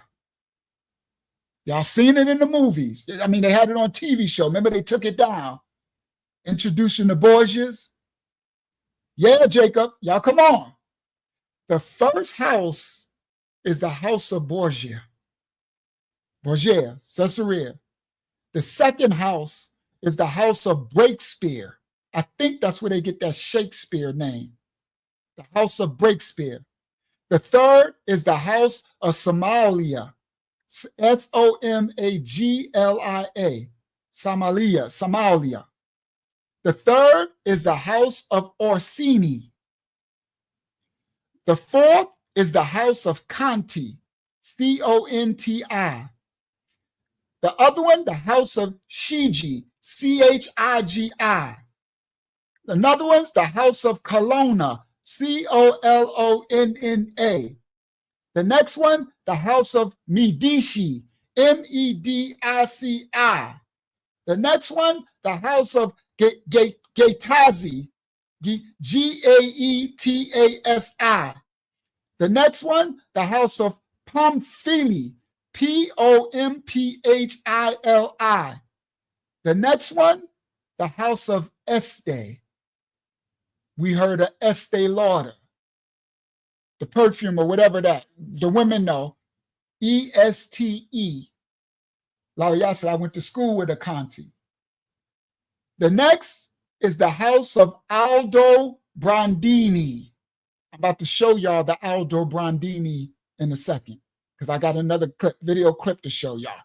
Y'all know I come to bring you more receipts. The house of Aldo Brandini. The house of Aldo Brandini is really shown more. It's kind of, but most people don't know, these are the 13 houses.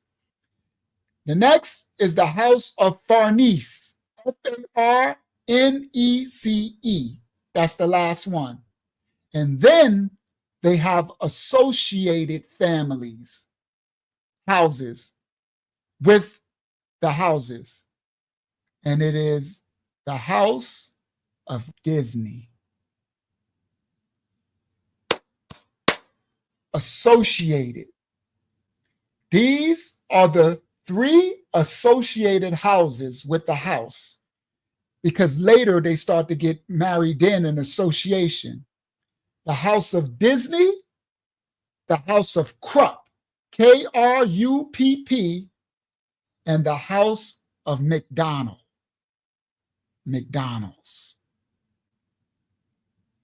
This is the houses.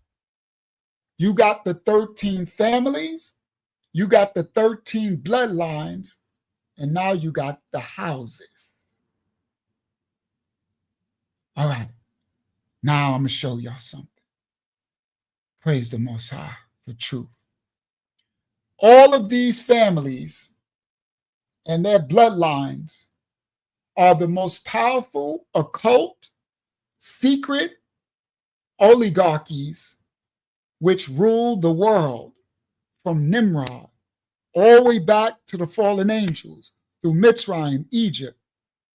And they pull the strings of all the countries of the world. They maintain their occultic practices.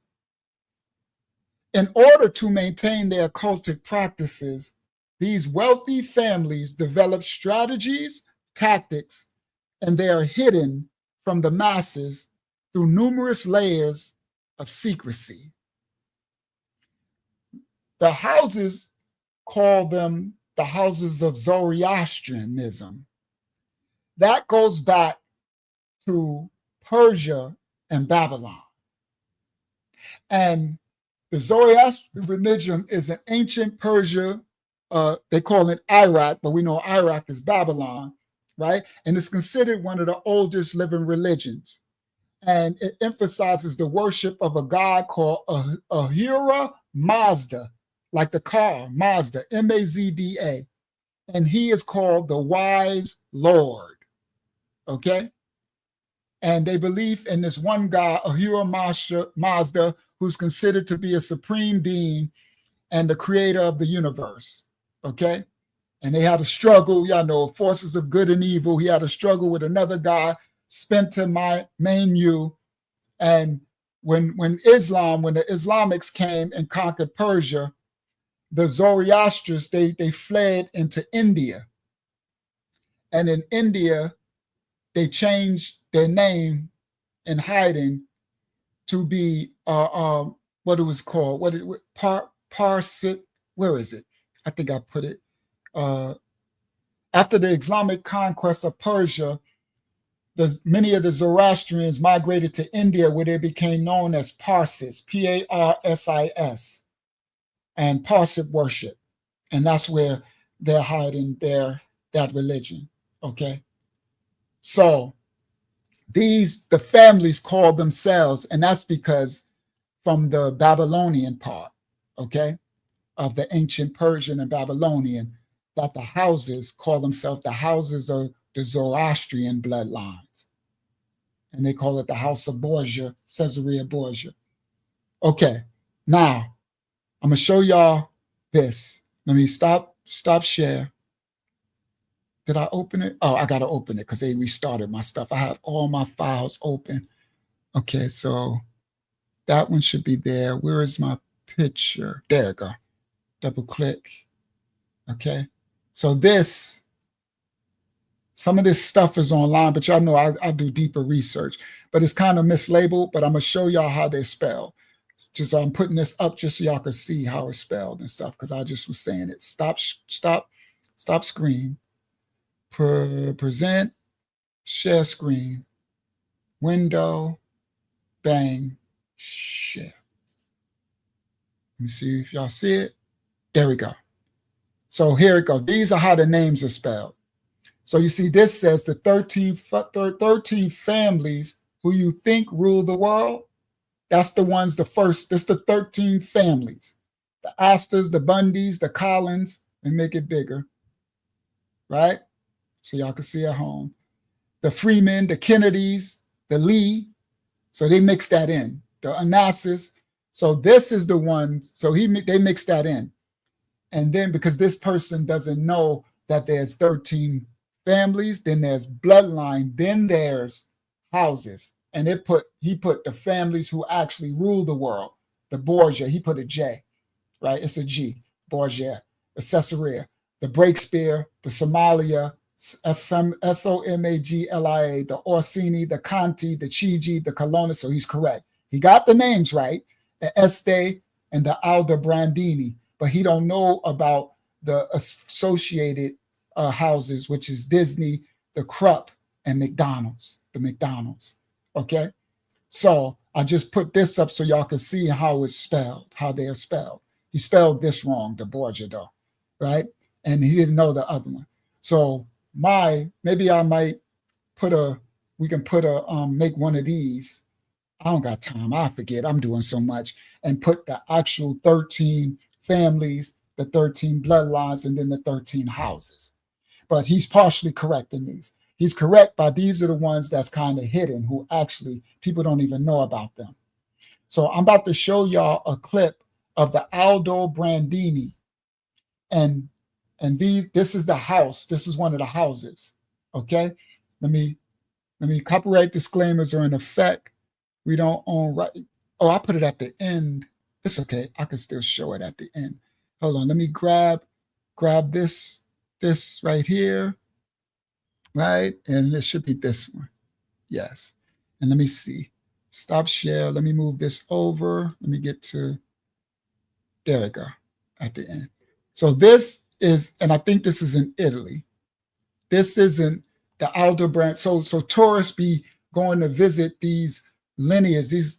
This house it's a blood lineage. So this one is called the house, right? Those are the ones that are really running everything. Those are the ones that's the ultra secret, the powers. Now, this is an image. I think this might be in Italy somewhere, these Aldobrandini. And these are people, you'll see. Copyright disclaimers in effect. We don't own rights to this clip for reactionary purposes only. All right, so let me come back to y'all. Present, share screen, present, there we go. Share. Make this full screen. All right, there we go.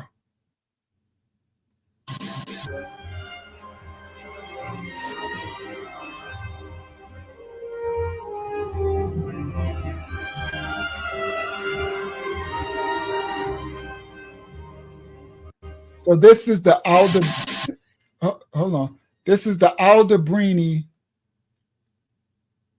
estate. And people, you know, they tourists look at the expanse of the estate.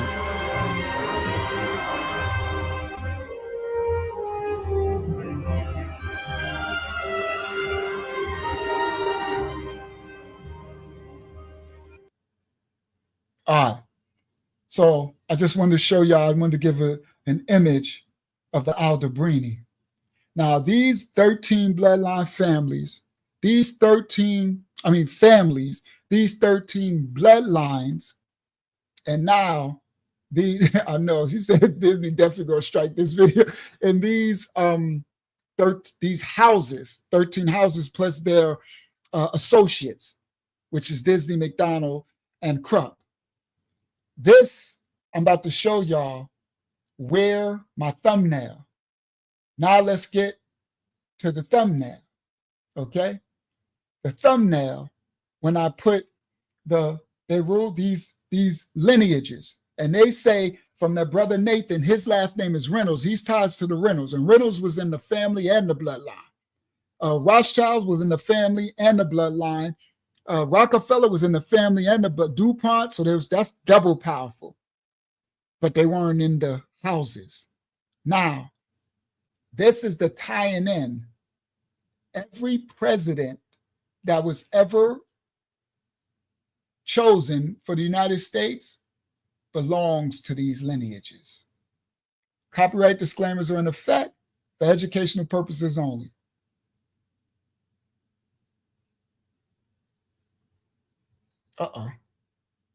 It's frozen. What'd they do? They froze my thing. Okay, let me put it, there we go. All right, now it's unfrozen. That all the presidents, with the exception of one, share the same grandfather. Well, first we start off with George Washington at the top, and then it goes to John Adams, Thomas Jefferson. 11-year-old Bridget Davignon says she's made a first-of-its-kind discovery that President Obama and all the presidents before him, with the exception of one, are related and descendants of a former king of England. No, they're all cousins, and they're grandsons of John Lackland. Davignon says she spent countless hours on the internet over the summer researching the lineage of our presidents, a project that started with her trying to trace her own family tree. But I'm the first historian to do all the presidents. I'm very glad I got this done, and I think it will turn out to be a success. The Monte Vista Christian 7th grader has written President. Did you guys know that every single president in U.S. history is related to one king? What? What are you talking about? This is where it gets crazy. This man, Harold Brooks Baker, he did all this study on U.S. presidents and royal lineage. He had this theory that the presidents weren't voted in by the people, but they were actually selected based on royal bloodline. So 13 or so years ago, this 12-year-old girl, for her 7th grade project, with the help of her grandparents, went down the lineage of each president, and they all connected to one man. Weird. All their lineage traced back to King John from the House of Plantagenet. How is that possible? And there's a folklore around the House of Plantagenet that they were actually descendants from a demon. Oh, what? That's horrible. But that's where this dude's theory came in. He's like, they were actually descendants of a fallen angel, a devil. And it said the House of Plantagenet. So you understand the houses, okay? All right. Now, yes, of a devil, fallen. They know, these bloodline families know that they descend from the fallen. That's Anunnaki, okay? And their lineage are house, family, bloodline, houses. House is bayat. It's a covering. You have to understand the original tongues to understand the power in these things, okay? Yes. Plantagenet, that they were actually Plantagenet. How is that possible? And there's a folklore around the House of Plantagenet that they were actually descendants from a demon. Oh, No, what? That's horrible. But that's where this dude's theory came in. He's like, it's not about who the people vote for. It's within the candidates that are running for president, who has the more direct bloodline to King John. From that house. Okay? So, y'all know Unc. We bring receipts. So now in the thumbnail, that's why I have that. And anybody that did any of the, go ahead, Jacob. You can ask the question and Hakiyama store it for me. I'll answer it before we close out. So, you know, I go deeper whenever I bring something and just don't bring surface. So I brought out the houses. That's the secret one. The one that they show us on the forefront is the the what's the name?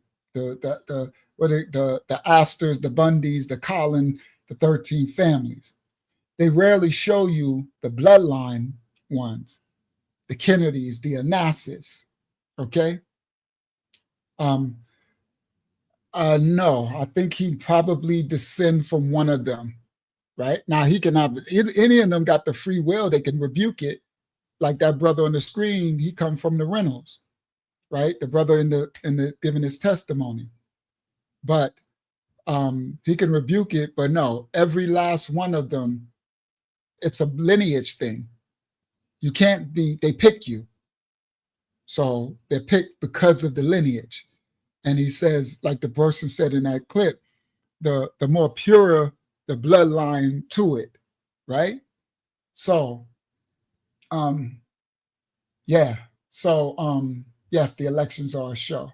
All right. So all right. So now let me make sure. I think that's what I wanted to bring out about the families, right? The houses, which are the house of Borgia. The funny thing is the first house is the house of Borgia. Caesarea Borgia. And y'all know this goes back to the popes. Okay? Yes. And JFK Jr., yep, Badia Allah. He's related to the Kennedy's line. Now, from them, you can repent and you can have some of them that are like that young brother on the screen is doing and try to repent the blood lineage, but this is the actual lineage. So yes, there's grace for the remnant because the grace, we learned this, Brother Jacob. I didn't know this before. I didn't think this before, but the Most High revealed because everybody didn't make a covenant to be born into this. So the brother that's on the screen, the brother Nathan, he's a Reynolds. He was born into this. So when he was 5 years old, he was already getting graped and all this of being born into this, right? And so I'm gonna answer you too, Yahasaf. So when he was 5, his dad bought his great grandfather and gave him bedtime rights. So that can keep every fourth generation to keep the trauma, right? But that little boy is innocent, Yakar. He didn't have a choice. I didn't choose my mama and dad because I sure enough wouldn't have choose them to leave me. I would have picked somebody like me, a dad like me that would love his children and would just do anything. Now, these wicked women that took my children from me and got me paying, but that's not my choice. Babylon gave authority to them because they'd be right here with me. You heard? They'd be in this ministry. They'd be right here being raised by that dad. I would have picked a dad like me or a mom and dad like some of y'all got who loved y'all and took care of y'all. And I wouldn't have picked nobody who abandoned me and don't love me or the devil's a lie. So I'm innocent of that. So yes, Brother Yakab, there is those that are born innocently into this lineage, and with each individual, it's up to the individual to repent, and they can choose the Most High and rebuke the curses of their forefathers, just like he gave to us, Yakab. So how can the Most High give it to them? The Most High is not a favoritor of men. It's like it's equal. Salvation is given to those who freely will choose to serve the Father and rebuke the darkness. Absolutely. I didn't know that before. Praise Yah that I know now. And so Yahasaf said, so what's so special about King John? It's that what was special about that king was that king was probably a king who his lineage was direct back to Nimrod. Now listen, Yahasaf,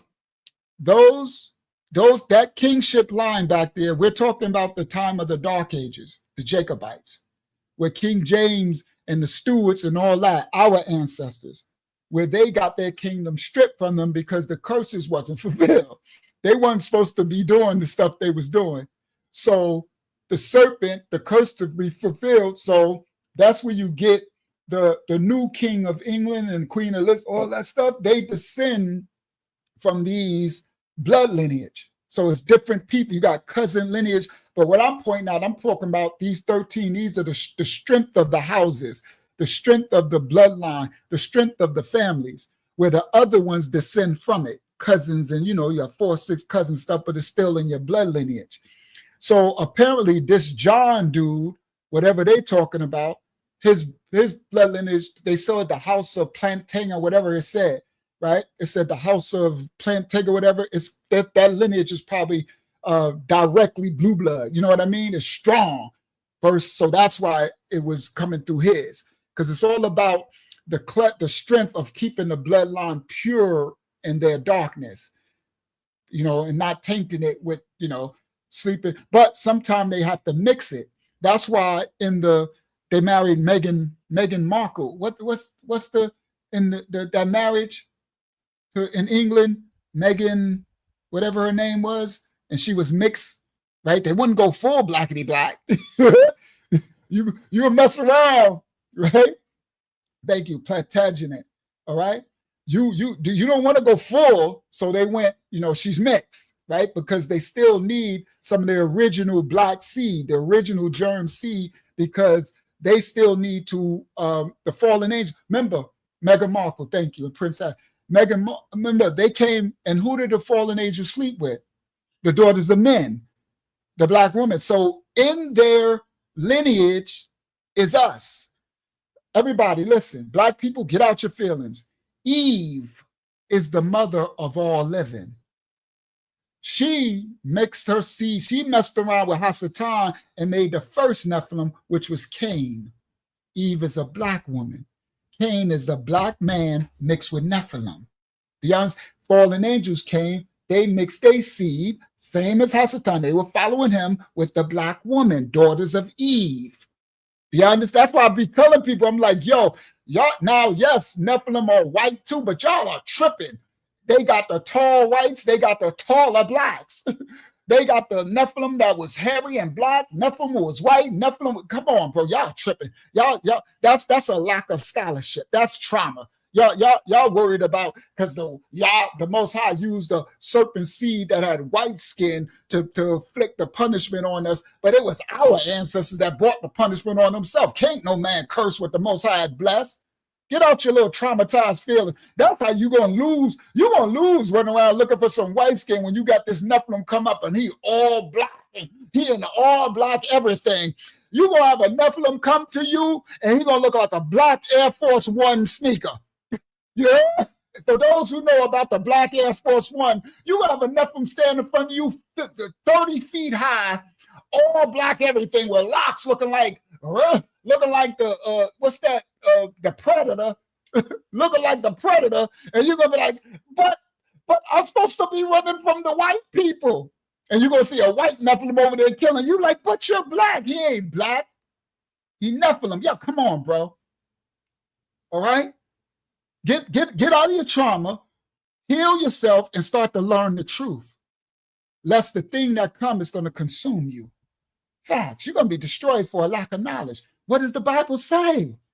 My people are destroyed for a lack of knowledge. And it's because you rejected it when we got it. No, you want to stay. We the people. We so special. Yeah, you special. All that. You specially stabbed the Most High in the back. Our ancestors identify, but I rebuke every last one of them. All the way back to Adam and Hayavah, Adam and Eve.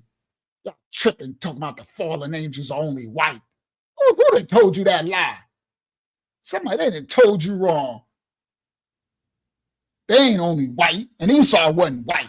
They mixed the seed with Horites and all that type of stuff. And white people ain't Caucasian either, so get out your feelings for that. The Caucasus Mountains, they weren't even white. They more Arabs. They over there like, why y'all call? They're the Caucasians. What happened to Japheth? That's what somebody else said. But anyway, let me get out of that. So later I'll break down from the bloodline, the Merovingian. Did he put that? Did they put that on this chart? I don't even think he got. See, that's because they didn't know. See, most people don't have. Nope, he don't even got it up there. See, that's what I said. That chart I put up. But he came further than most people. But I dig deep. I find like I study to show myself approved. So later I'll show y'all the Merovingian bloodline. Now everybody, another one. They're trying to tie the Merovingian bloodline. This is when they say Jesus slept with Mary Magdalene and they had a baby and this, and then one of them slept, the lineage slept with a Nephilim, and they saying this is where you get the Rh negative bloodline. So I'm gonna break that down, right? That's a whole, they got so many different theories and stuff that they come up with. So a lot of this stuff is rooted in, some of it is in truth, and a lot of it is in falsehood. Okay, right? Yeah, come on, sister. I should know, sister. How Yazak know about it? All right. Yeah, they go back to Mary Magdalene smashing Mashiach. And they're supposed to have a baby, and this is where they saying that they get the Rh negative, right? And this is where they tie in the rhesus monkey. I'm gonna break that down in another one, and the monkey gods. So there's a whole religion of monkey worship, okay? And the Asians are strong in the monkey worship. And they have martial arts. The strongest, most powerful martial arts are the monkey martial arts. Y'all heard, some of y'all might have heard the drunken monkey. I'll break that down. And well, this stuff go deep. Y'all know the Most High be having me, you know, because I got to teach. So I have to know what I'm talking about. I have to study to show myself approved. That's why a lot of times people come and they drop all this stuff off. And I'm like, bro, I know all this stuff you think you're talking about. It goes a lot deeper. You mad surface, but you think you deep because you don't. But there's so much. That's why, you know, he silenced me for 15 years to learn and receive. And before I start speaking, because it's so many different layers. Okay. Yes, monkey martial arts is the most powerful martial art of all the martial arts. Taekwondo, Jiu-Jitsu, Jiu-Jitsu, all of them. Karate, all of them. The most powerful one, and it's secret, is called monkey. And the Shaolin monks, it wasn't taught. Okay, so the monkey martial art is the one that's like the secret society. Okay, it's secret. I'm gonna show you. I'm gonna put out a video. I'll put it out here. Now I was gonna do it in 25 to Life, but I'm gonna do it here now since I'm breaking it down. The monkey martial art, and I'm gonna show y'all a master of it, right? And he speaks that language. He speaks Chinese language. Now listen, that secret art was secret. It kept secret to the lineage, and it was taught, but it was taught in secret to Shaolin, but the masses didn't know. It was a secret assassin group. So under that dynasty, they had a sect of secret assassins, and they were it's called the I forgot what the art is called. It's called the monkey martial art, and it's more than just the drunken monkey is one style of it. It's other, and it's dope. Wait, I'm gonna show y'all. I'm gonna show it. I got, you know, the Most High be giving me because I got to teach. So he gives me the stuff when he's, you know, so I already have stuff on reserve, and then when stuff connects, right? So now I'm getting this stuff about the bloodlines, and then the Merovingian line, and then it ties back to Mary Magdalene and to that G. Then it ties into, they're supposed to be the rhesus monkey, the Rh negative, and they saying that's fallen angel, but for those who had that, I'm gonna do a video and break it down. Some of that's true, some of it's not. Okay. And also that's where they got the that's why they did the monkey to make that age stuff too, right? So it's a lot. It's very deep. But monkey gods in the age, it was a very powerful god worship, and that's what that kung fu is. They call on a god and they strengthen. You'll see. Oh, a video showed up. Hold on. What Yaron said? He said a video showed up on my feed about that today. There we go. All right. So you probably know what I'm talking about. Okay. So I'll bring it out for y'all. I'll bring it out. But this ties in. So for those with the RH, the RH negative is called zero negative bloodline. They call it Reese's monkey, and it got something to do with that God and this Merovian fallen angel, supposed to be with Jesus sleeping and slept with Mary Magdalene, and it was a fallen angel. So those who have that bloodline, they're supposed to have extrasensory perception, and they're supposed to. I'll break that down another time. But if you got that, you can don't think you Nephilim ain't no salvation. Repent for anything your ancestors did. I used to, praise y'all that we broke that down before. Okay. So so we'll when I break down this Merovingian bloodline of the 13 bloodlines, right? The Bundys, the Astors, the Kennedys, the Lee, that's the Chinese, the Lee, Li, the Onassis, the Reynolds, the Rockefeller, the Rothschilds, the Russells, the Van Duyn, and the Merovingian. That's the 13 bloodlines. The other ones are the 13 families. And then you got the houses, the House of Borgia, Caesarea, the House of Breakspear, House of Somalia, House of Orsini, House of Conti, House of Shiji. Come on, bro. These are the families and the bloodlines that go back to the fallen angels, Nimrod, Egypt, Mitzrayim, Greco, Roman, Persian, Assyrian. That's why they tied the houses tied themselves to Zoroastrianism, Persian, Babylonian. You heard? They go back. All right? All right. Whew, I broke that down. Now let's close out with the brothers into the brothers video. Excuse me. There was another question in the chat. May I read it? Just Darling asks, should kids not be in martial arts classes? No, yes. Okay, so remember, everything that the Most High, everything that's created, they don't create anything. They imitate. I know what you're saying, because the martial arts, but everything we do is, remember, our cell phone, right? The cell phone is fallen angel, right? Technology, watching. So do we not use the cell phone? A perfect example. What are we congregating on right now? YouTube. Who owns it? Who runs it? What gods do they serve? See? So if your kids is in some sort of martial art, first thing I'm gonna say is watch them. I wouldn't put my kids around no man teaching them nothing if I ain't there to see everything or have somebody there recording everything.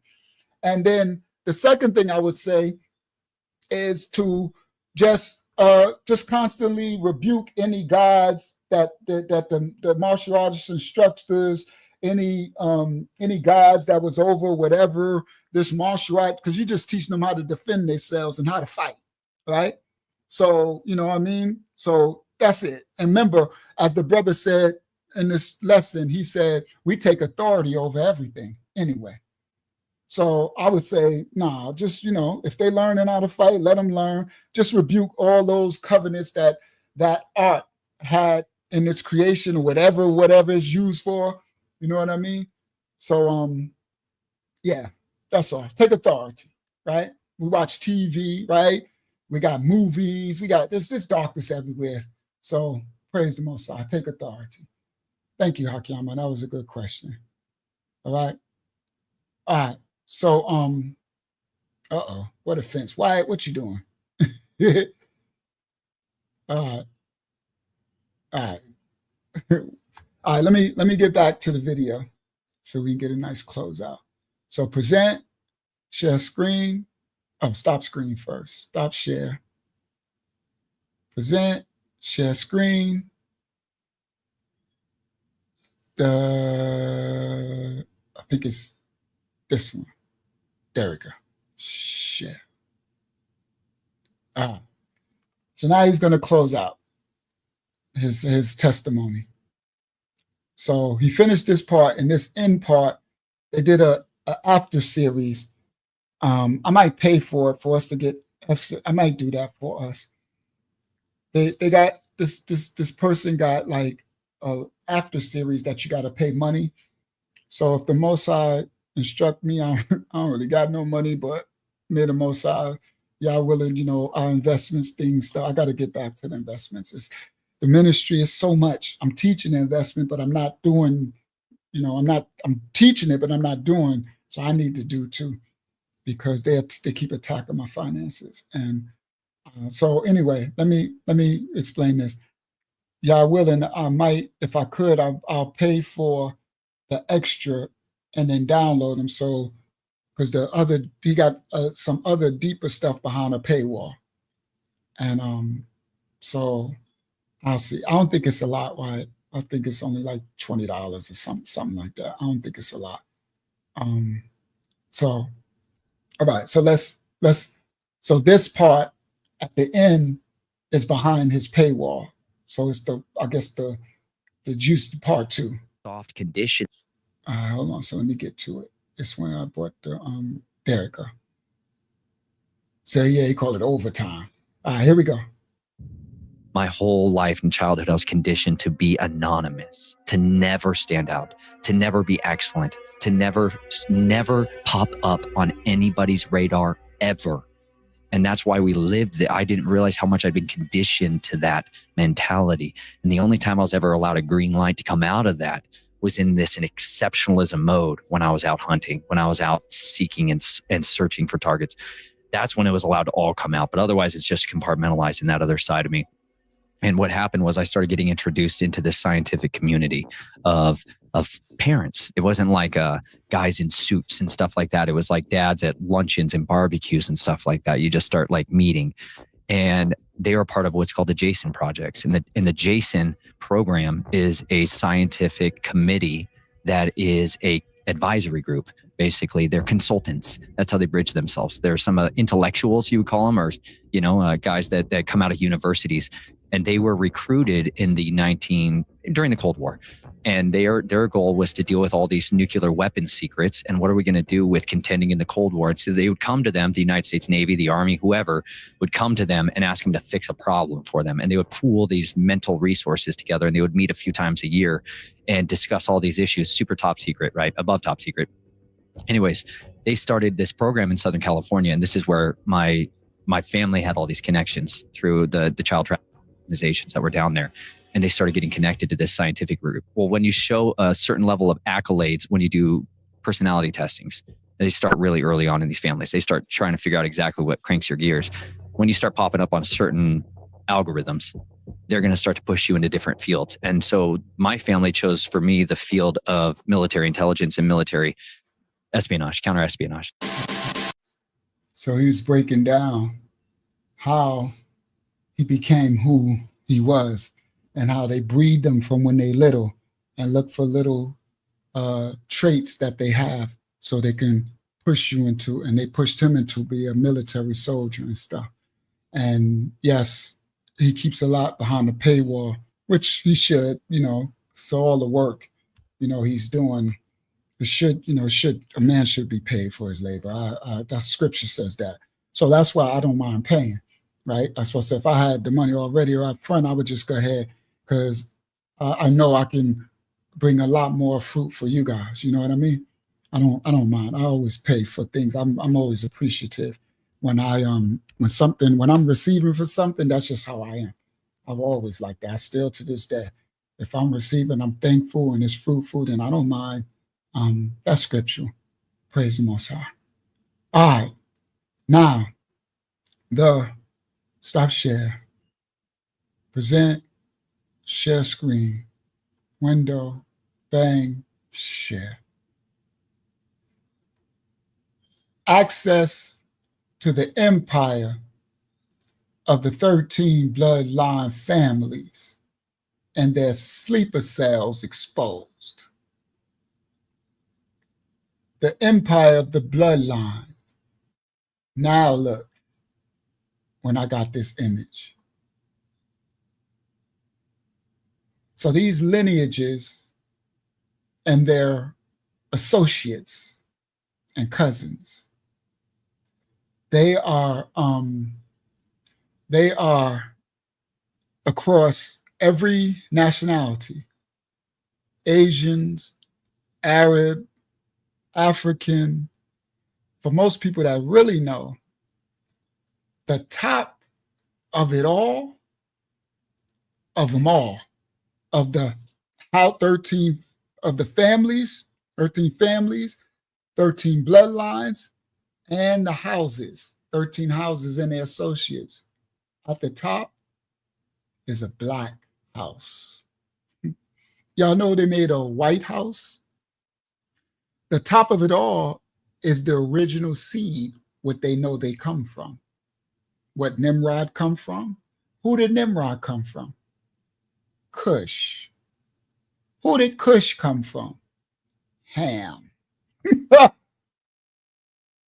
It's Hamitic. Do y'all know? Do y'all not get it? Ham. Who did Canaan come from? Ham. Boy, y'all better know, bro. Who stole the coat from Noah? For the sin coat, Adam and Eve, transgression, the fallen coat. Ham. Who he gave it to? Cush. Who Cush gave it to? Nimrod. Taj, well, Taj, you see it later. Who put it on, Taj? Nimrod. Mighty man. Trans Nephilim. So when the Pope and all them go and they go there and they bow down and kiss the feet of those black kings and those black whatever, oh, they know. But that's why just Darwin said pork is ham, fight, swine, come on, okay? All right? And who stole it from Nimrod? That's an interesting one. Somebody stole it from Nimrod? Y'all let me in on that one. I'm getting a brain freeze. But I know they want Nimrod's body. That's why they went to Iraq, Babylon, in the Iraq war, Hussein, and they got his head. They say he got his head in his body. Because you know why? They want the stem cells. Wasn't it Esau? Oh, yeah. We about to do that on the Tuesday. I don't know if we're going to do it this Tuesday, but we about to go down that little rabbit hole of the Esau killing Nimrod. And because there's other, they say it was something. We about to go through that. Thank you for bringing that to my memory. Yeah, Esau. And that would make sense that Esau, because Esau followed in Nimrod's tradition, smashing everything that moved, right? He become a spiritual seed of the serpent. You understand? And it doesn't say it, but I don't know. And I know his lineage became mixed with fallen angel.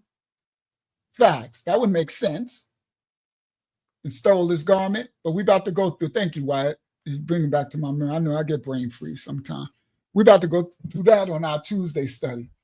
Yeah, that's what they wanted, stem cells. That's exactly, Sister Hayazat, you know what they was after. Like they bringing back the dire whiff. They bringing back come on, guys. They bringing back Nimrod. Come on, bro. Come on. I wish Taj was here. He's sleeping, Sister Hayazat. He too tired. They bringing back their daddy. Stunting like my daddy. They doing Lil Wayne. That's why these celebrities, when they do that blood covenant, they get rich for a while. Afterwards, they start looking like a doggone Nephilim. Right? Don't these celebrities start looking like when they come back to pay? Lil Wayne looked like he looked like a serpent. That boy, they start looking like Nephilim when they come to collect. Oh my goodness. They trying to bring back Nimrod for Armageddon. Okay? For the end, the war. They trying to bring back their daddy on earth. So he can, they're their what's the name? Their principality. That's their daddy. If they could, they'd bring back Cain. See, that's the real daddy. If they can go back far enough back to get Cain, oh, that they really be popping in. They'd be like granddad, great granddaddy. They went back to the source, the first seed of the serpent on earth, Cain. Him and his boo, Hayavah, Eve. The Most High said, for your curse, you'll have to love your husband. Oh, yeah, Unc. Come on. For your curse, Eve, your curse will be you will desire your husband. Like I said before, if I was Adam was just a punk. I would say, excuse me, y'all, I don't mean this was be disrespectful, right? I would say, Father, I know I failed. I know all that. I took my punishment, cursed from the ground, everything I'm saying. But you got to curse this woman to desire me? I'm good. You don't, I'm good. She don't have to desire me. I ain't messing with this fool. So that meant she don't desire. So who she desire? Come on, guys, use your common sense. The Bible. Maybe somebody can find it and put it on the screen. He said, your curse to Eve, Hayavah, is that you will desire your husband. Oh, I'm good with that. You got to curse her to desire me? So she wants Steve. Thank you, Wyatt. Adam, Eve, and Steve. She like has the time. That's her first boo. That's her first smash. That's her first love. And the woman got the curse of Eve that goes through them. That's why women need a covering. That's why woman was called the weaker vessel. That's why women have to cover their head. That's why Hasatan goes after the woman. That's why they make the woman a matriarchal. The woman, you are as God. Woman, thou art woman, matriarchal. Take the babies, give it to the woman, everything to the woman so that the woman can be an Eve's, Jezebel's, Rayach spirit. It's the righteous woman who rebukes Eve and lowers herself and rebuke all of that matriarchal stuff and come back under the order that the Most High created them first. That will become a help meet. And with that, then you will not desire Hasatan. You'll rebuke it like we all have to do. Rebuke the sins of our ancestors, and then you can have a natural desire for your husband through your desire for the Most High. Without that, your first love is Hasatan. That's why the woman, the bag, the money, it's so easy to envelope, and they come in through what? Emotions. You see? Praise Yah for the remnant. That's why it's a small amount of women and men, small amount of women can receive that truth in spirit and not get offended and not understand. Yeah, independent. Well, I'm an independent. I'm an independent. I don't need no man. The black woman is God. The woman is this. The woman is that. You got the babies. No remorse. You take child support or health care. You get everything, and they'll suck you dry. But the righteous remnant women, the ones who see, that ain't right. Nah, yeah, boss bees and all that. The righteous remnant, like, that ain't right, bro. Something's wrong with this. That's not right, bro. The other ones suck you dry. I was begging my baby mama. I'm like, I can't even feed, like, I don't even got food in my refrigerator. Please, I take care of my children. I don't even get to see them. Please, let me just take care of my child. No, pay me money. And it's like, what kind of spirit is that? I could never do that to a woman. If the world allowed me to take my seed, my child, now I know I done took the seed from the woman. She don't even get to see him. And she paying me all this money and can't even feed herself, can't even live. And I don't even need them because I'm getting so much. And it's like, there's no compassion. No, it's like the spirit of Eve just make them devils.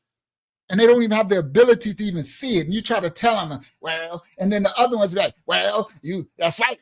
you got to support, you got to pay, you got to pay. Like, who the heck? If somebody did that to you, but the wicked ones, they won't see it. It's Eve. That's something that you have to, they would have to repent for Eve. I call it the Eve gene. I did a lesson on this video, and it don't get much, I mean, a video on this channel. I said a lesson on this video, and it's called The Curse of Eve, and it's a prayer for all the women to repeat the prayer and rebuke the curse of Eve, okay? So that you can come out of your first love spiritually from your mama. You got it from, get it from a mama. It's in your DNA. And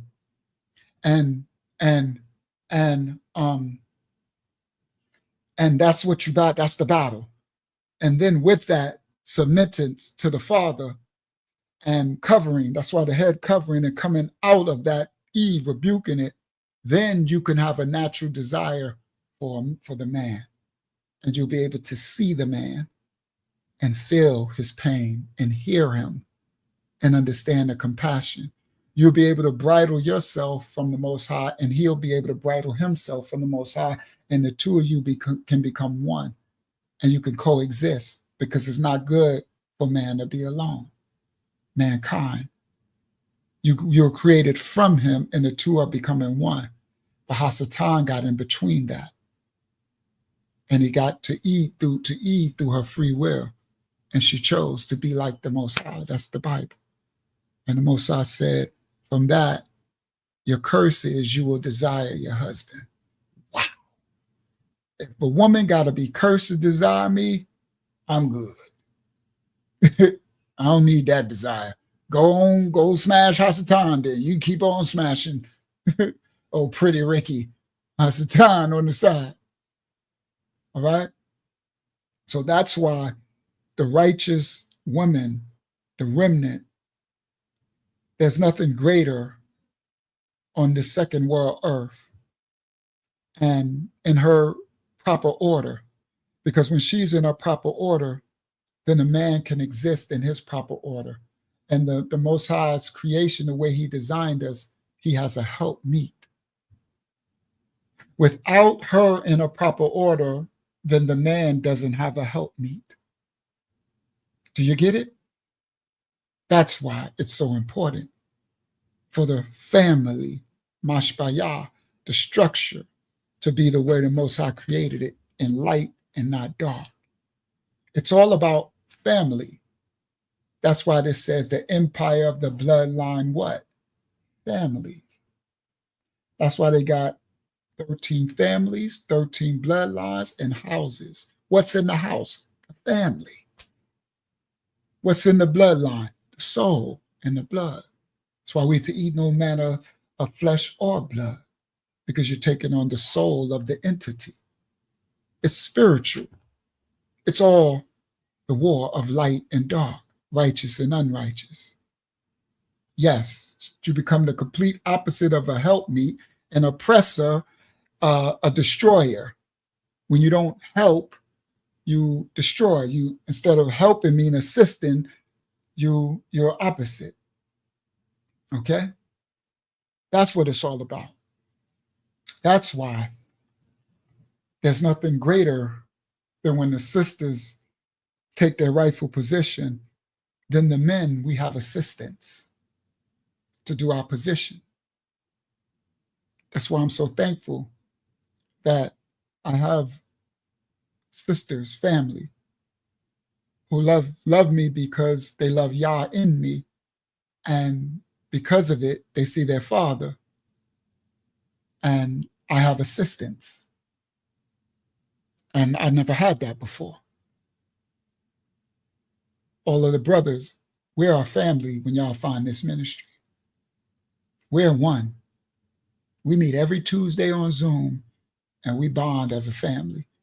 And then after every Tuesday, I say to them, I see y'all on the battlefield in the house. Y'all don't know this live. because we're going live on Wednesday to the world. This is the battlefield.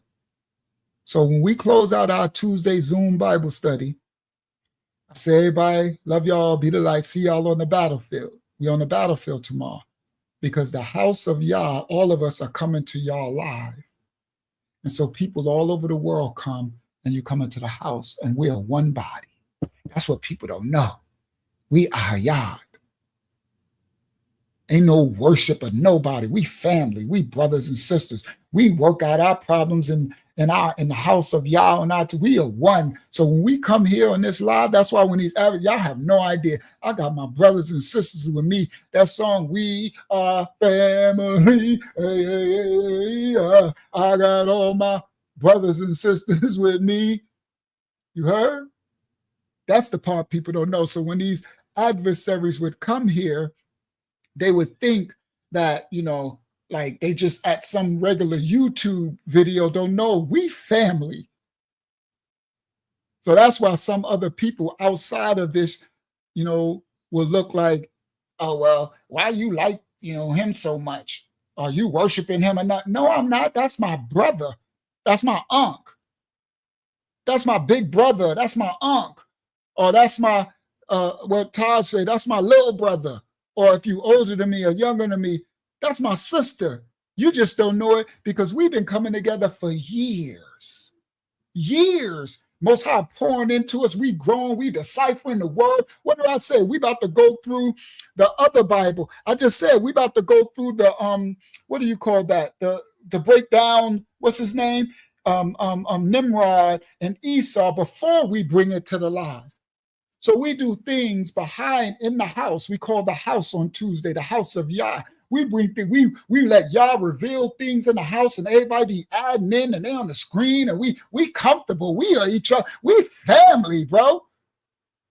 We hash out our differences in the house. Yeah, we do. We, you know, I'm raw.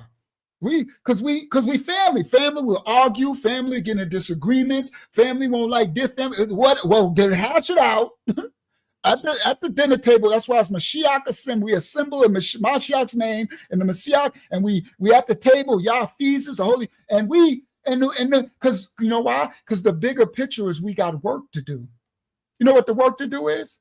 Every Wednesday and every Friday, we go live. We go to war. That's what I say. All right, see y'all on the battlefield. I did that last night. Tonight is, tonight's Friday. Well, I still did it last night because the investment group is Thursday. But on Tuesday, I'm like, see y'all on the battlefield. That means here. So when we go live, it's broadcast around the world. So all the dark serpents, it's the battlefield. What are we battling for? The souls of the righteous. I'm not alone. That's what somebody told y'all wrong. When y'all think I'm alone, okay? Because you see, you know, Uncle Yada shot, you think the YouTube, oh, no, I'm not alone. Somebody told you wrong. It's about 50 of us. We're strong. You understand? But we're righteous. We're not a cult. We're not strong and unrighteous and strong. They don't worship me. They don't do none of that. I'm their brother. They love me. You understand? Like I love them. Because we built a relationship over time. You understand? You know, that's it. We love, y'all see it when people come here. What do? You get hugs and kisses, don't you? You get hugs. I don't care if you adversary or not until you disrespect. You disrespect, I'm going to check you first. Taj, the elder, because Taj's rough around the edges. He might say something crazy. But everybody else will still be giving you hugs and kisses. It's all right, baby. Right? You might get cut from me if you come wrong. I'm a man of respect. I ain't nothing to play with. You understand? You might get cut, but then Abriah come give you a Band-Aid. Yashar Allah they'll come hitting men in the womb. Zion will be like, okay, he needs some peroxide. Laria be like, okay, we're gonna give you a bandage. The Laria say, is he okay? Right? They're gonna take care of you. Y'all's children. We know everybody come in different places, but don't come trying to disrespect the house and divide us and make us, you don't know who we are because you ain't there. We've been doing this for years and years. I've been pouring in and supporting people when they up, when they down, when they transgress, when they sin. Sometimes they go against me and sin, and I still forgive them. And still, this has been lived out. This has been lived out. This ain't a camp. This ain't about money. This ain't about none of that. This is being lived out. Oh, praise to the Most High. People just don't know. Welcome to the house of Yah. Welcome to the house of Yah. We love you all. We receive you all. Y'all remember we used to have trolls? Remember the troll, the what was her name? The white lady troll, and she was supposed to be June. I wish we could meet June again. And June was supposed to be a bad troll on the internet.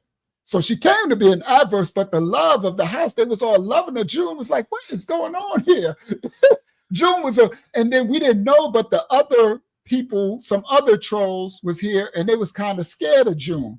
And they was like, yo, June is one of the worst trolls on YouTube. Like, people are scared of her. But June was like, hold on. It's so much love. June was getting loves and kisses and hugs, and she came respectful. She came back a couple of times. Right? Yeah, she said, okay, gotta go, right? And it was like, but she came as an adversary. And then the other trolls was like, y'all gotta get her out of here and this and that. And then she started tripping on them. Remember?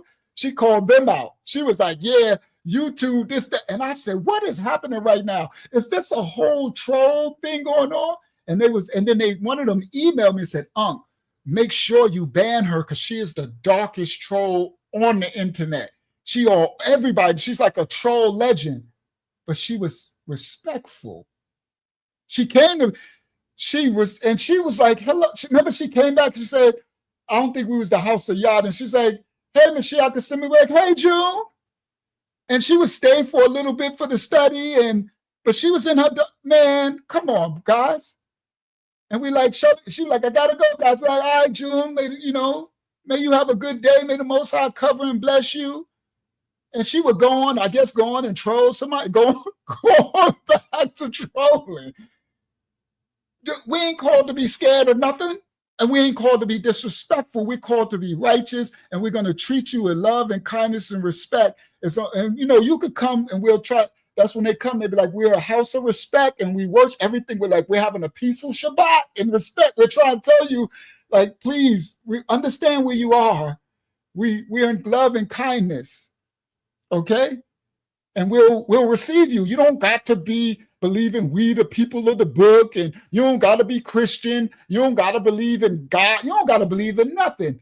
As long as you being respectful and you respect that we're righteous and we're trying to be righteous. We're striving to live a righteous life, and we respect you and we want the best for you, and may you have a blessed life and you know what I mean? And you see that and you're like, okay, these people are not dark. And I'm going to take my darkness, y'all have a good night. And I'm going to take my darkness somewhere else. And we'll say, okay, you have a good, right? Maybe try to walk in the light, right? Try to seek righteousness. And they might say, nah, I'm good. Right? You're like, okay. And that's it.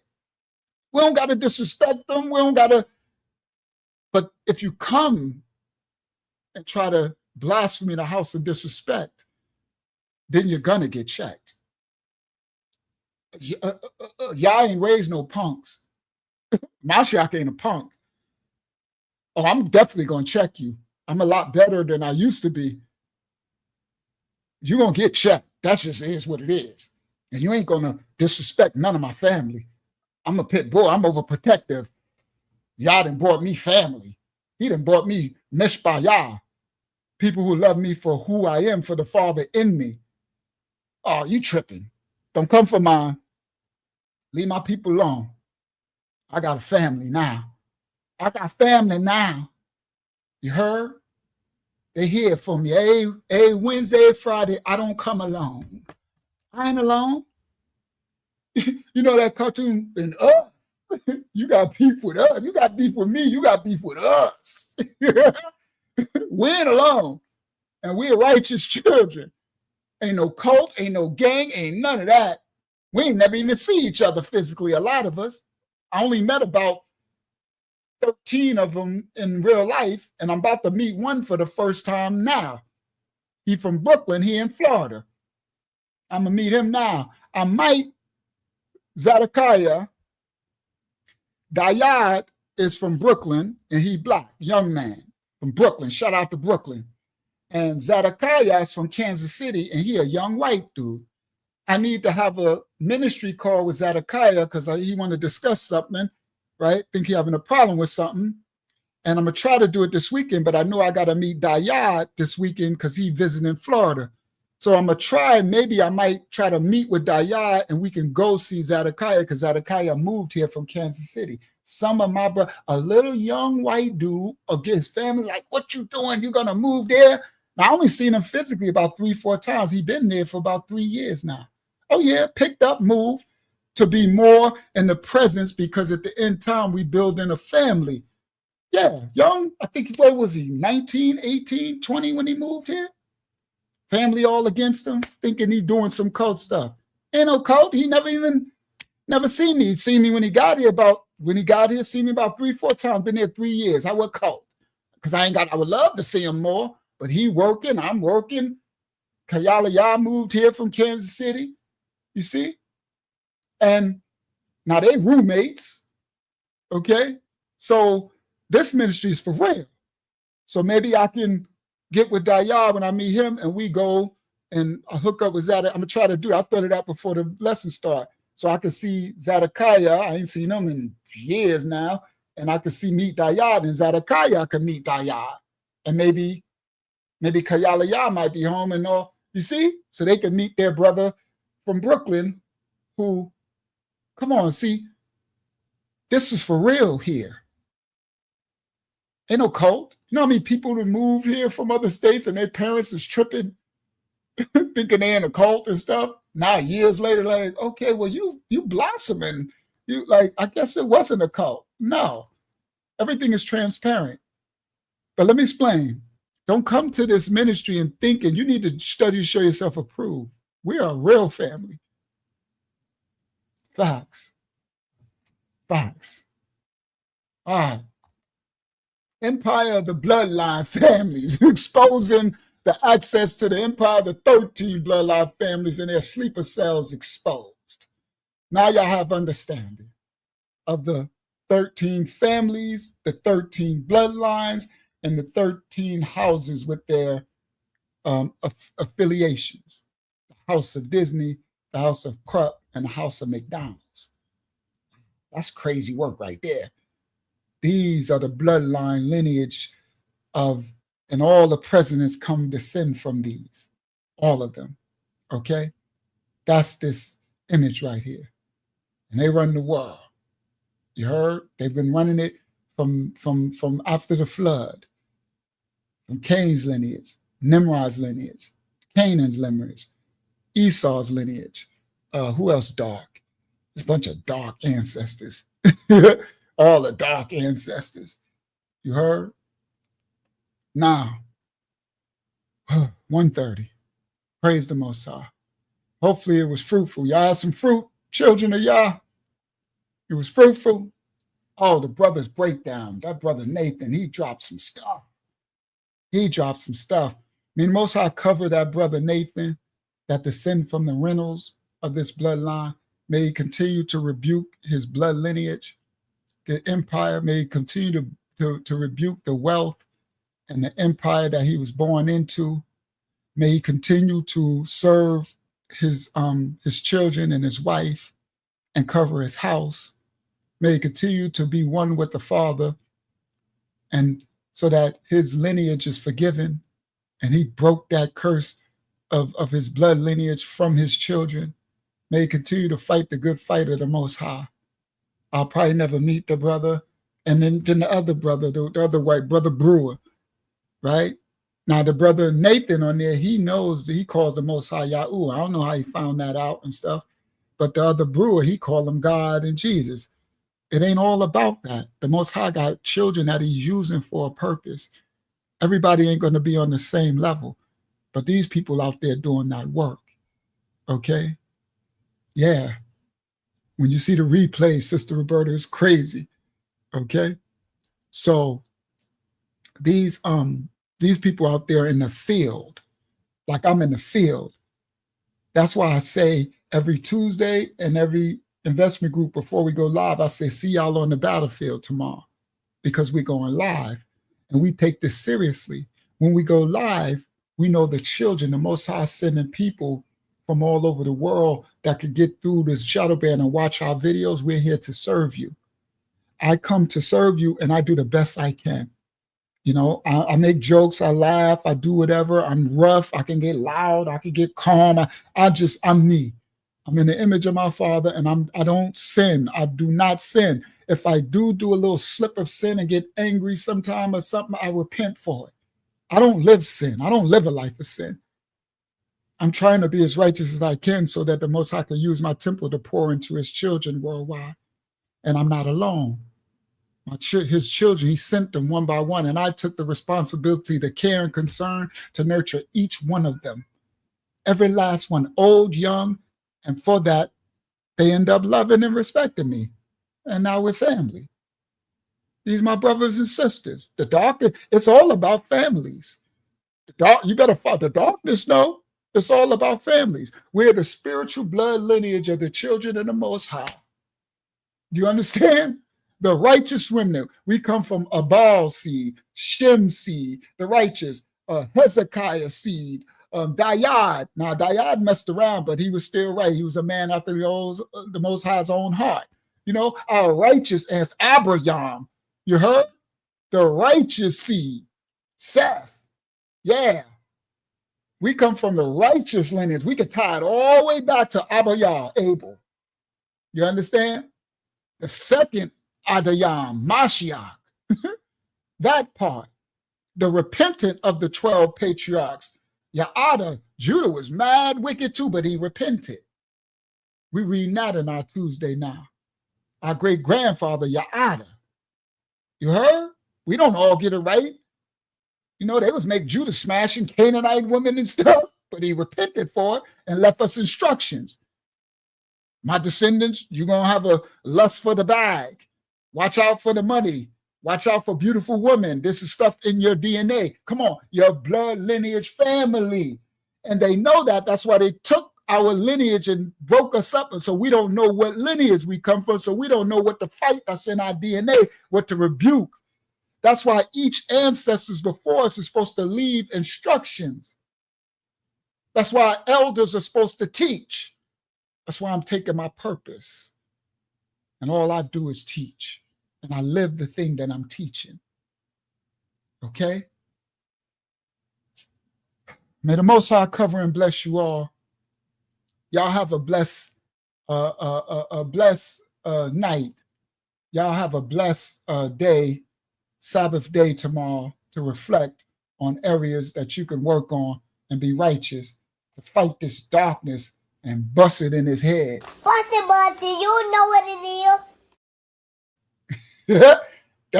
That's what y'all tell that darkness. Y'all tell it. Bust it, you know what it is. Y'all go forth tomorrow. Y'all tell the darkness in your life as you reflect on the areas you work on during the week and you fell short and you like, you know what? I repent for that little mistake I made. I repent. Darkness, you will not have no authority over me. Eve and Jezebel and all that Manasseh, all these wicked ancestors, I rebuke you. Bust it, you know what it is. That's what you tell that darkness, right? You go, you say, darkness. Somebody done told you wrong, punk. It's on. That's what you tell the darkness. The next time that sin from your ancestors, maybe it's alcohol, maybe it's fornication, maybe it's drugs, maybe something something that you battling with in your life that you inherited through your bloodline family. You know what I mean? You say silence, punk. You call it a punk. You tell those demons who be in your ear, trying to tell you, go, come on, man. You know you want that blunt. Come on, man. You know you want that. Come on, that girl ain't this. That girl ain't that. You tell him. Silence. Pie. Facts. Give y'all something to fight with. You will not influence me. I am my own person. I am a strong black woman. That's sisters. That's what you tell the dog. Tell Eve. Eve sinned and all that. Come on, sisters. You be like, listen, I know y'all want me to, to show my boobs and cover myself. You tell those sins of your ancestors, sisters, your black sisters. You will not influence me. I am my own person. I am a strong black woman. That little girl tricked me out every time. Oh, man, let's close out with a laugh. The Most High got our back, guys. He going to pour out this truth at the end time. Wanna do it? Yay, will. Yay, will. Every time. I love you all. Thank you, Hakiyama, for your assistance tonight. Thank you, Taj Balayah, for coming in. May you get me the Most High cover and bless you in your rest, King, and your healing from your surgery. Thank you, Yasha Yaha and Ahava Yah, for your covering of the house. Thank you, Yasha, for the prayer. Thank you, House of Yah. I love you all for covering your new brothers and sisters as they find us and come. May the Most High cover you all. May the fruit of this lesson pour over you. May you watch your back and get understanding. We continue. We live again Wednesday, Eastern Standard Time, 8 p.m. Everybody else, y'all already know our time. See y'all on the Tuesday study. I don't know. I might do the 25 to Life Monday. I'm not sure.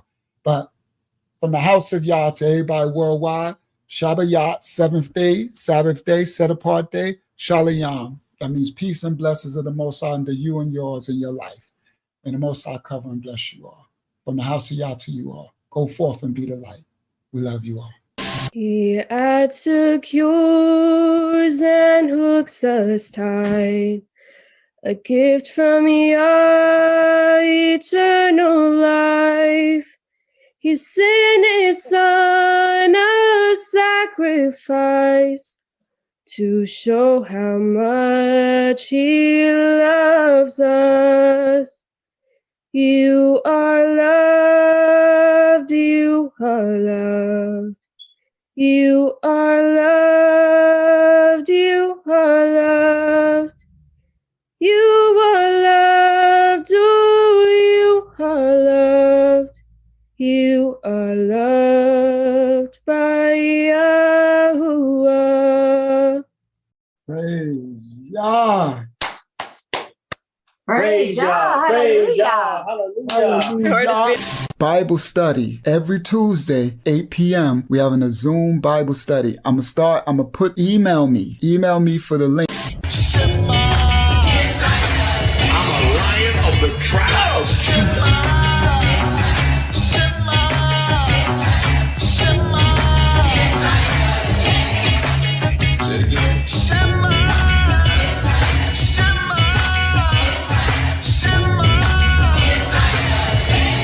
Precious chosen people of the Most High.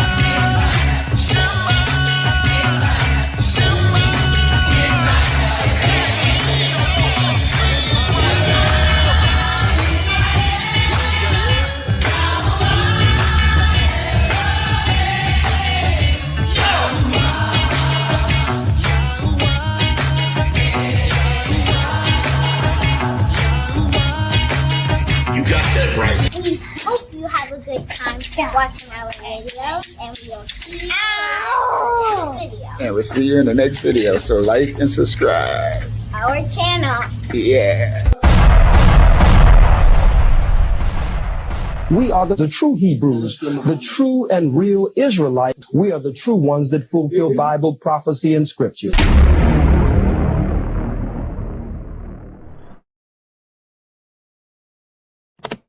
He